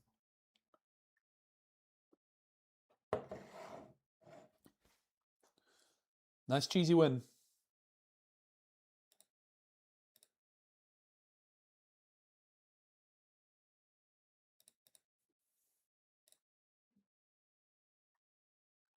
Another win. I mean, we didn't see the Seals do anything yet, but I have a good feeling about the Seals, guys. I've got to be honest. I really do. Do you know what I don't have a good feeling about? The Ripper's Bay. It's so jank. It's funny though. There's got to be something good. To be fair, the Seals are also good with the battlefield, right?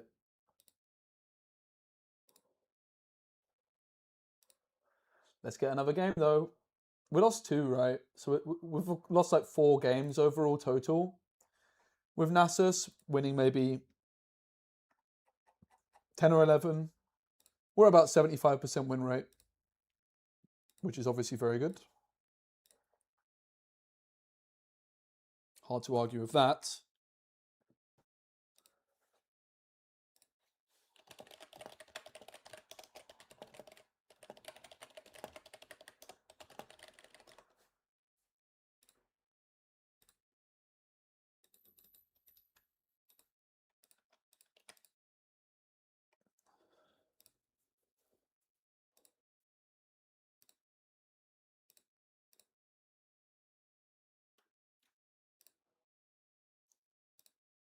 Ornn! Yeah! Ornn's a deck I'm really interested in. How is Watchful Sentry of a Clockwork Keeper? Nah, the power is... This deck's so power hungry. That's the thing, mate. The deck is so power hungry. I think we get rid of both of these. Like, we're playing Blue Seal right now, which it might end up just being a one-of, I think, the Seal. I don't know. I got a really good feeling about the Seal. It's definitely unorthodox and controversial. But the unorthodox, kind of controversial deck building choices are the ones I like the most. I like being a little bit unorthodox. if I'm honest.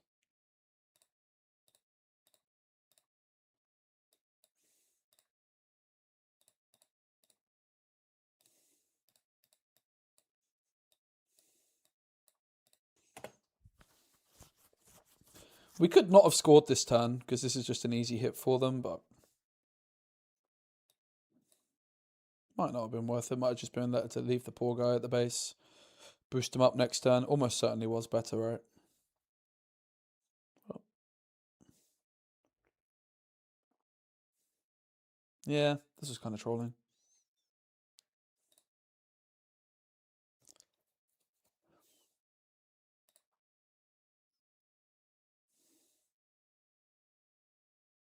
Like, where's my seals, bro? Maybe the actual answer is, it's just 3! Bam! Triple seal.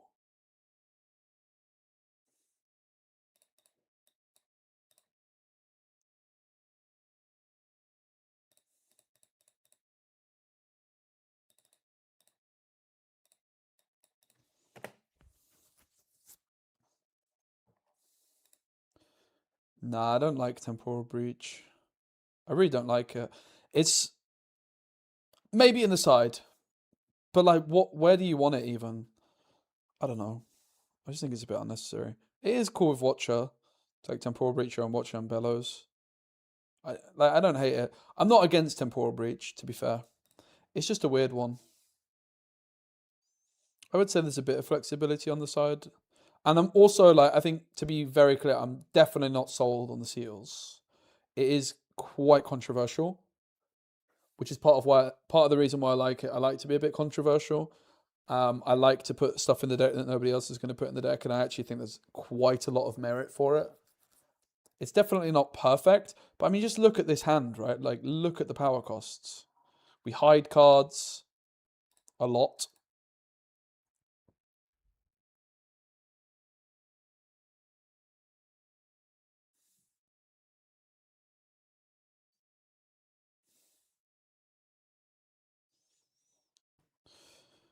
So we just need to make sure we don't lose the game. And I mean, to be honest with you, like, the Watcher here into Bellows is kind of good. Get the Orn gone before it's too late.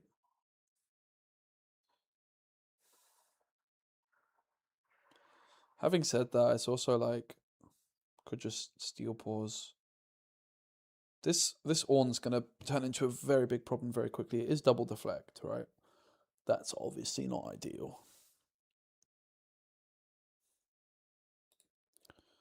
Definitely the moment in the game to slow the flipping heck down. We can ignore this, right? This just does not matter. Watcher at base, ready to. 4 open. Bellows Breath, recycle 4. We're going to go down to 7 runes next night. It's not that bad. It's actually not that bad, is it?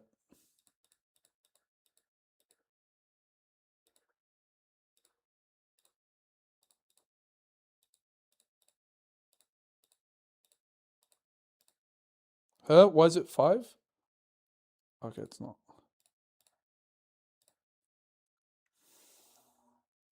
So we just cook this guy. We'll discipline the Scuttle Crab. Take that guy out. Oh, mask. Sure. It's 2-2.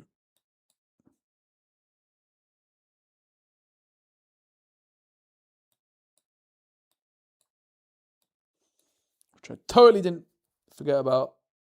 Kind of did, actually.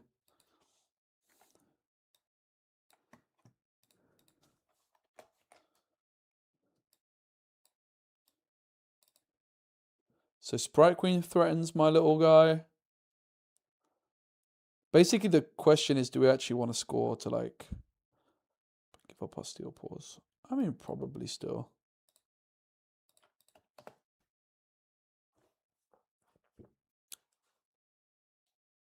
The Orn is gone.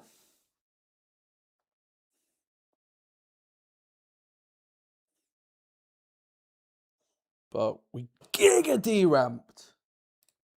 If only I found my seals. The most important thing is we've set them back a lot, right? Like, probably their best play they can make here is go like Pit, Crew, Brutalizer, Conquer, Brutalizer. But they actually go for the D-ramp play to just score and take out a little guy, which is fair enough. Okay. I'm surprised by that. Okay, there you go. But I'm not convinced that they should have left the Pit Crew vulnerable here. That seems like a pretty big oversight if you ask me. Like, they could have just played another Brutalizer, brought it back, but...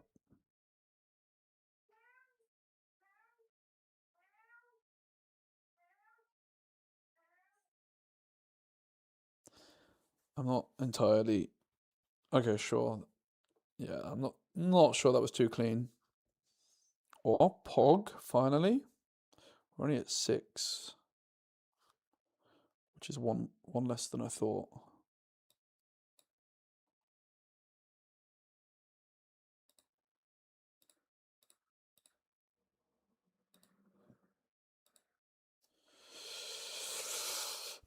Whoa, it's not looking good, if we're honest. I think it's just... Nah, it's not over, right? They haven't scored. They haven't scored both. We're kind of fine. We need to be able to... We can't watch it next turn anymore either. Flipping heck. It's like... We could non-accelerate the watcher.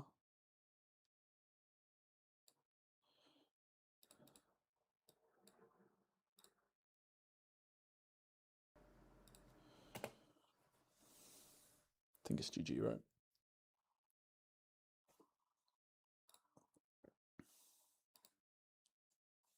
Bad opening hand. Too much D-ramp. It should be a really bad matchup. Ornn is arguably one of the most aggressive decks in the game. It's actually a deck that I'm very interested in. My big concern about playing Ornn myself is what happens if you miss Sprite Fountain. But I've got to say, it's a deck I'm really personally very, very interested in. I love aggro.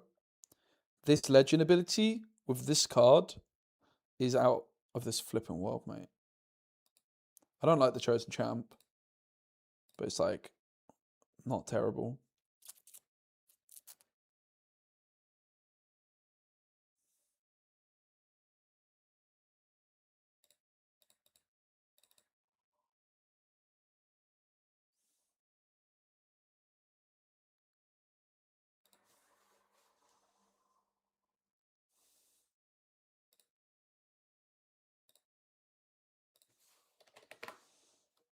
I think it's probably about as bad of a matchup as it gets. Having said that, we do have Barbara in the sideboard. Could help. What do we want to bring out? Probably the Consult the Past. Do we want to bring Sprite Queen in instead of the instead of a couple of herons, maybe? I think I'm going to drop the Hourglass. Yeah, the Hourglasses are kind of good. I think I'm just going to get rid of the herons in this game. I think it's going to be too slow. We've got to get rid of 2 more cards. I mean, if we're getting rid of the herons, we've got to drop the premonitions, right? So we'll bring the Consult the Past back in. So we're basically playing this one with very, very little draw.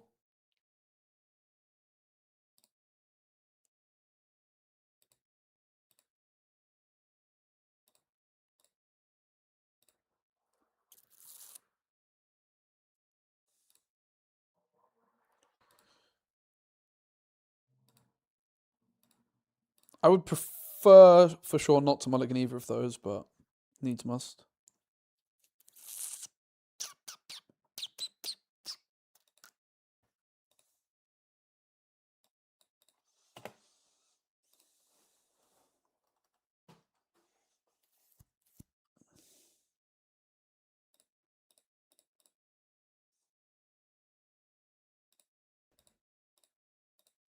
So I think we made a big mistake in the previous game by conquering with the steel paws. We actually just lost the game with that line, right? It was super bad. It was super duper bad on reflection. Hey, buddy.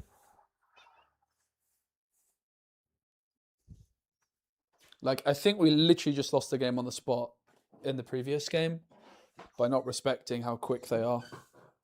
I lost my steel paws, and then I had very little left to do, you know? The Ripper's Bay is pretty awful as well, of course. So.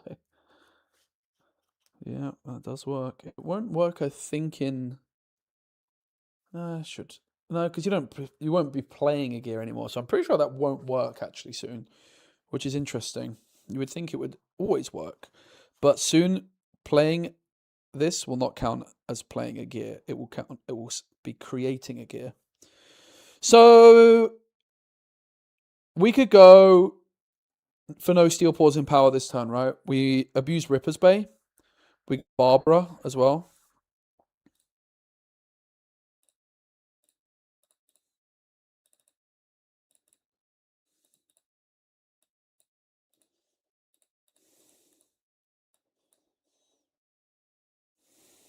Probably the Brutalizer, right?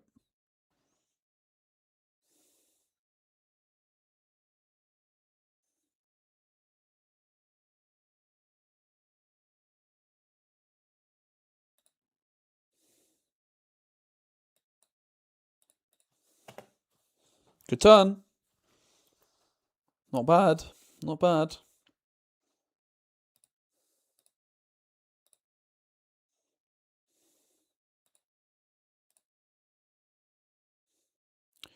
We've got to be really cautious because we took out basically all of our draw in this one. So we need to be safety first.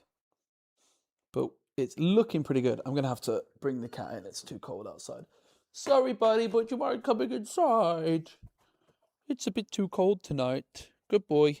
Thank you. Thanks, buddy.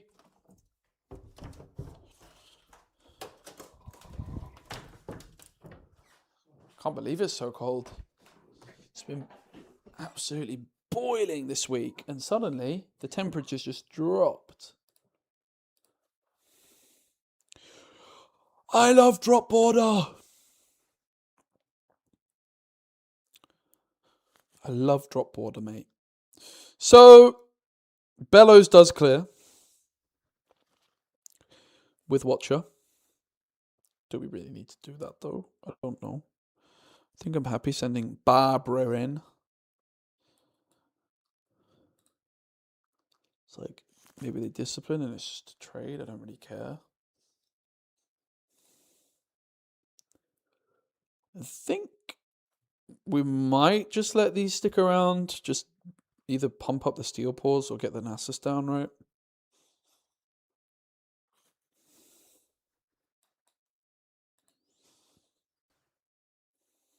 I think I'm going to go for the Nasus. We'll take a gold.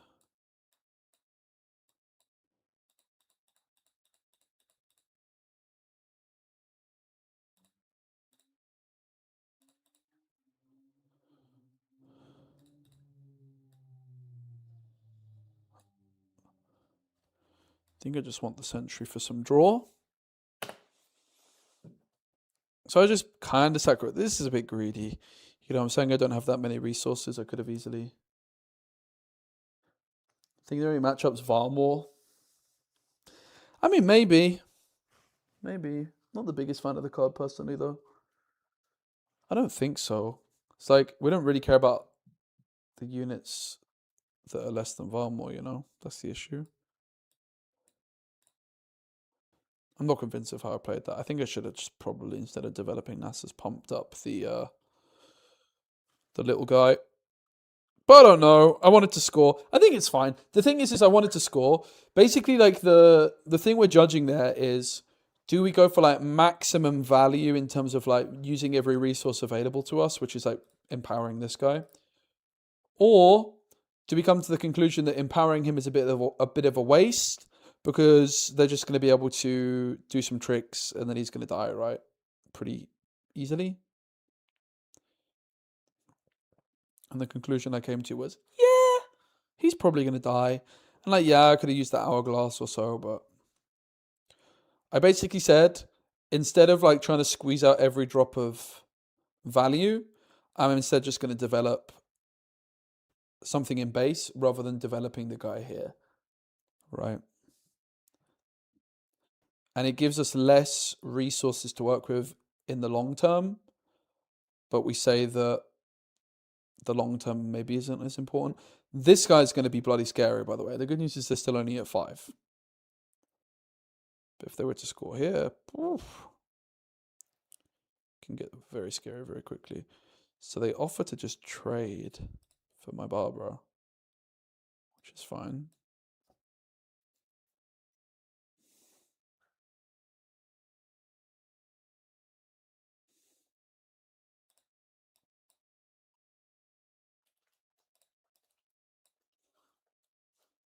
But they are now at that very scary 6.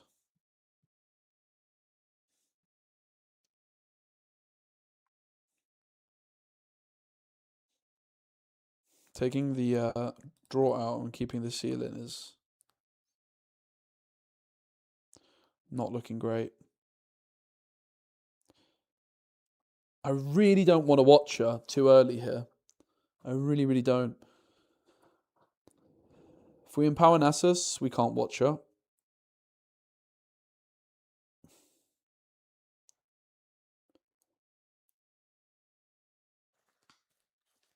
Surely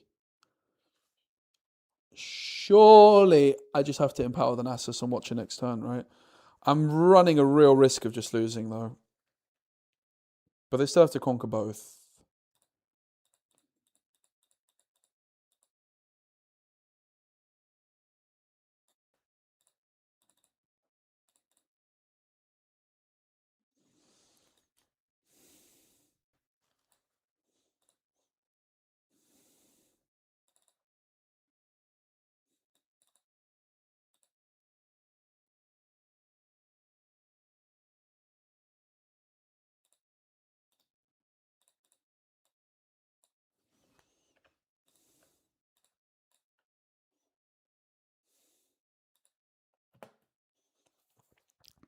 It's not looking great, is it? I think this matchup's going to be about as bad as it gets for the deck, though. Dread Siphoning Strike. Yeah. No, I think Siphoning Strike's really bad. So the problem with Siphoning Strike is it doesn't ever really help. It's like, when do you want to play it, right? Bro, are they about to like... Okay, I didn't expect that. Is that just GG?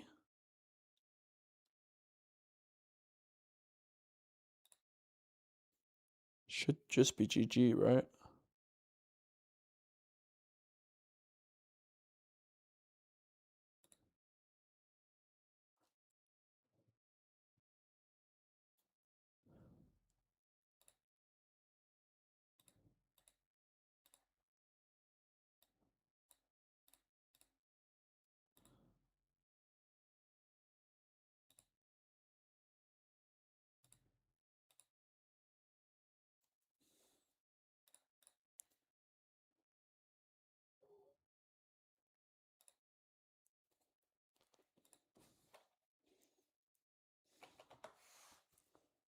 Tough matchup. I think that's about as bad as it gets. The Seals have been terrible, let's be honest. I'll take them out. I'll stop coping. They've done literally nothing. You can, I think, probably see the logic, though, with the hiding cards. I almost want a second Console of the Past, I've got to say. We'll bring the Hourglass back in. Double Console of the Past. Can we ever play like one seat? Is there like any gold that's good?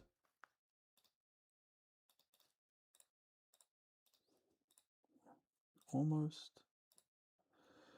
Yeah, Ornn should dominate us, though. Ornn should dominate us. Ornn is like the most aggressive deck that you can build, and the reason is because of Sprite Fountain with no cost reduction, right? That should be, in theory, our worst matchup. We're a ramp deck. Nah, I don't want Flourish, I think. I think, to be honest, like, the deck I'm pretty settled on. It's just like a card or two difference. So like this is what we've been playing. We're just maybe down to like one less watchful sentry overall, which I'm not honestly in love with. Too many decrees. Nah. Do you know how broken this card is? We just haven't queued against any orange yet today. This is like the most broken card in Riftbound. It's so unfair.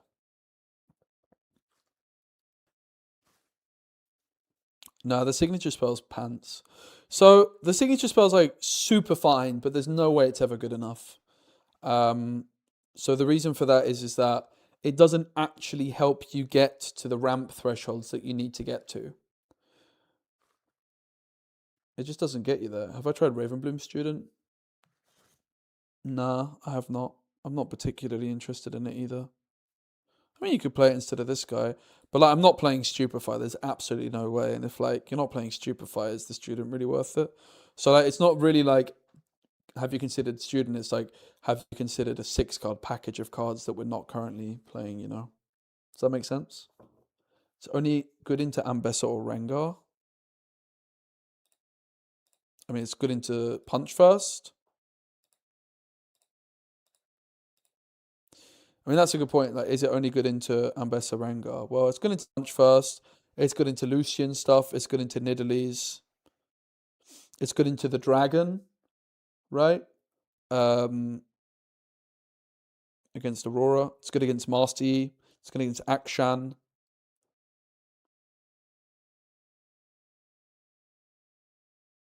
It's definitely very good against Rengar.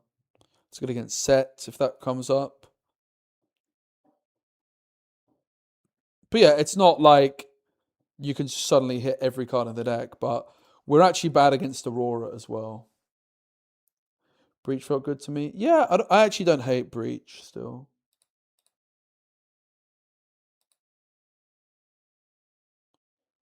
But yeah, maybe three's too many. That's fine. You're always playing 2, right? No problem.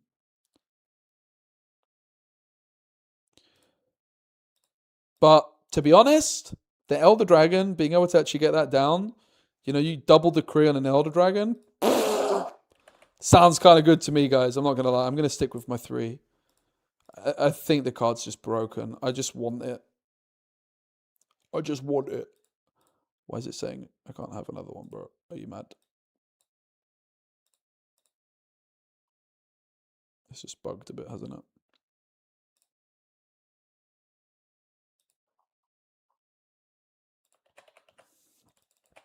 It went to main.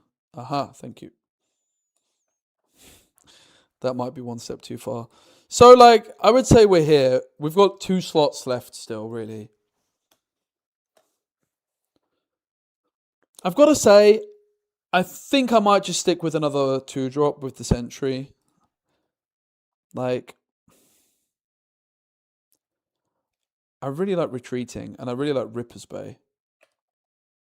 I think the Sentry is hard to argue with. And then on the sideboard, it's like, what else do we want? Maybe you play a 3rd Sprite Queen, for example. Sprite Burst also generally is something I'm kind of interested in. Oops.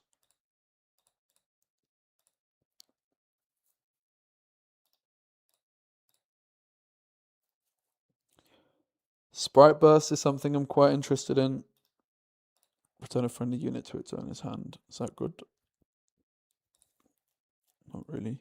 It's kind of interesting, though.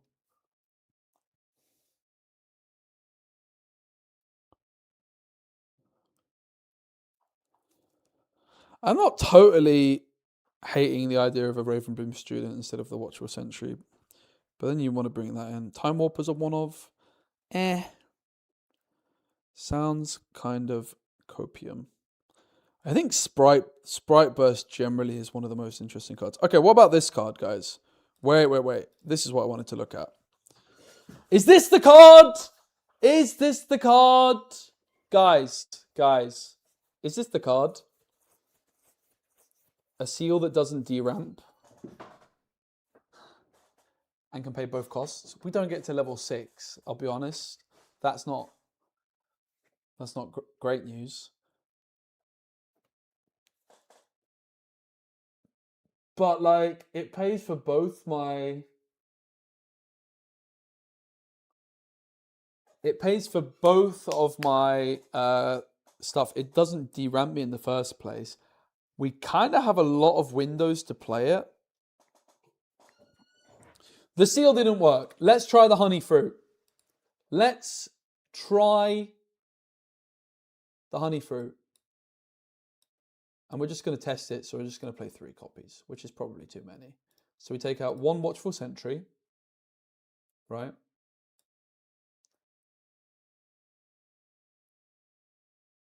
We're going to take out 1 Hourglass.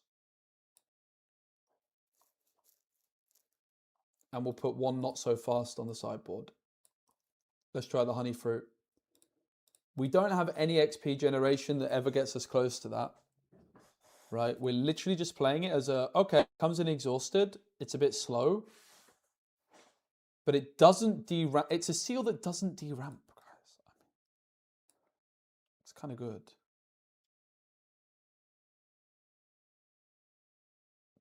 It can also be removed, though. That's not so good. Let's just give it a spin. I'm fairly certain we won't play 3 of the things. If actually, there's actually a very high chance we play 0. But I want to at least give it a test. I want to at least give it a flipping test.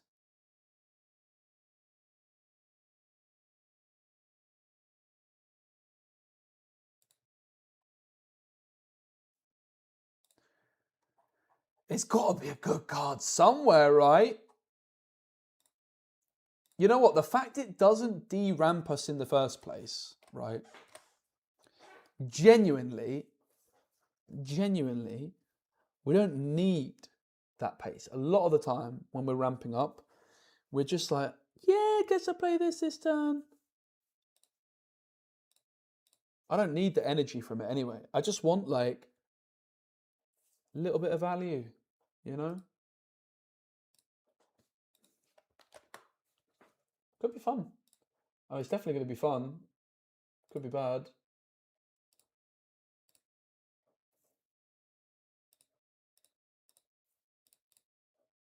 What are we up against? Rek'Sai.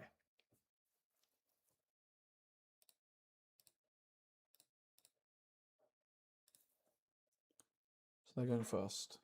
Warcamp would suggest a baited hook. Not definitely, though. I think we just get rid of the Defy, right? Keep the rest. What? I didn't update the deck. Okay, never mind. Let's just imagine this was a honey fruit and see how we feel. Yeah, the list is the pinned comment.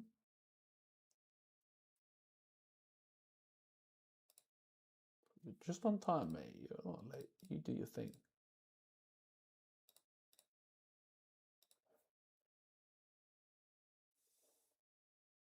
I mean, already? Honey fruit? BOOM! I just wish this was a honey fruit. Right now. Kind of interested in it.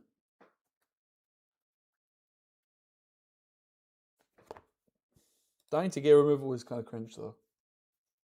So it could even just be something you bring in when they see we don't really have any gear.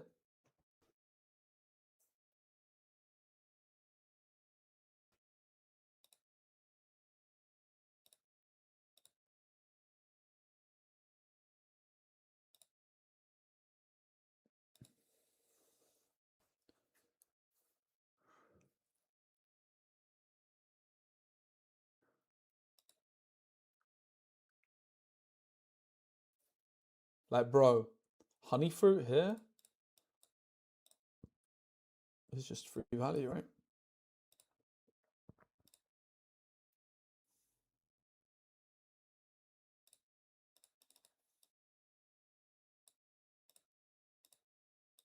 The honey fruit here would be so good. Let's just play this, though. This is also good. Is it actually? Yeah. It's good. You're welcome, John. Ask them to pretend it's a honey fruit. I thought about it.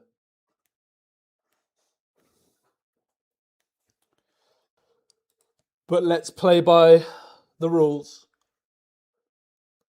and make sure we're not sussy. We don't want to upset Heimerdinger, you know? If there's one thing I don't want to do, it's upset Heimerdinger. And we also get one little test, last like hurrah for the seal. Yeah, you can resolve it. I think it's chill. But the honey fruit pays for Defies, not so fast. Nasus, it pays for hidden cards. What's not to like? You know? Let's be honest, guys. What is not to like? Bam.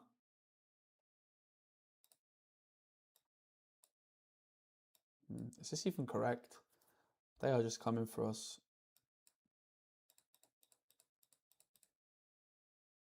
It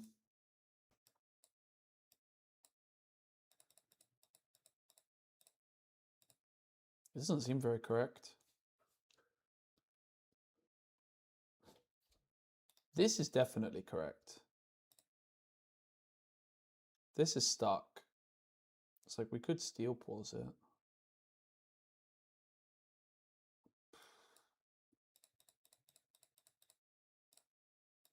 Where's our draw, bro? You know? I'm not convinced this play was correct.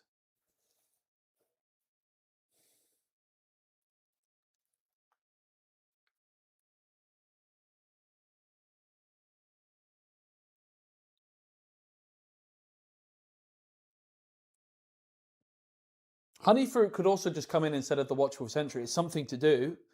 It doesn't have the retreat synergy, that's for certain. But it is something to do. Yeah, we have Sprite Queen on the sideboard.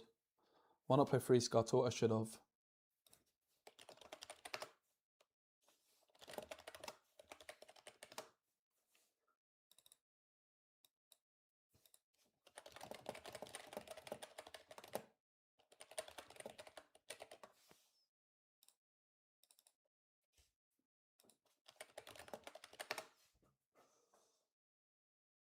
Thank you, buddy.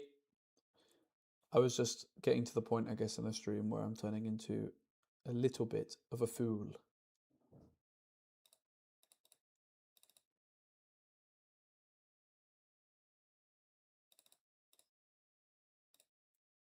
Where's my honey fruit? Also, like, not playing triple Zonias is so troll. Holy crap. Breeze. So do we take the Rek'Sai? Probably the Nasus so far, right?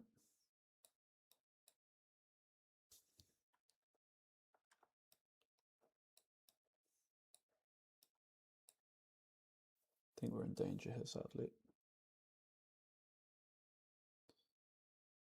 Flipping seals, bro. Honey fruit would have been down, cooking. The thing is with the honey fruit that's cool is the honey fruit rewards us for, I want to play the second Consult the Past. I think Consult the Past is so good in this deck. Okay, that's nice. There's a real chance that the Consult the Past is actually just better than the Premonition. I took a screenshot because I'm allowed to see what's in his hand, right?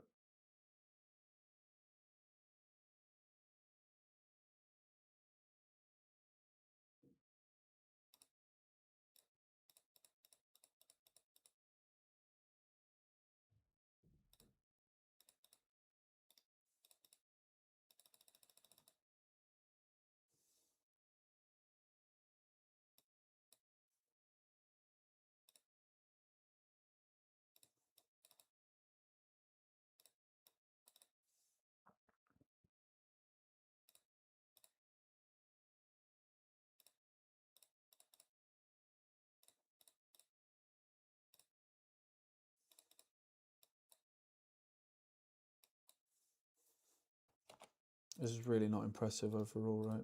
The Prem, a lot of the time. Consult the Past here would have cost me so much less. Maybe it's actually, maybe the conclusion I'm coming to, the more I play, is I want triple Consult the Past and like 2 Premonitions. Nah, I think Premonition's good. I just think that it's maybe not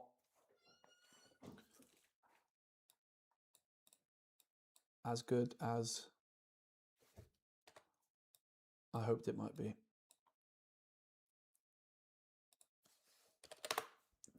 Let's go next. That's fine.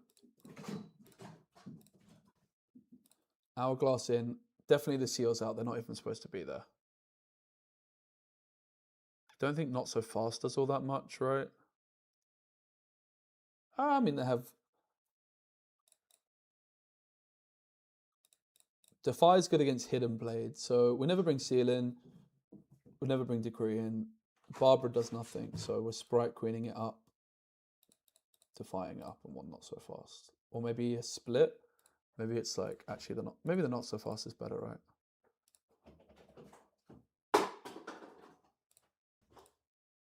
Funny cat.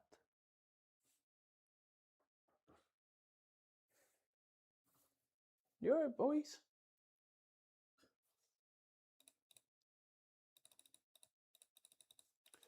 Yeah, not with Heron though. That's the idea. Cat's knocking stuff off everywhere, buddy. What are you doing, bro? You're knocking all the stuff off the desk. We got ramp and a 1-drop.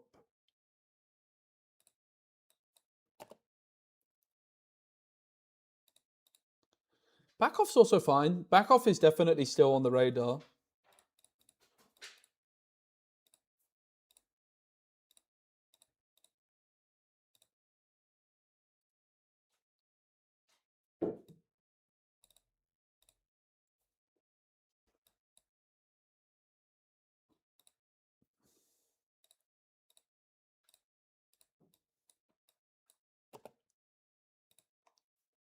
I'm going off Premonition for sure. I'm still going to play Premonition. I think my conclusion, the more I think about it, is Consult the Past might just be the single best card in this deck. I don't know. I am a big Consult the Past believer these days. I didn't play Consult the Past in my Teemo deck after Cold Shot got banned, and it's the worst deck building decision I ever made in Riftbound.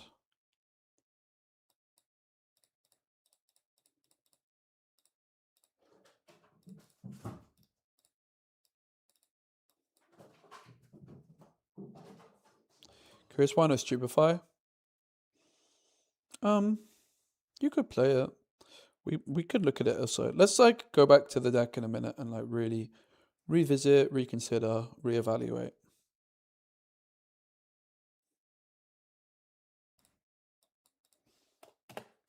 But the main reason is that you've got more synergy with Heron.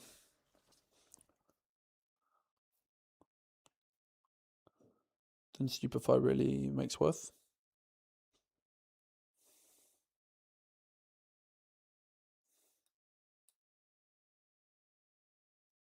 Definitely hurts, but we've still got the Steel Paws chilling here. Call the Week would hurt. Consult and Heron, yeah. The hidden cards are so good with Heron that even though like the Premonition sounds really good, there's an argument that the Consult the Past is just as good. You know, you think like this, oh my god, I pay 1 power to draw 3, but you're actually still like competing with Heron reduction for other stuff, right? And then you think, well, you can just pay 1 power to draw 2. Like, all the time. And actually Consult the Past a lot of the time in this deck, you just pay 4 to draw 2 in the early stages when you have bad opening hands. So, yeah. You definitely always play Premonition. And if you cut the Premonitions, it's the Consult the Pasts that come in, right?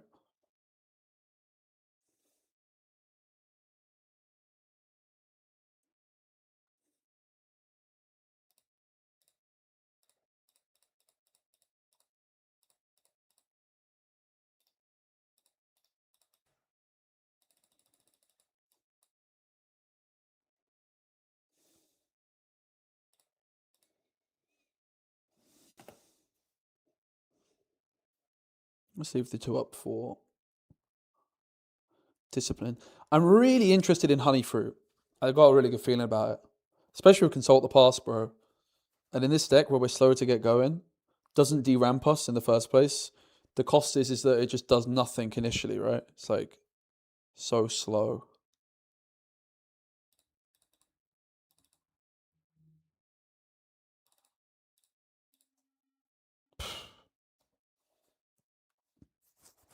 These are the hands where like you just think, yeah, well, Consult the Past would have fixed a lot of our problems here. So we take the Nasus.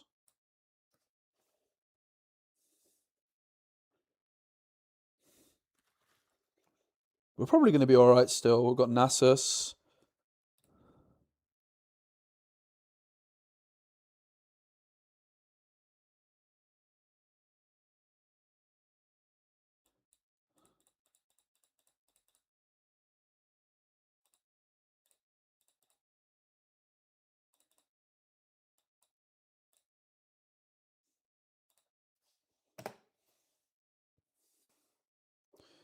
Cantrip. Yeah, sure. I mean, you can't really argue against Stupefy, right? Let's be fair. And also, like, I think there's also a strong argument for Stupefy Student as just a package to contest early boards. Excuse me. I'm actually very interested in that approach.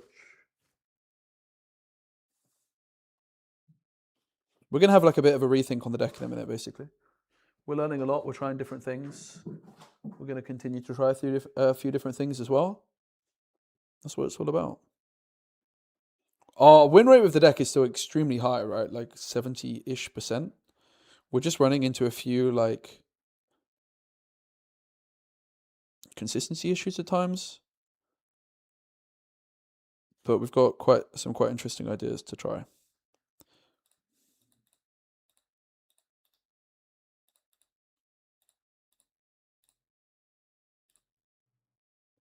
Crazy.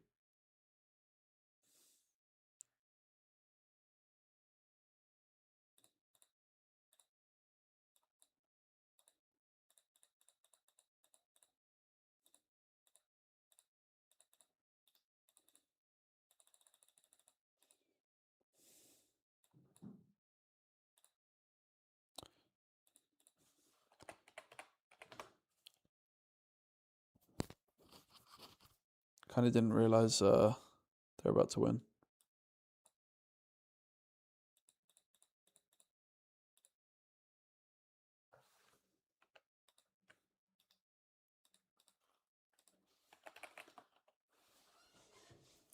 We have to just bellows, right?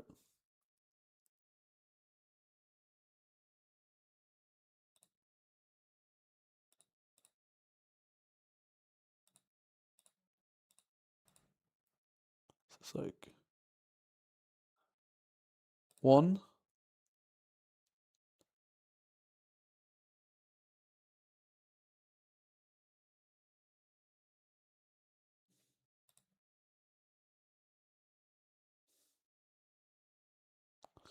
We're going to double bellows. So we have to hit Rek'Sai. 1.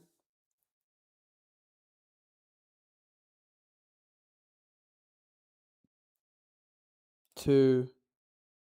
3.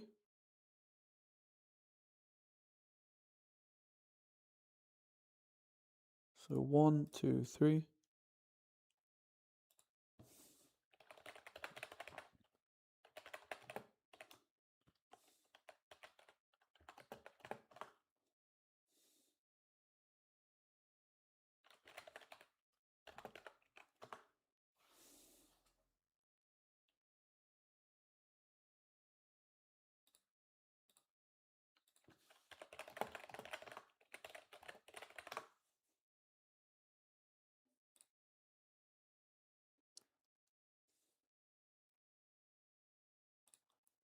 I think this still has 1 HP, right?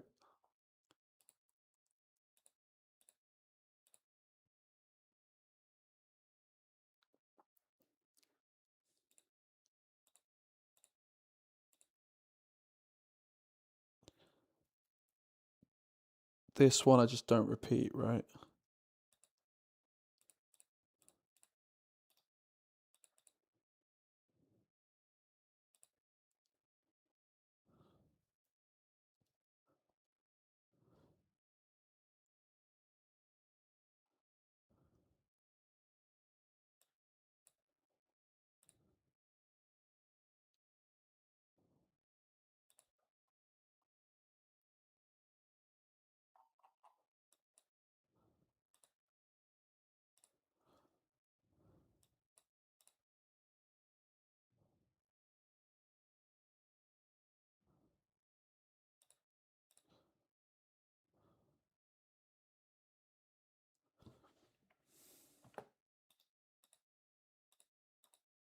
Not sure if that was super necessary. But yeah, I mean... yeah, GG. This game's gig over. I think we can just go next. I want to fix the deck. I can't even pump my steel paws up.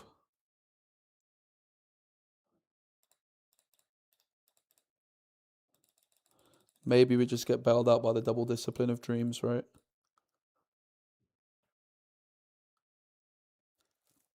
So if we go to 12, that would be a trade.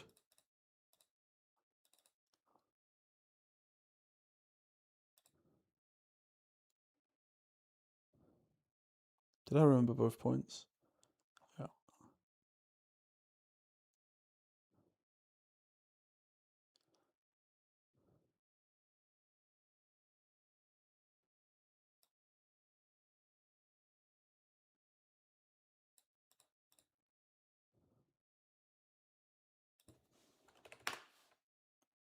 All right, back to the drawing board a little bit. This was like a bit of a scuffed game because I didn't have the actual deck we wanted.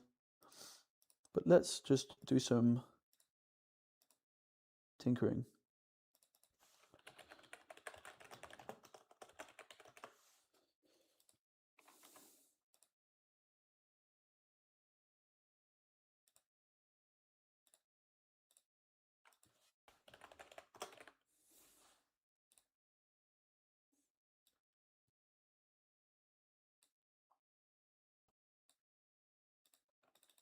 Okay, so let's start from scratch a little bit. Back to the drawing board somewhat.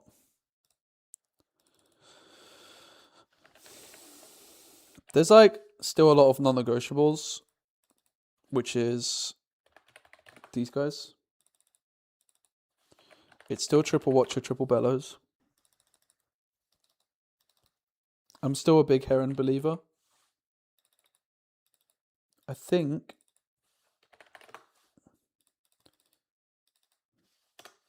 I am kind of curious in like what if it actually is Ravenbloom student, to be honest.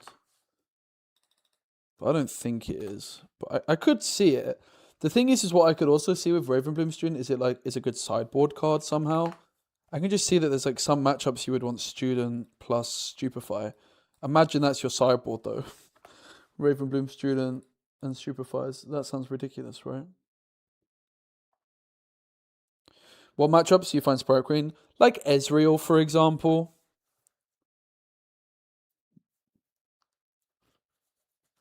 So, what my conclusion is this card is kind of goated. Premonition is good, but kind of janky.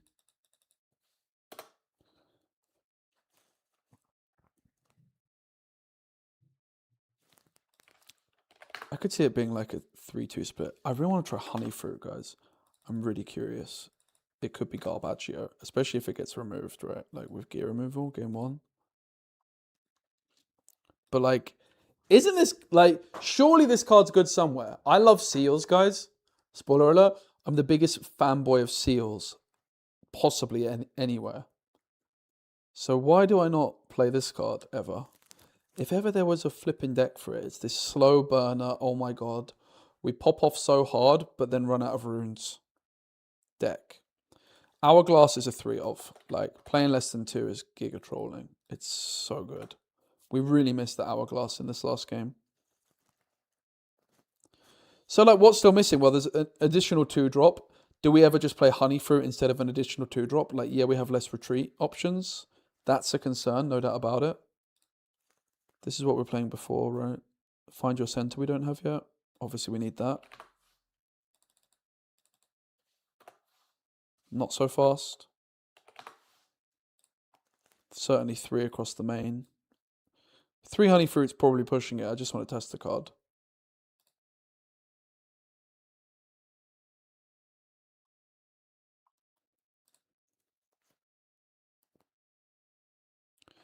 Orn with 3 of each seal, 3 honey fruits, and 3 Renard's Masterminds. Oh, now we're talking. It enters exhausted, but it doesn't deramp you. It's a flipping seal that doesn't deramp you. It can't be bad. I'm still not convinced by Ripper Bay, for what it's worth. That's like... Oops, this is the one we're on. 2 Premonition, triple Consult, triple this. What else can you hide? Temporal Breach. Back off.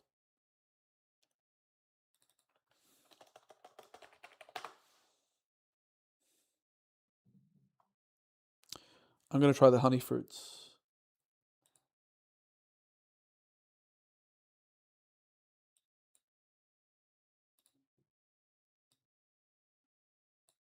Sprite Queen solid.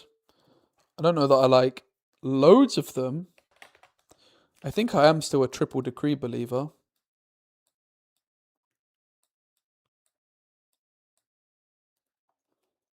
So what I don't like about this is we're playing less 2-drops, which means retreat is less reliable for ramping, which means we don't have as consistent ramp as I would like. But at the same time, sod it. I'm pretty sure we... Okay, so let's be like more sensible and go 2 honey fruits, 1 sentry. I just really want to test this card. So let's not be sensible. Let's just be... Let's just actually limit test, right? You're testing a new card. I always like to test 3 of the things. Battlefields, Les, fine. Doesn't really cause us any issues. Do you ever want to go Bandle Tree? Now we have a few more hidden cards. Probably not. Hello, buddy. Yes. Well, the treasure hole we definitely don't play anymore. That's quite clear.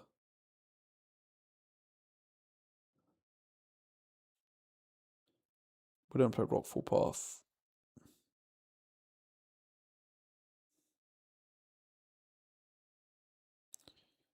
Ripper's Bay is even worse now. What about when you hold here, your non-token units cost 1 more to play this turn? It's not terrible. Oh, we could try Altar of Blood again. Now that I have honey fruits, right? There's actually a lot of value there. Because it's not as expensive for us anymore. Because of the honey fruits. So we'll also play that game 1. What's the other one we play?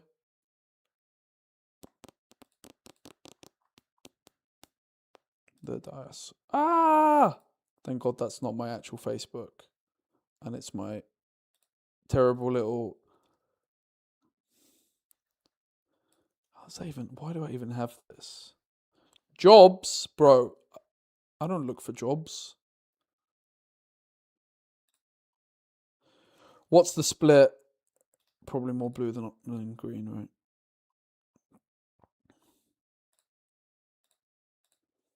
Let's queue it up.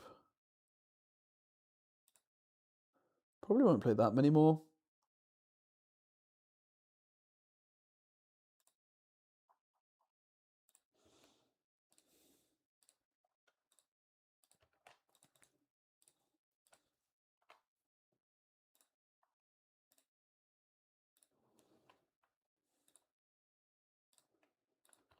The win rate today has been a lot more modest than what we've had in the previous sessions. And it's mainly been due to consistency issues. And also testing some different things. Shen. Divide's fine.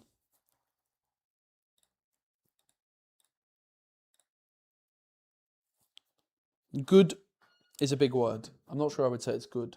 I would say it's okay. It can do some nice stuff. I don't dislike it by any stretch.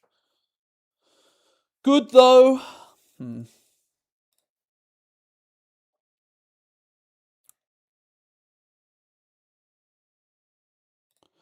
My win rate's 70% against some good players.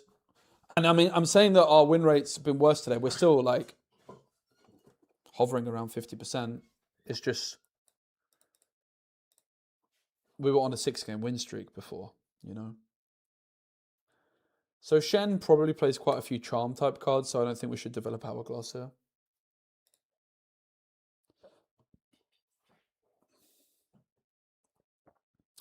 I'm pretty curious about Shen. Pretty cool. Excited to see what's what. Haven't played against it before. It's my first rodeo. I'll go here.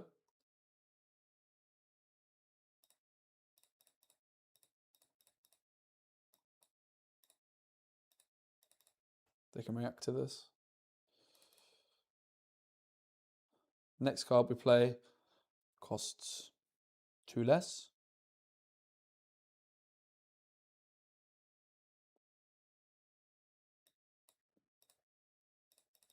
There isn't that much to do with that, but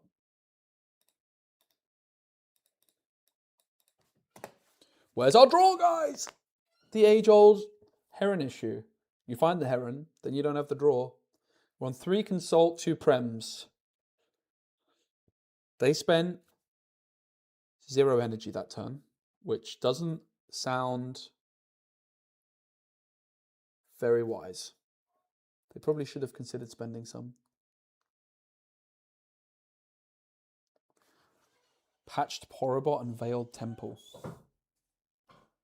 I am pretty curious about the old honey fruit generally. I think the card's probably super slept on. There is a lot of gear removal. I'm not sure you can really play it in many decks, but if ever there was a deck, it's us. Because we're slow to get going, and we often have quite a lot of energy available. Like here, for example, could just play honey fruit for free, right? Would have been chill. Oh, they're going to gank it over. Sure, sure. I don't mind.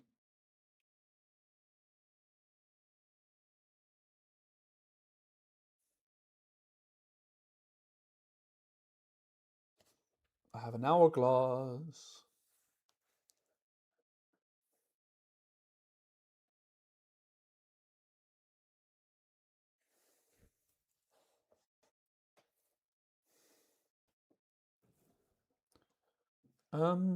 Do we want to defy it?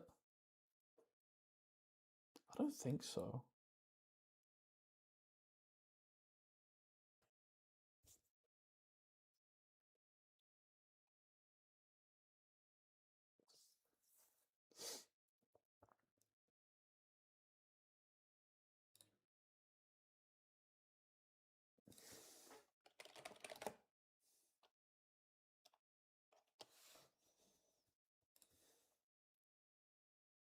Why is it 8? Okay, because of this, sure.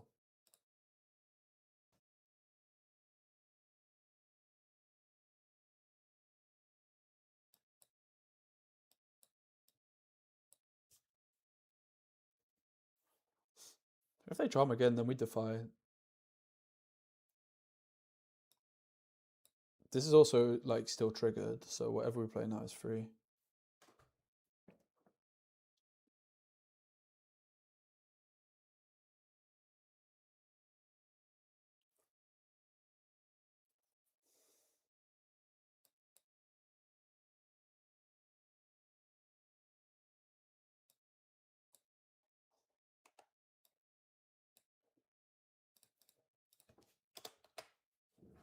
Good decision. It seems not to have defied it.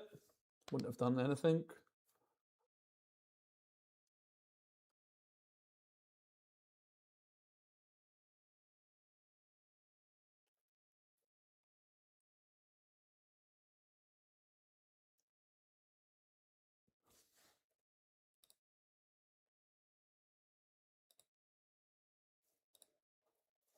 Okay, there's the Prem. This is Yeah. Bug it again. If they on guard, it goes to 6. They would have to double on guard. So yeah, it's just free.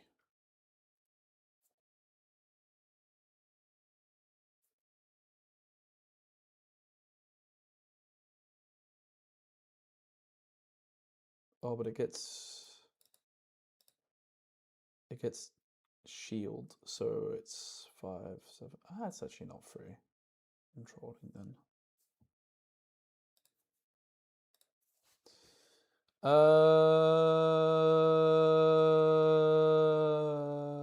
Do we just send the kitty in instead? Maybe?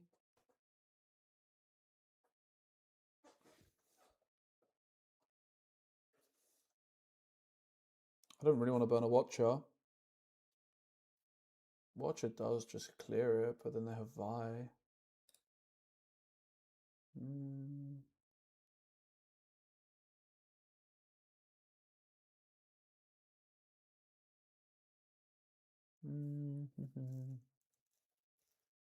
Let's do this first.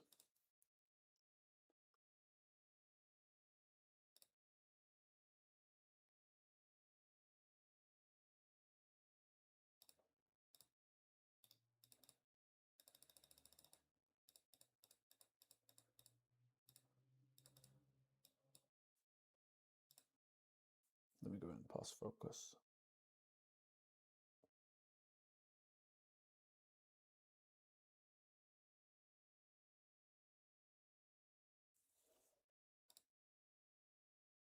Yo, 11 players, thanks so much for the raid. Are you riftbounding?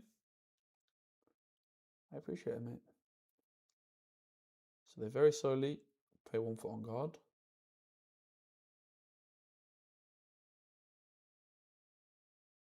Retreat to 5, of course. Done with a coaching session. Oh, nice. Coaching what? With who? How? Are you the coach? Are you getting coached? Sounds exciting either way.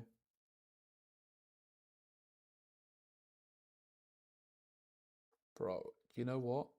I'll be honest, guys. Had no idea that was there. What a player I am, eh? That's crazy. I'm just blind.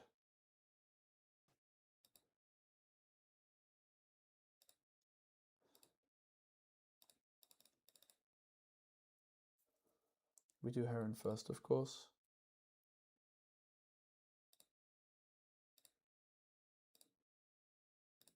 Find the discipline. So this is 5. Yeah, so we get to trade it. Lucky boy.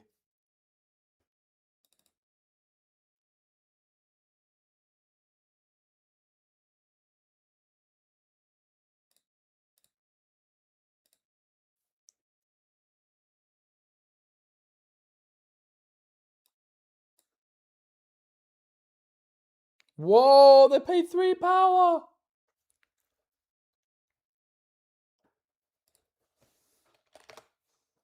Fair enough.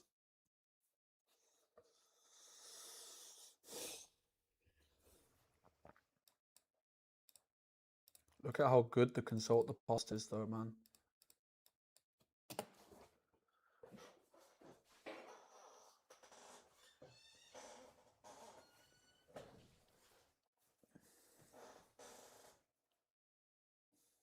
Just change the numbers around a bit, right? It's like here premonition, right? It's like, oh, you just drew 3 for 1 power. But it's like, yeah, but we kind of didn't. Like we very much did, but we would have had that reduction on a defy otherwise, right? So now look at this. Consult the Past with Heron. That's where the synergy's at, guys. Heron effect. Retreat it.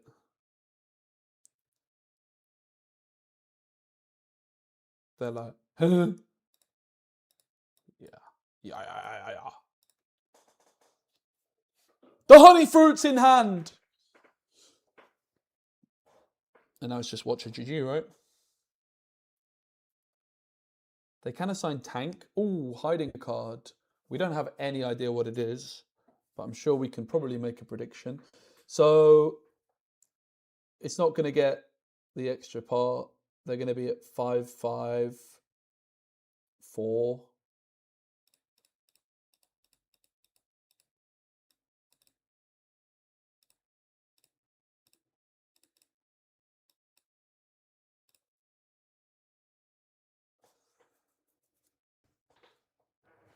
Empress Divide.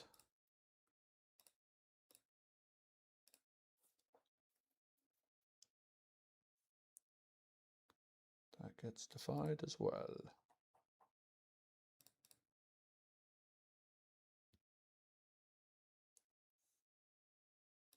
Another defy. I do have a lot of cards in hand. But yes, another defy.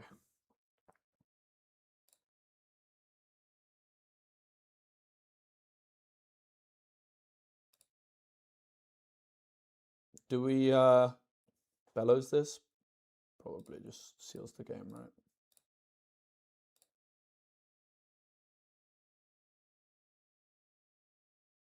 Are they really thinking about paying 3 power to keep the mournful witness?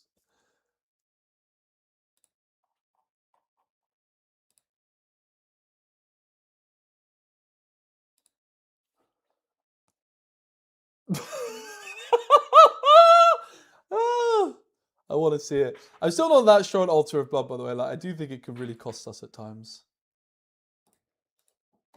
But yeah.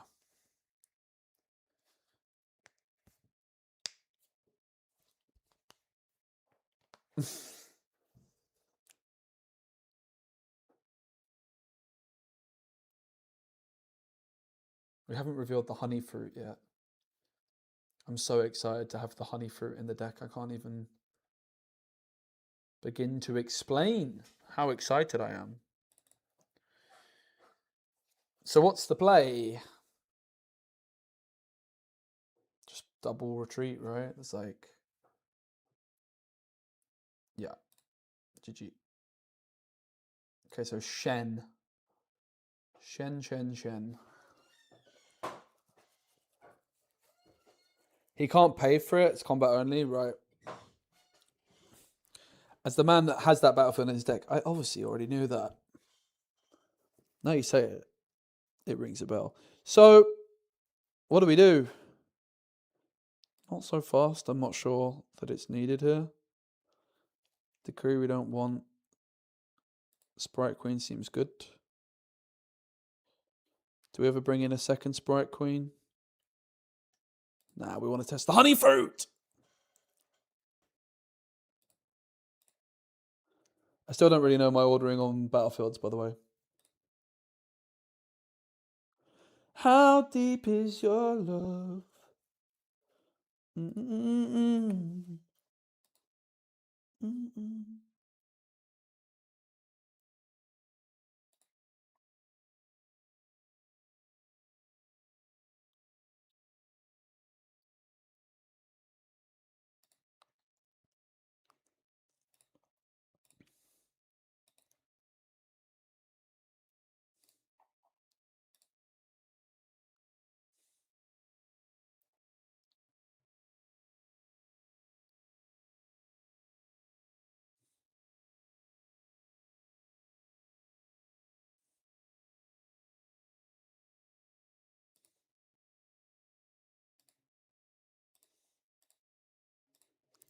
The Grove.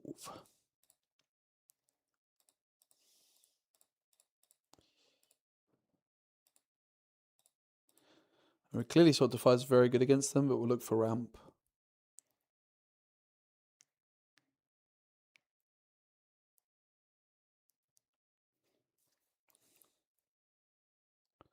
I would like to try to contest this a bit.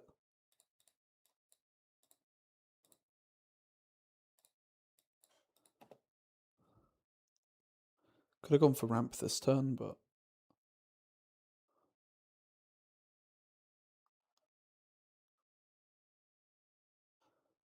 It's definitely interesting, the idea of having student stupefy, right?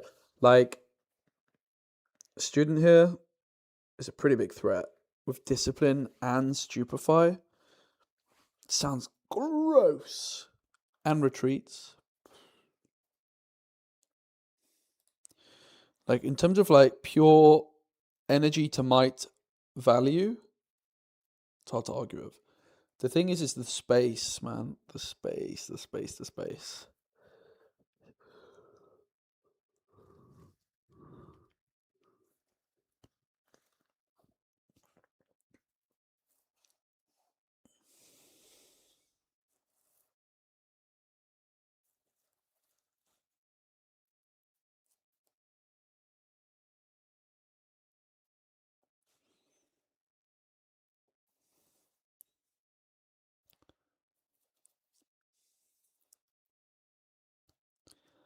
I mean,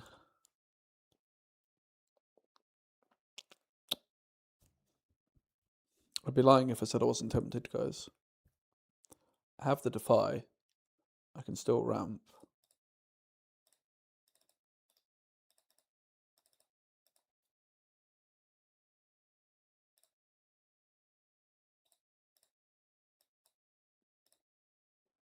I can just retreat it, right? It doesn't matter.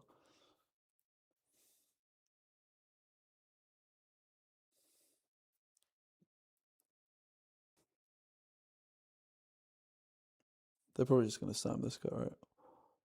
Huh?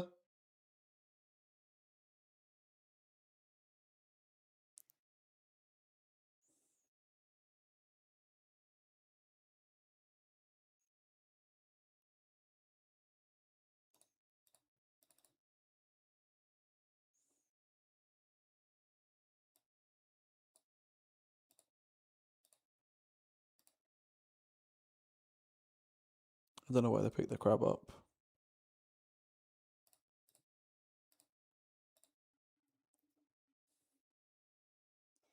What are my thoughts on a Carly?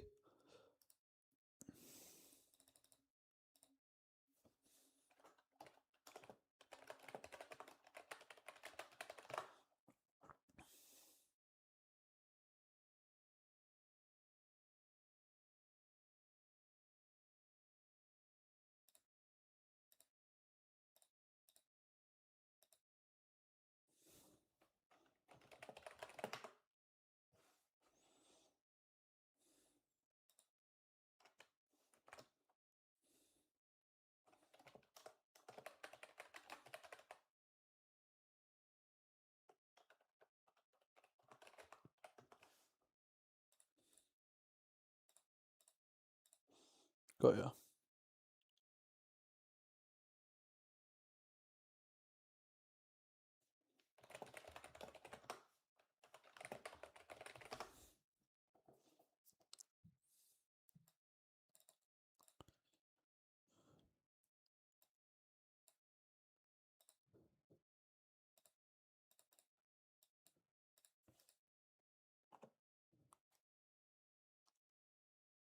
I was very confused, but it makes sense. To let the crab die, the death knell trigger Shen can come in. Still good for us. They deramped one.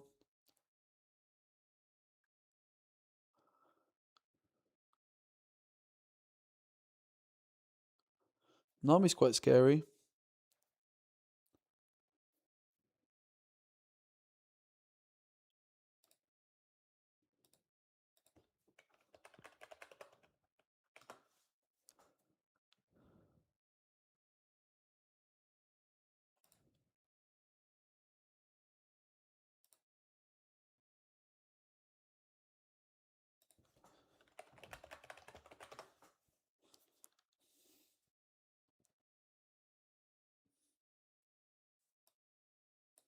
They're not happy about it. I can't say I blame them.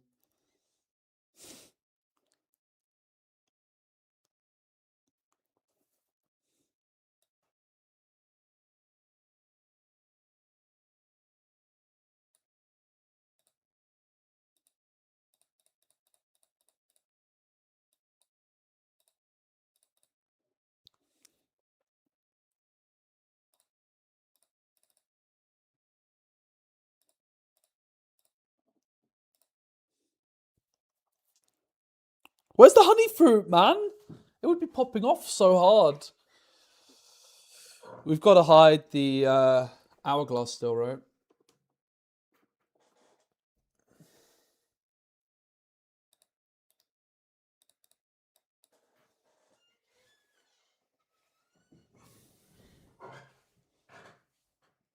I think I'll play this still. Bad sequencing, to be honest, but there we are.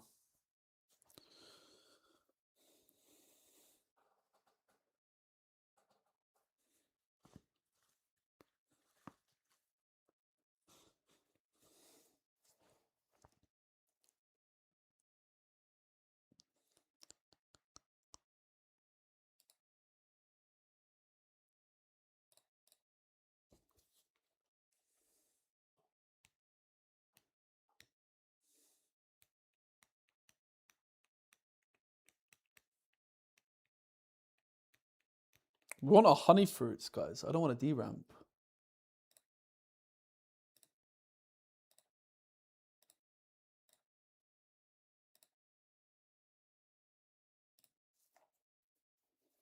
You know?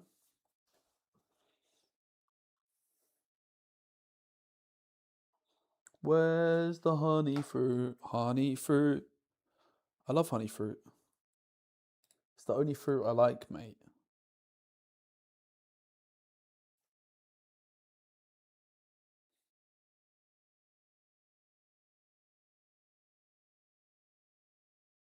One for witness.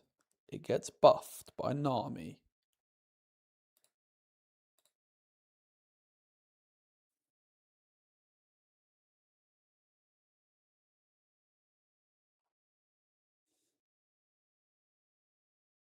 Wasn't that impressive? We could flip the hourglass now.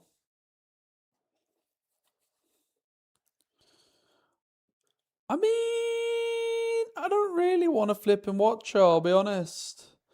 If I go find your center, I can't play the Nasus. I could just flip this. And I could go Watcher. It's like, Watcher, Bellows, GG. But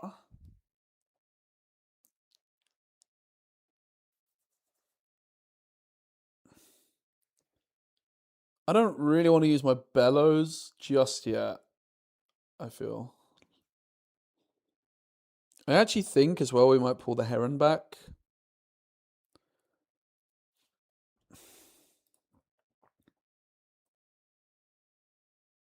I think I'm going to wait.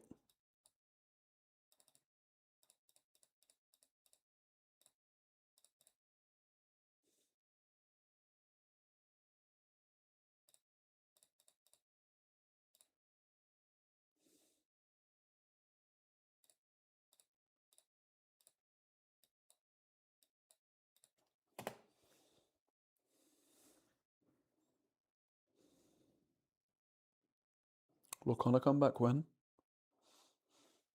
We need a digital client, man. I'm supposed to have posted my coconut video already. I did film one, but I didn't get around to editing it.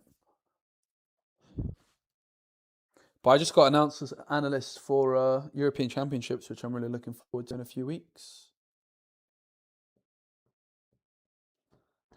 I am also grinding a lot of RIFTBOUND at the moment because there's a lot of events coming up I'm due to go to.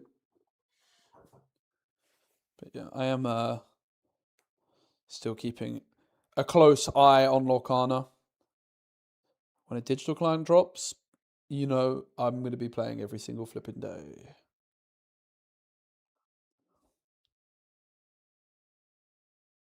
Lorcana views are definitely not amazing recently. RIFTBOUND just seems to be a little bit more creator friendly, generally. That's actually not true. It's actually a lot more creator friendly right now. Lorcana's not really doing much to support creators. Like, I want to be fair with that because I am really lucky. I get a lot of support from Lorcana in terms of casting. And I take it really, really seriously. If you guys watch my casting, you know that. I really, really take it extremely seriously. But in terms of like actual content, you know,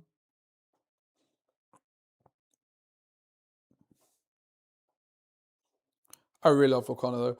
My girlfriend also got a ticket to play in the last chance qualifier, so she's going to be coming to Euros as well, and she's going to be practicing, which means I'm going to be even more trying to support with that. There you go to 5. We're definitely going to watch a Bellows Breath soon enough. We've just been waiting for the right moment.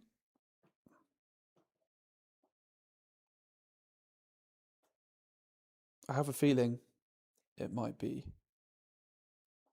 very soon.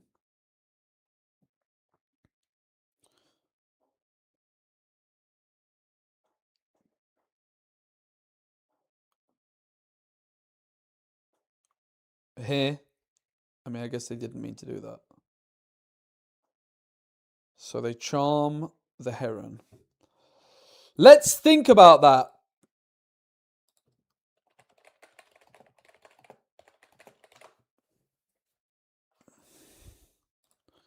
So if we don't know if it's back off, I mean, we've got the hourglass. The heron will move to the battlefield.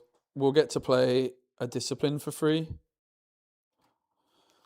The Shen goes to 6. I think it's fine. And they back off. I mean, I'm kind of cheating a bit there because I know they're going to back off me.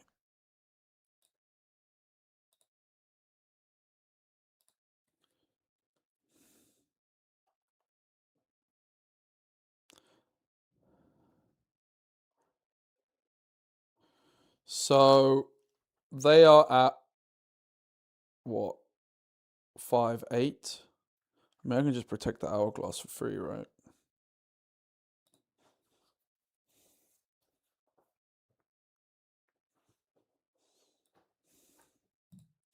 Is it ever better to go find your center?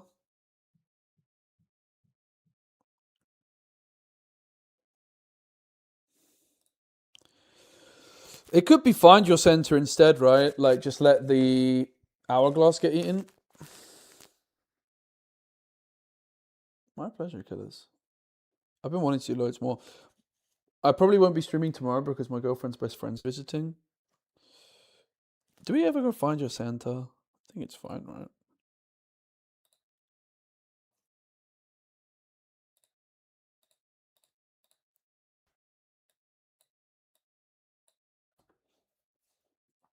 I feel like I definitely gained an advantage by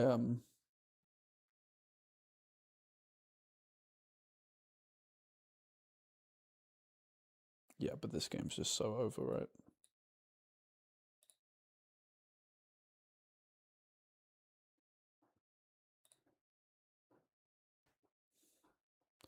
So could we ever go for the double heron? Just to play with them a bit? So if we go heron, heron, right? 4, ready 2. I think we can do it, right? We go heron, heron, we go down to 4, ready 2 at 6. Watcher costs 4.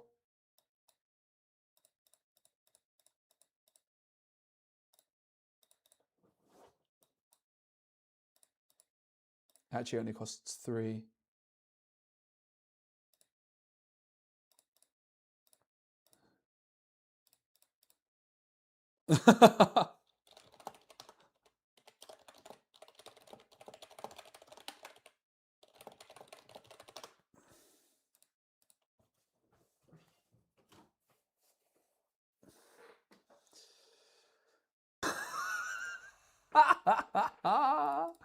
GG to them.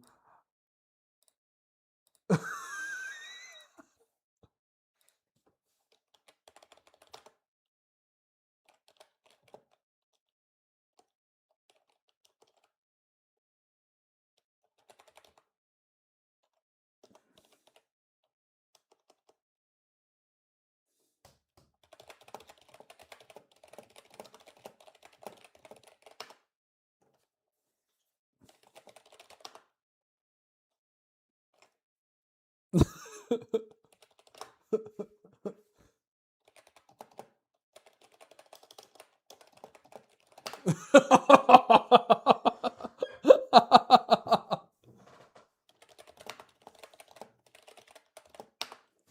don't actually hate the guy that made this Shen YouTuber video. That's a joke on me because I'm a YouTuber. It was a really good title though. It was like, everybody says that Shen is bad, but I just keep winning.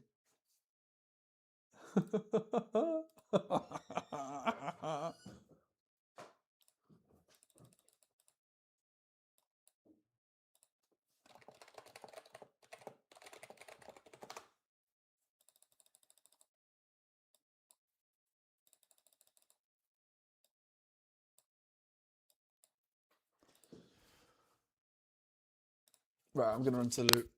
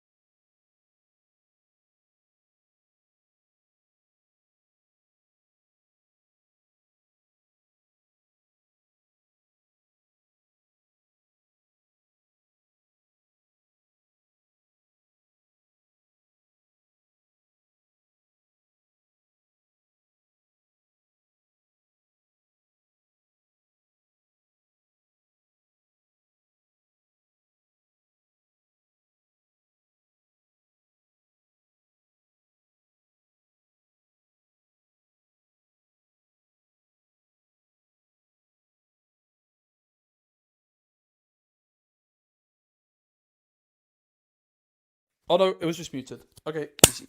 Oops. This is TCG Arena. GG to my opponent. Let's go again. I'm addicted. What's the win rate today? Let's do a quick check.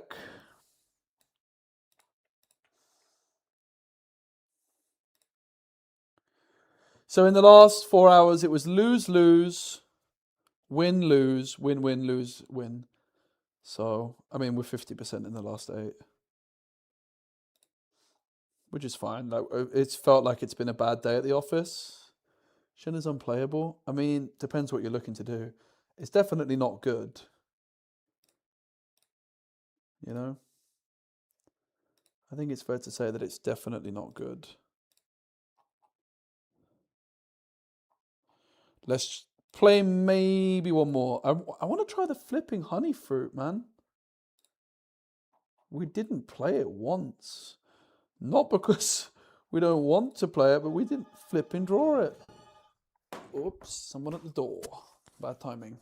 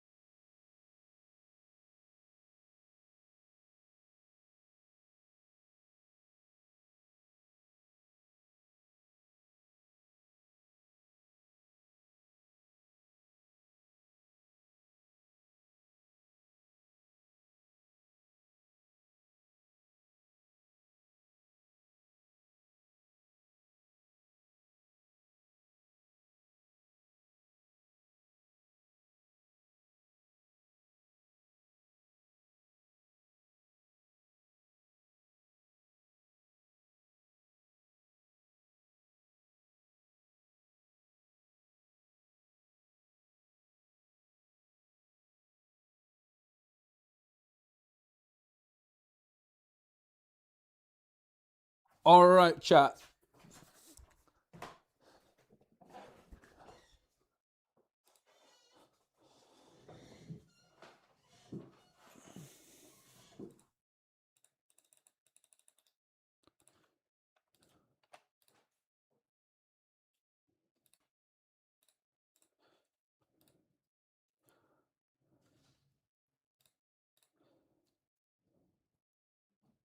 Ezreal.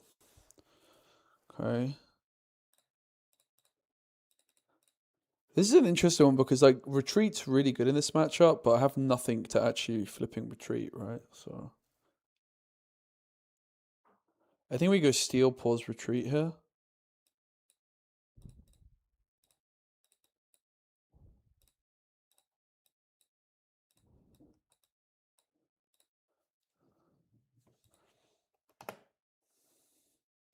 Because we are the aggro deck in this matchup. Can't defy it, sadly. Probably would be interested in doing so.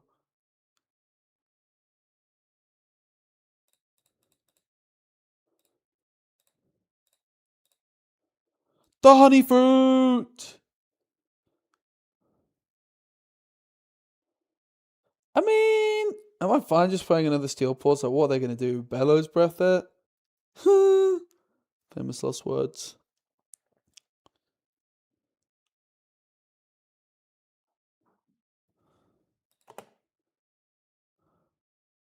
Very possible in this matchup I should not be playing the honey fruit. It's definitely a matchup we'll sideboard it out. I take that much for free.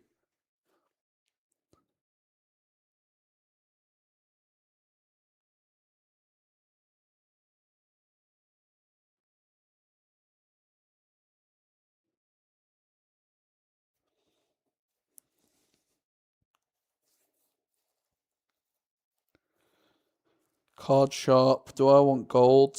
No, I've got my honey fruit.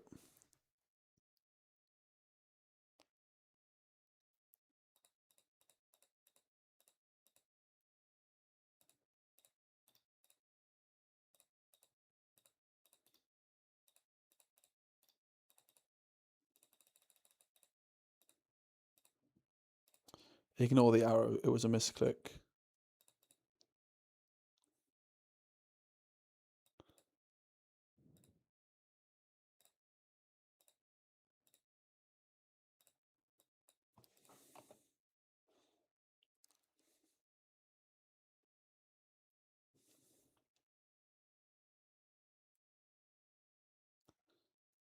This is definitely the matchup where the Sprite Mother's supposed to come in. Because it's a tricky matchup for us. I do think. Because it's like... Also, we have the item removal guys are pretty good, right? They're like, ooh, maybe I want not. So they have Singularity in hand. Very telegraphed. Also, we can't Altar of Blood unless it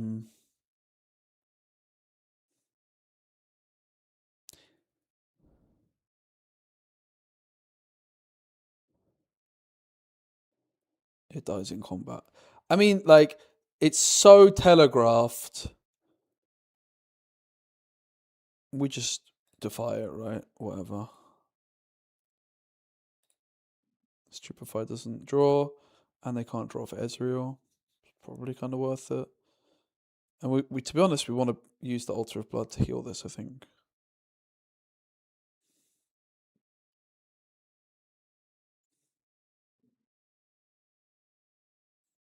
And it's only in combat, right? So Honey Fruit so far, we paid 2 energy for 1 power and 1 card less in hand.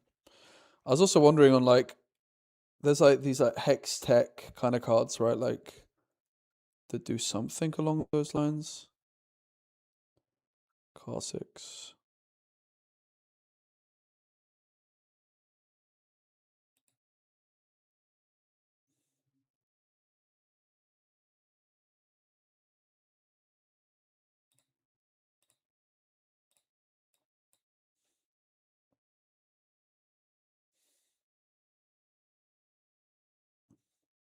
That's so good for us in this spot, in this matchup. The honey fruit makes it better as well, right? Like the power cost on it is so high, but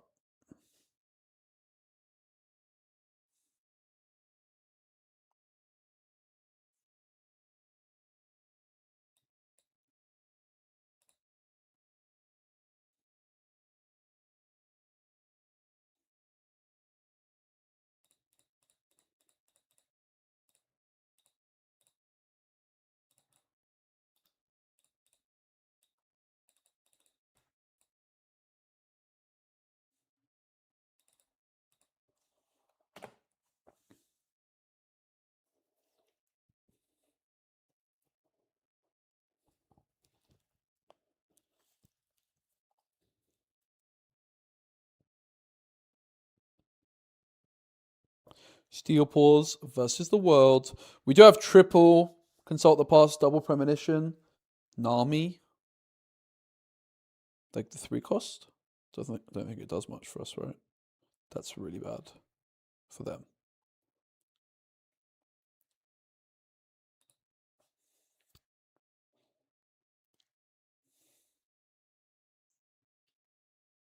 Watcher Bellows would be good, of course. Not so fast can't be bad.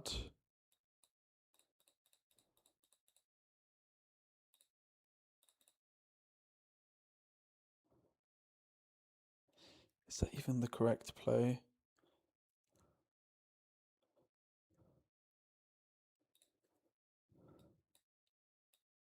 Do we ever just play it at base?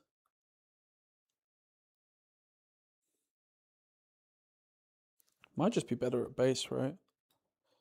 The reason we play it at base is because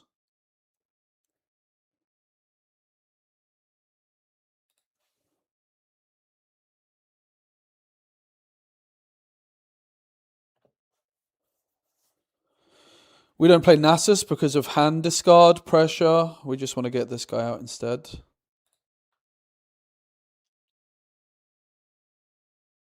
So they actually get to 6 before us. That's maybe why this line's bad, but it's better against the Watcher, right? Yeah, I don't think Nami's any sort of a consideration.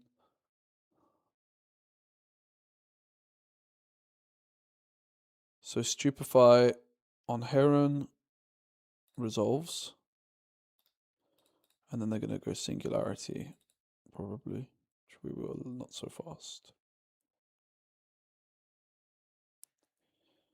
Yeah, I think the Heron was a mistake, right? Actually, Nasus was a really good play this turn because of the threat of empowering GG. I think that was a big trick missed.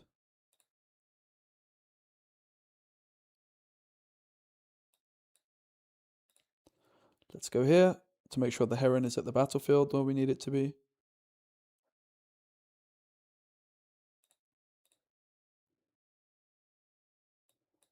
Let's go here.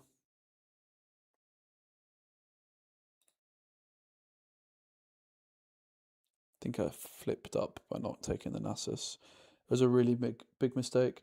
If we went Nasus the previous turn, it would have been perfect because I would have had to have overextended respecting the Nasus empower.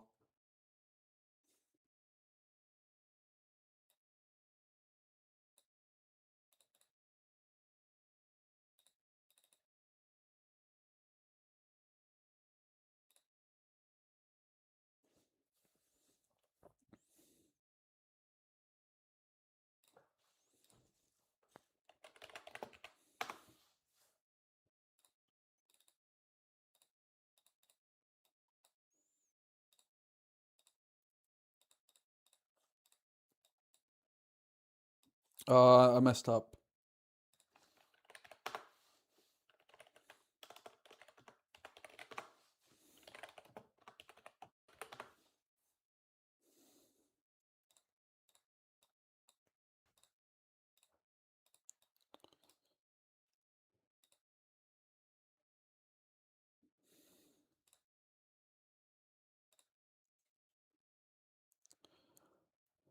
Heron effect, right?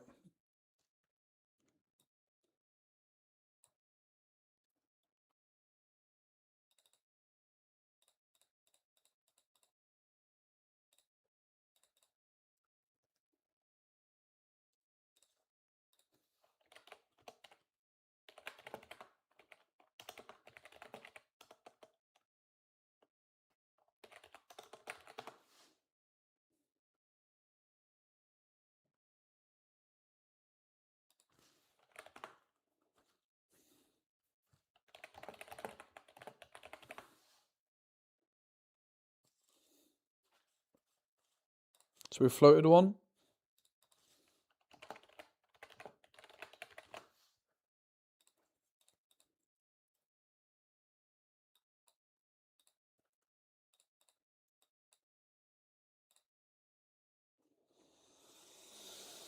I mean,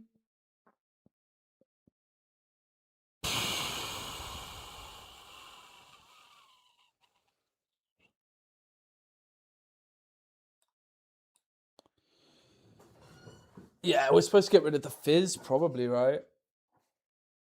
But we also have not so fast available, so we have to be really careful, like, how to sequence this.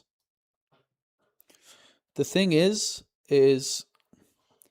I have the power almost for free for the first one.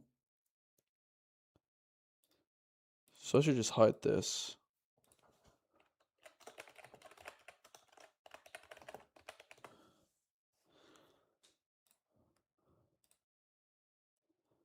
I would love to get rid of the fizz, but the problem is I can't not so fast if I do that this turn.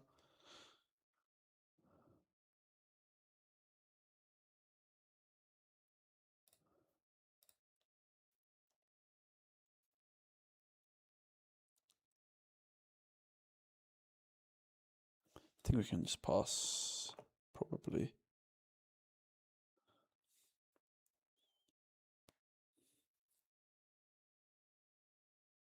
Gust on Steel Paws. What am I missing?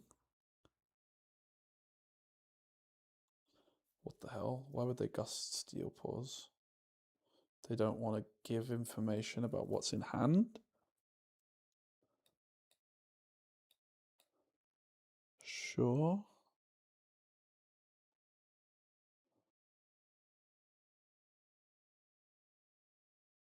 And they want to draw. Frigid Touch.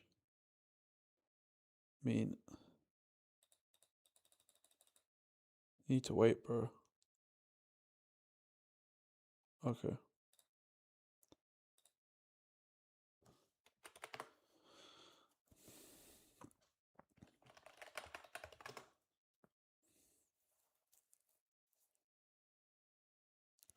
So Heron would go down to 3. You have to imagine they have something better still. They still haven't paid for Watcher though, right? You would think the only way we could lose here is Watcher.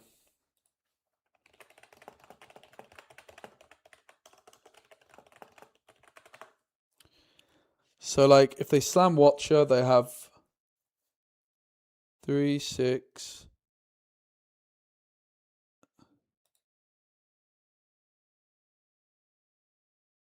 Okay. We were just doing the maths on Watcher, but they said we got it. That works.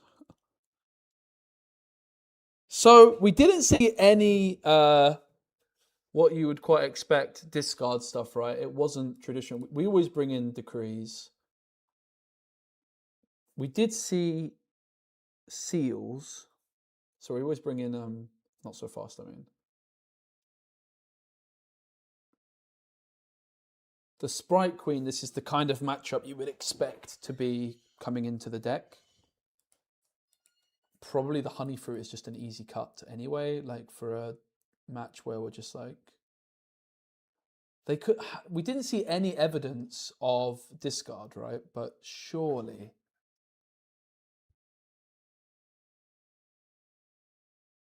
do we just go for one Sprite Queen?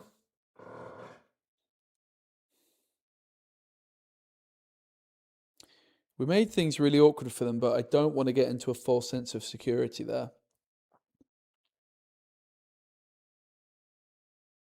Let's just go one Sprite Queen. Altar of Blood's gone. Probably play this. This Honey Fruit's gonna bug me.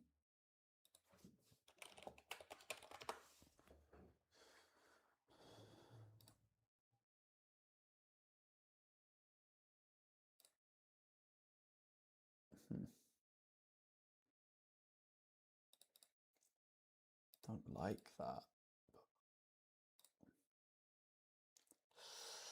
Ooh.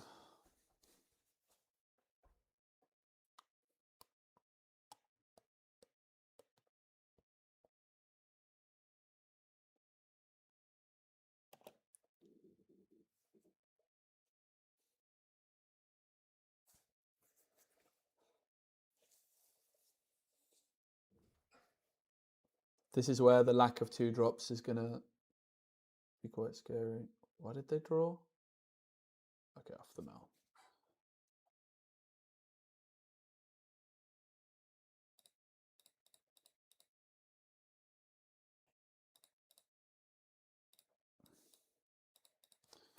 The Mel's actually a really, really good card against me. Spells and abilities can't be countered. And its backline. Only thing I can deal with it is Watcher Bellows, which I've just gotten rid of. It's actually a really good counter card against us. It's possibly even something we want to be considering being good against in the side. Charm also becomes better with the Honey Fruit. Charm I still think is a super reasonable card generally.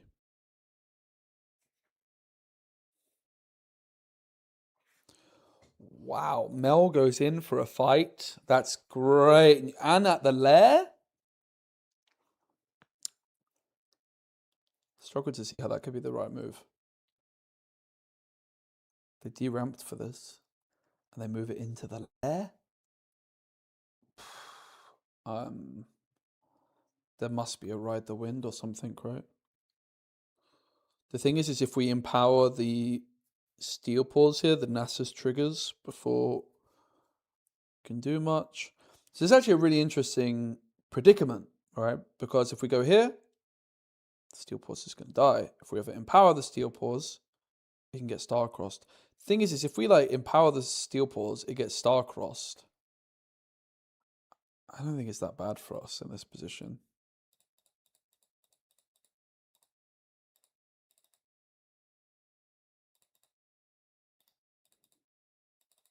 The Mel is not empowered, which is maybe the thing I'm most surprised by. Car 6, sure.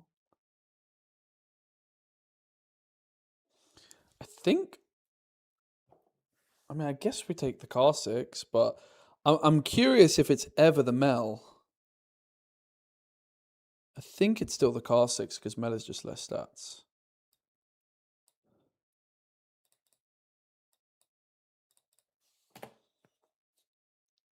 They double deramped so far, right? I think we're not too unhappy about the position overall.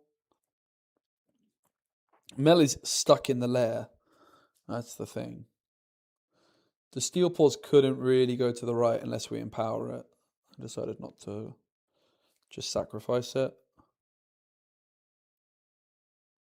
It's an interesting position, no doubt.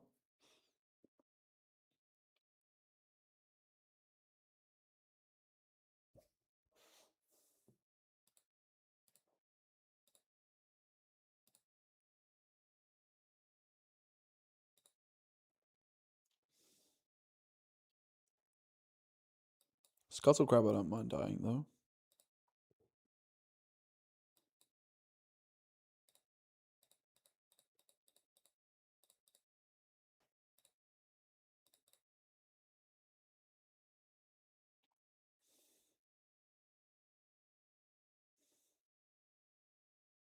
Would love to be able to hit the Mel here. Next card we play costs less. Probably just the Premonition, but we could also do Premonition on an opponent's turn. I think it's just Premonition.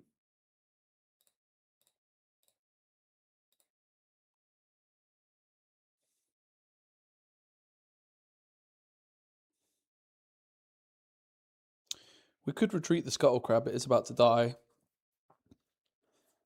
I guess we could also do that in our opponent's turn, though, and then the next card we play costs less. Do we want to hide Consult the Past? It does deramp.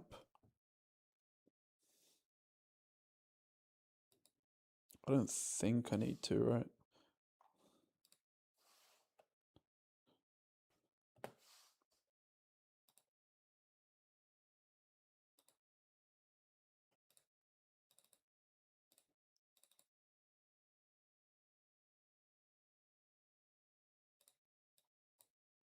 Oops.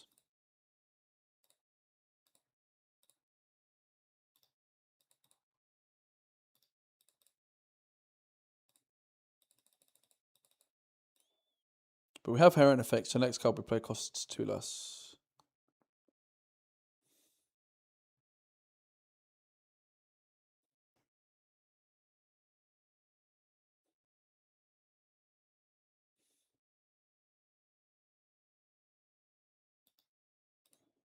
It's pretty much what we expected.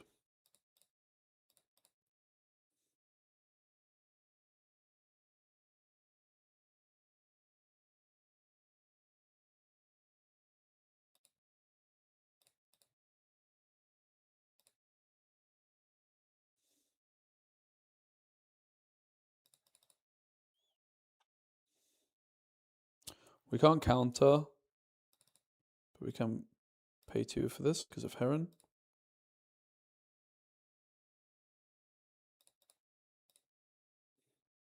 And then we can retreat it! Ha ha ha! Crazy.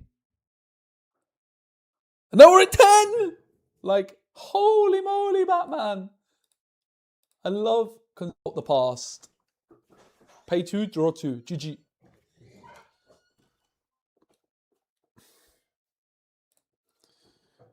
Just need a watcher and it's over, right? Where's my watcher, guys? Anybody seen it? Has anybody seen my watcher?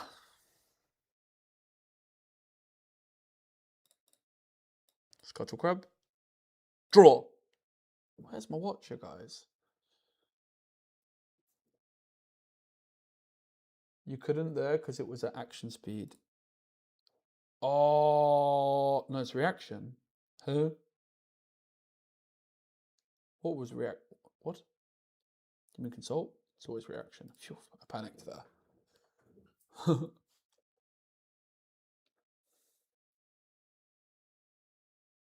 You almost had me. So we can burn... bro, I just want my flipping watcher. Is that too much to ask for? My goodness. We could also do like... No, we can't do anything. Like the Nasus is scary because they can bounce it, right? But it is deflect 2. It might just be fine. We just take another scuttle first and see what happens, right? And then I think it's just the big guy.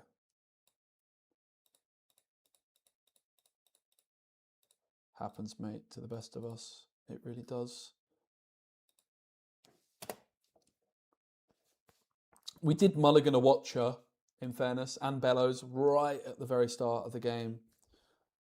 We've got all the cards, all the draw, but...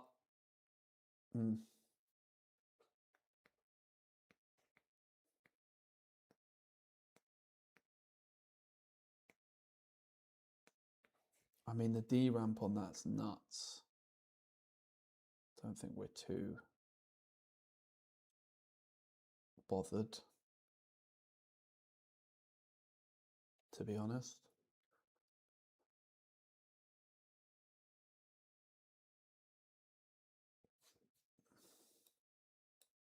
No need to retreat. We can't counter it because of the Mel being empowered. Remember, we could have killed the Mel earlier, but we went for the NASA. We went for the car 6. We're like, yeah, it's fine. It's not going to be a problem. Yeah. It was a bit greedy, wasn't it? It was a bit greedy. Have a feeling it might not have been optimal. Just a hunch. Just a hunch.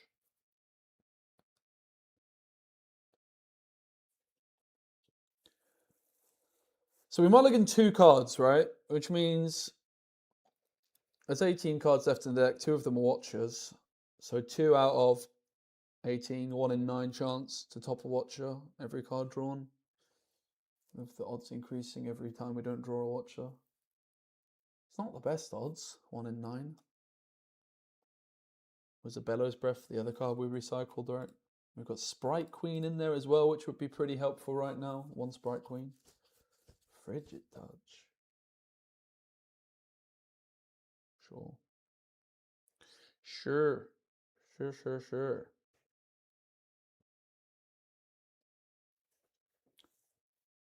Okay. Remember, our spells, their spells can't be countered. So what the flip did we do, guys? Is it like Heron and Nasus? Did we go for the 1 in 9 Watcher draw of something? That doesn't seem very good. It's a disaster, isn't it? If we're honest. Should we just check to see what's in their hand? That sounds like a good start. That sounds like a very good start.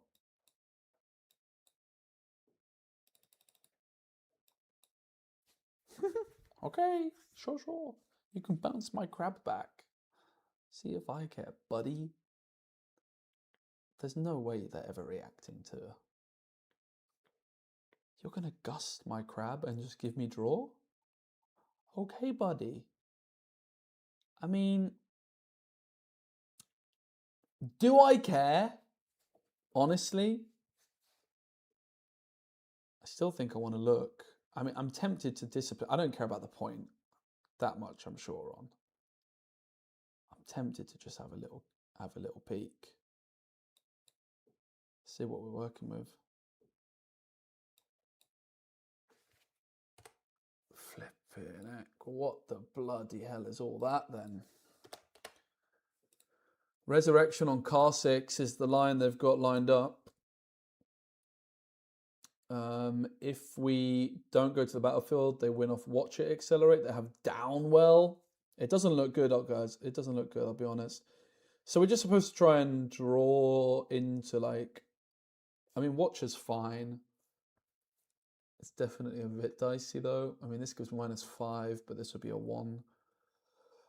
So we've basically just got to dig for the Watcher, right? I think would be my assessment.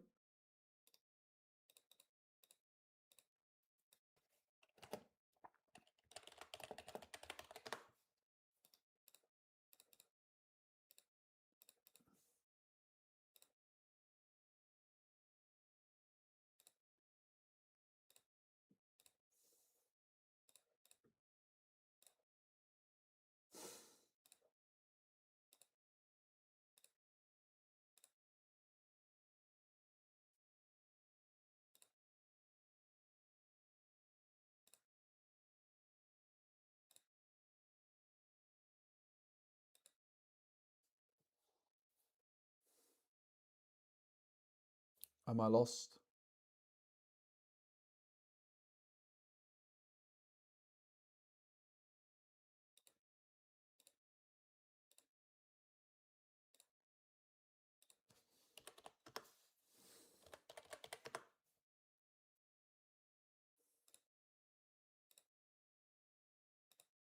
The answer is yes.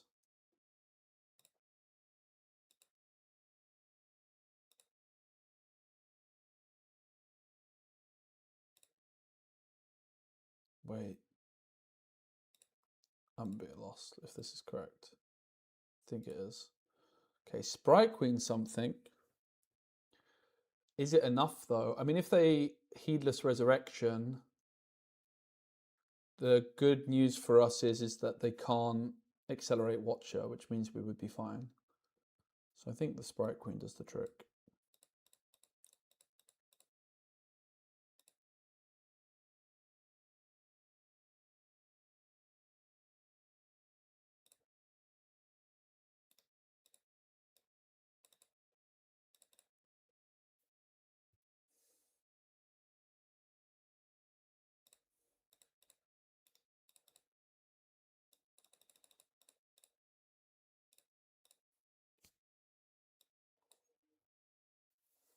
They can just eclipse it, of course.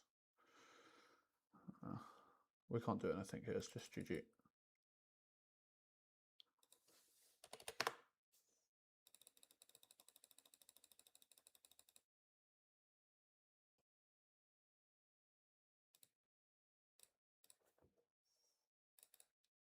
We made a big egregious error there. Probably also should have brought more Sprite Queens in, but I mean, we made a really big mistake with the sideboard decision making, right?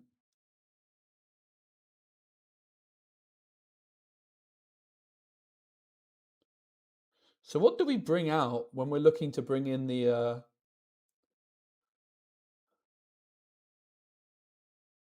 The thing is they moved the Mel into the thing and we never punished them for it. It was really poor for me. No, they had Mel empowered and I cannot counter when she's empowered. Mel was empowered, I can't counter spells. But I made a really egregious error by not removing her from the board when they really made a big error allowing me an opportunity to take her out, and I did not punish them for it. The Mel's a real danger for us. Guys, they had a Mel empowered! I'm not able to play it. Respect. Sorry for raging. I'm not raging. I'm raging at myself. I misplayed. What do I take out? The Sprite Queen was so good, but I'm just going to take her out. It's fine.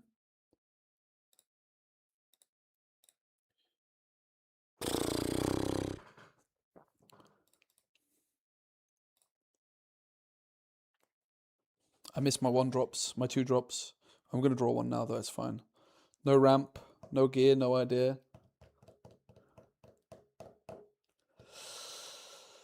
Yay, what an easy game. What a lucky boy. Lucky, lucky boy.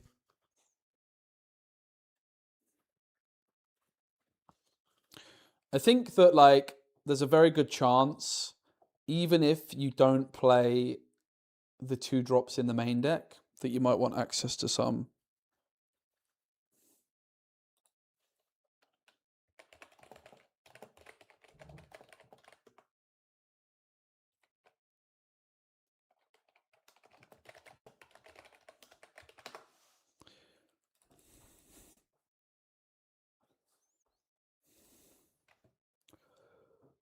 This is Sigil of the Storm.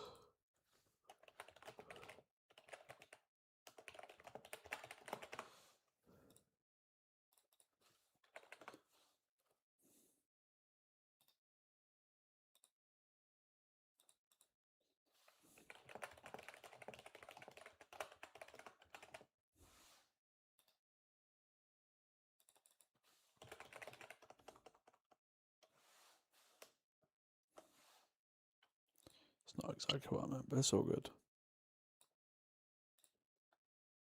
No.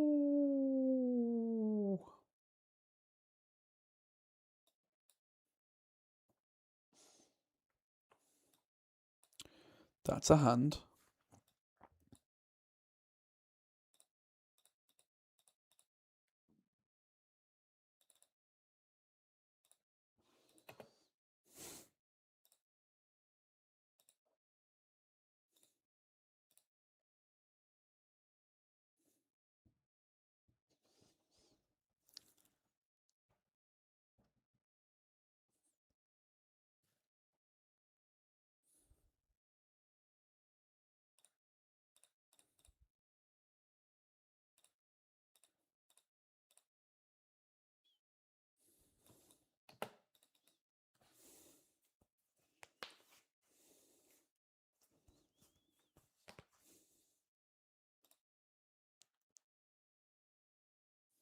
Doesn't look good for us, does it?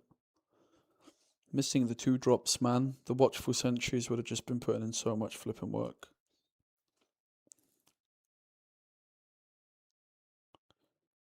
I'm really glad we're testing lots of different stuff, but it's definitely one of those currently that's feeling like the more we tinker, the worse the deck gets. But that's part of what tinkering is all about, you know?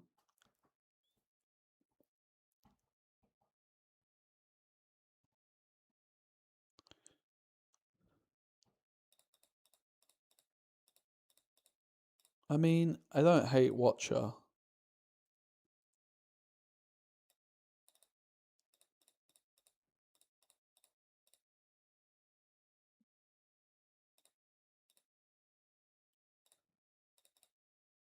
It's not great, but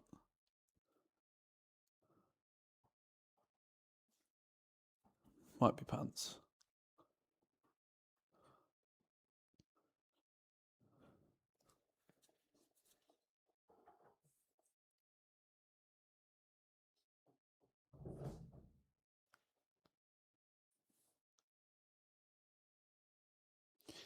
Yeah, sure. I think you could. I think charm is maybe a little bit better on average. Obviously, they can counter charm, but they could, in theory, also counter the other thing too. I think I'm fine with that. Do I just retreat it, I guess, to ramp?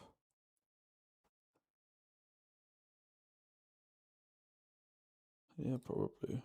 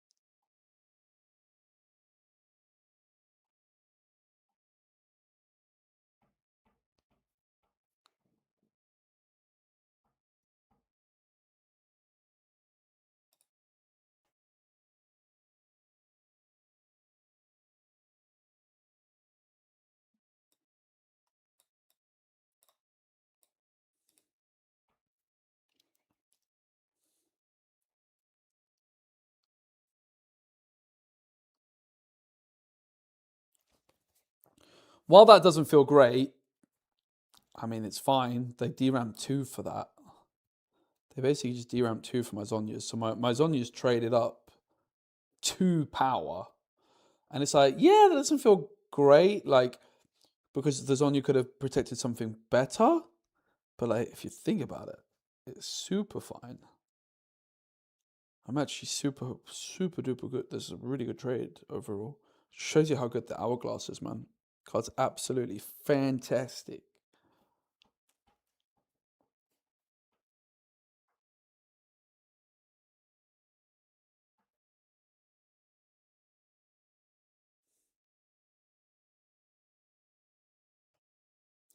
But yeah, I think it's probably wise to have something for Mel.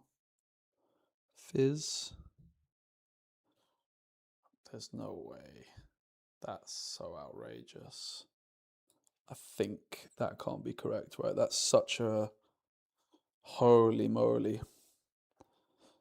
That's quite outrageous.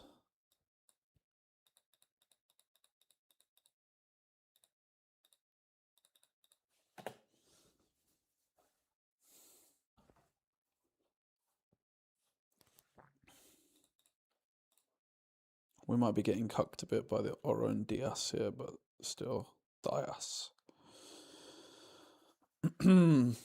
But we've got the big Nasus, the big boy. They DRAM so much to kill my little flipping Steel Paws. My Steel Paws overall made them pay 4 power. Crazy.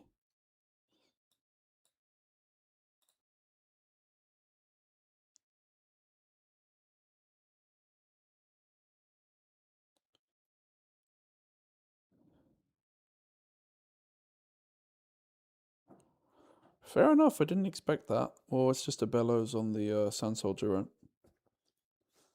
Does the trick.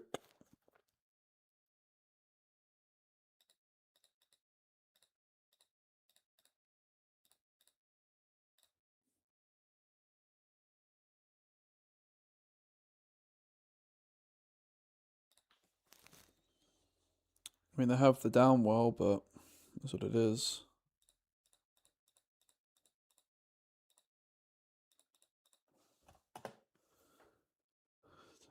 They didn't put the right battlefield in, but it's like the -1 when you hold minus a rune, minus a rune when you conquer it. They just put the wrong thing in. This guy hates Steel Paws. Who can blame him, actually? What the flip?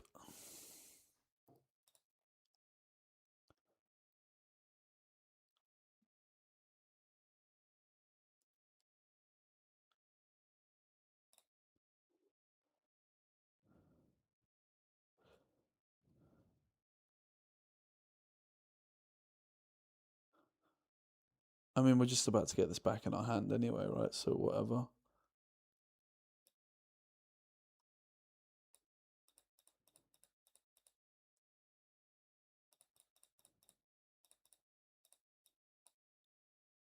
Yeah, it's fine.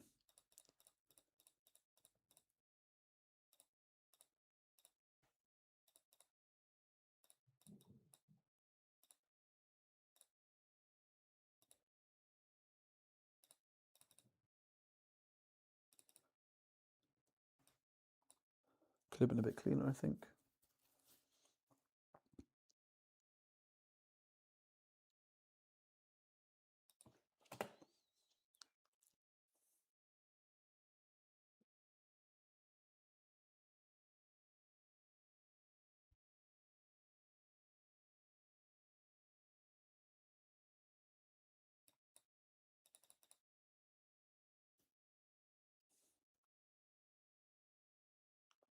We're just chilling, man. We're just they have to downwell us. And then we just, they board clear. We have first response. The thing is that they're lacking is the discard, right? And the steel paws, the amount they deramped to deal with it, while I understand why, because of how much work it put in the previous game, they're not going to go for it crazy. Fizz? Star-crossed. They're changing their mind. We have the Heron, obviously, at the battlefield. So we can just pay 4 for Consult the Past here. And then 0 for Not So Fast. It's like, yeah, Consult the Past is just so good in this deck. It's crazy. Runes are really just something that we don't struggle for. It's the D-ramp that's the issue. So actually the fact that here I could confidently just not hide the Consult the Past, but just play it, kind of crazy. It's just so flexible. As nice as the Premonition is, it does contribute to D-ramping, right? So let's... I'm confused. Okay, so they're saying...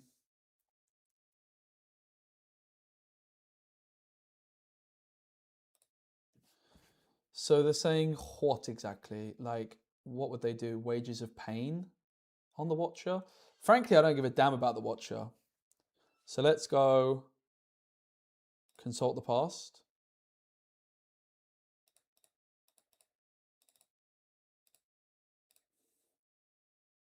I could not so fast yet. I don't give a damn, mate. They can Wages of Pain it. I empower my Nasus. I score an additional point.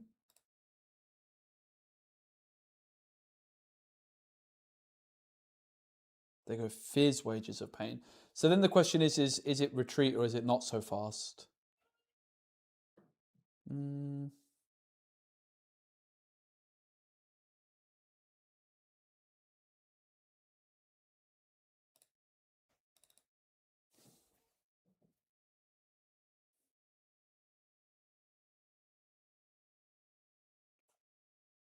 I mean, I would love to empower the Nasus, but it's probably just Not So Fast, right? Empowering Nasus seems kind of good. This ramps.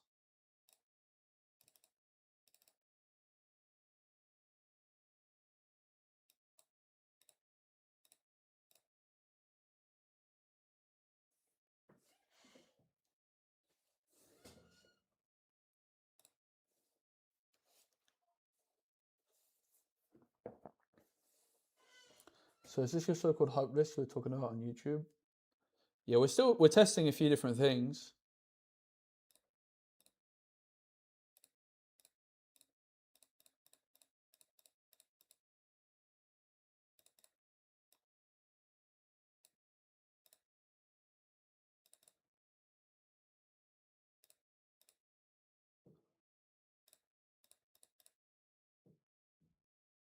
Wait, is this even correct?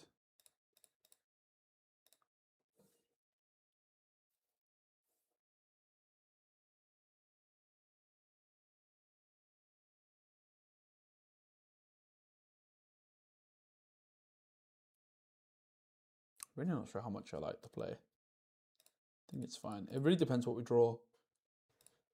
Could backfire. Yeah, it's horrible. I've got nothing open now. They don't know that though, but it's terrible play. I think it was probably just not so fast. The thing is I just wanted to hold the not so fast in hand for a later point. It was a bit of a long term. Yeah, retreat does the trick for now. I can empower Nasus. It's not bad.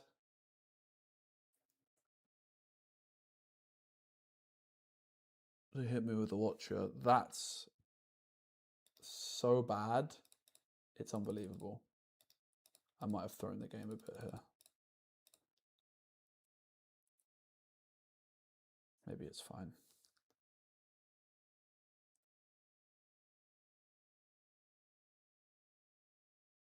They have to be worried that I've got something. The problem is I have absolutely flipping nothing. And I didn't get my premonition off when I started Heron. Now this is where it's important, the art of the bluff. I pretend I'm thinking about something. I want to cry. I think we're fine. Chaos Rune to the bottom right from that, sure.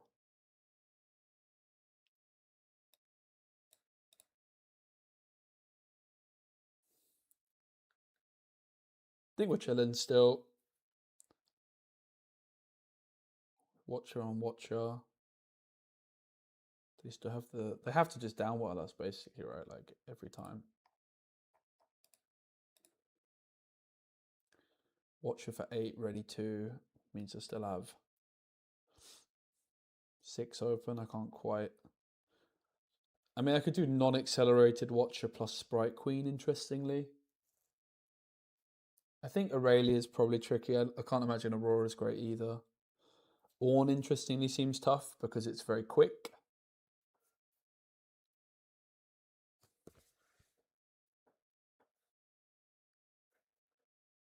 I kind of want to get the Fizz out. So the thing is, both of those cards are good back in their hand, right? I suppose it's fair to say that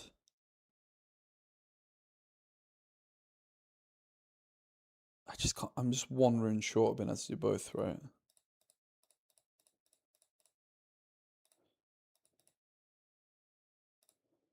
It just makes sense to go for Watcher on Watcher. I D-ramp 1 extra. That's the biggest downside about it.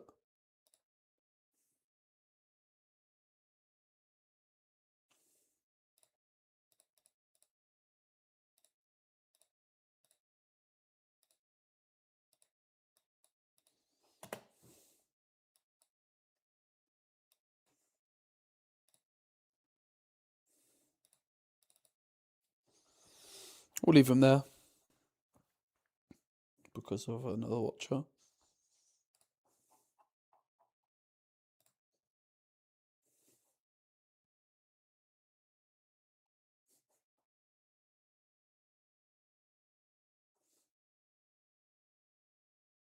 Seal for seal.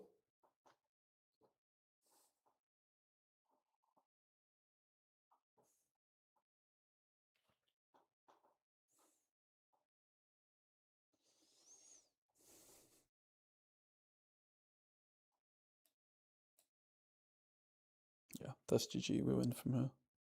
GG. Wait, no, I don't. Ah! Maths is hard. Wait, do I? No, almost though. I'm just like 1 short. You can't quite go double. You need the Heron to do some shenanigans. It's so close though.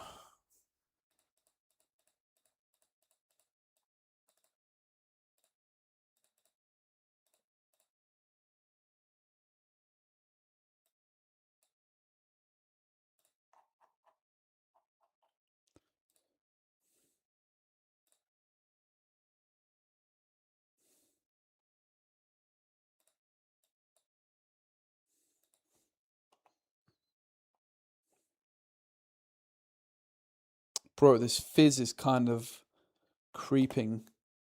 Creeping.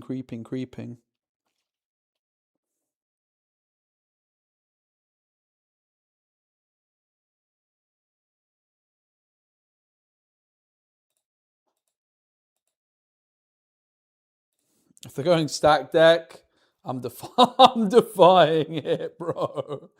Nah, no stack deck. Not allowed. I ban stack deck.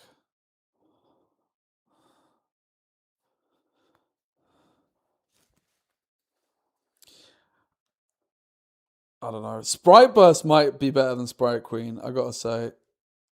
Didn't I have enough for Queen? No. Watcher costs 8, already 2, basically costs 6.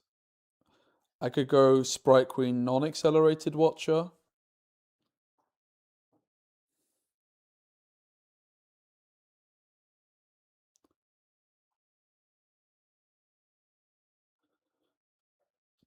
But I just wanted to take the Watcher outright. The Watcher has to go because of Downwell in particular.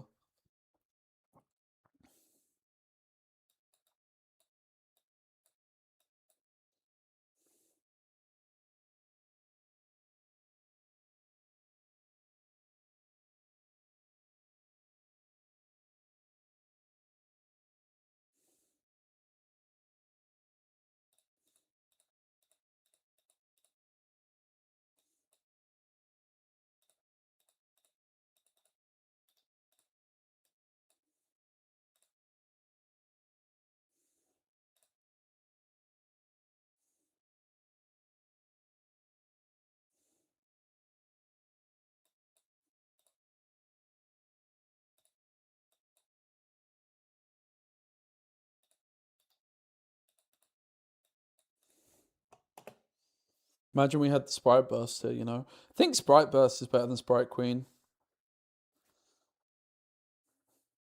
I think Sprite Burst has a real chance of being bloody good. Do we just not so fast it?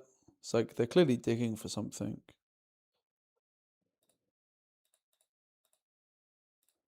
Stops the simple draw of this and this. Well, Queen costs 7, that's the issue.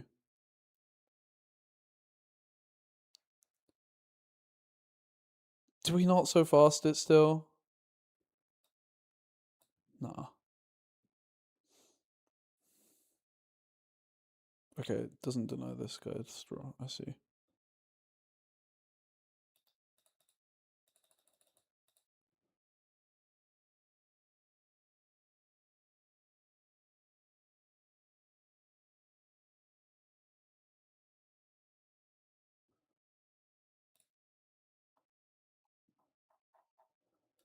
Bro, ain't no way.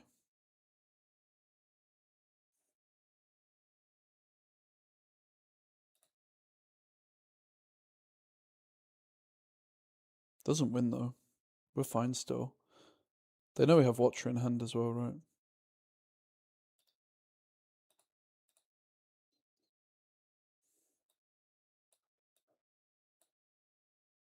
Bam! Sprite Fountain. GG.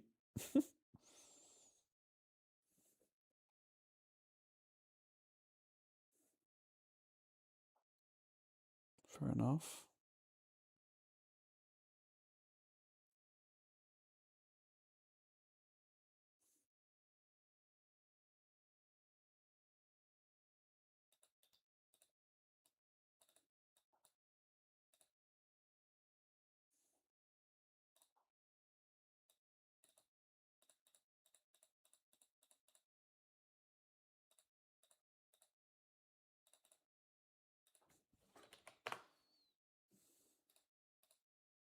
Let's win.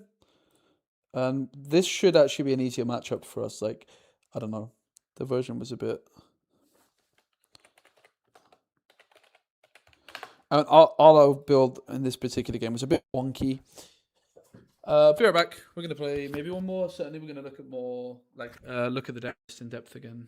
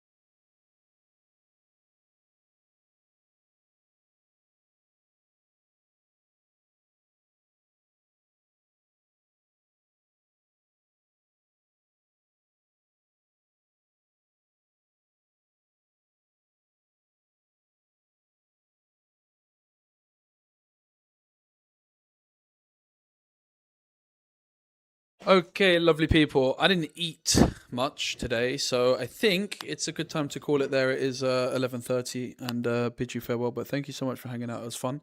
We're not going to be streaming tomorrow unless I'm streaming late in the evening, which is possible. But yeah. I would say overall, like, the honey fruit is still like super, super duper duper duper duper duper duper duper duper duper not locked in. Certainly not three of them. I think the card's pretty good though. I gotta say, like, you wouldn't play three. I think most likely we would look at something like this. Bring the Watchful Sentry back in. Could honey fruit be a good one of? Maybe. I also think Sprite Burst. I'm not actually that sold on the Sprite Queen ever. I've never been very impressed by her. But like Sprite Burst, obviously the downside is it's not triggering the legend, but we already have enough that triggers the legend. And then the other thing I would say that we want access to is like this. I mean, I could see like this being the deck. You play like one of honey fruit maybe. I think it's pretty reasonable. Maybe even two. It's like, yeah, it's slow, but we don't care. I think like this is very reasonable, right? Like 2 decrees.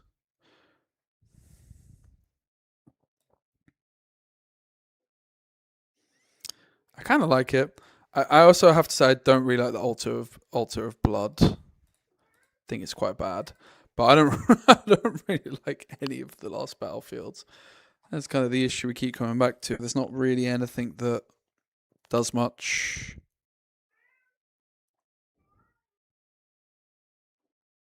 We hold. First time, debris, conquer. Kill a unit to draw 1. Yeah, I mean, defending alone. Ripper's Bay was fun. Probably something like this is quite reasonable.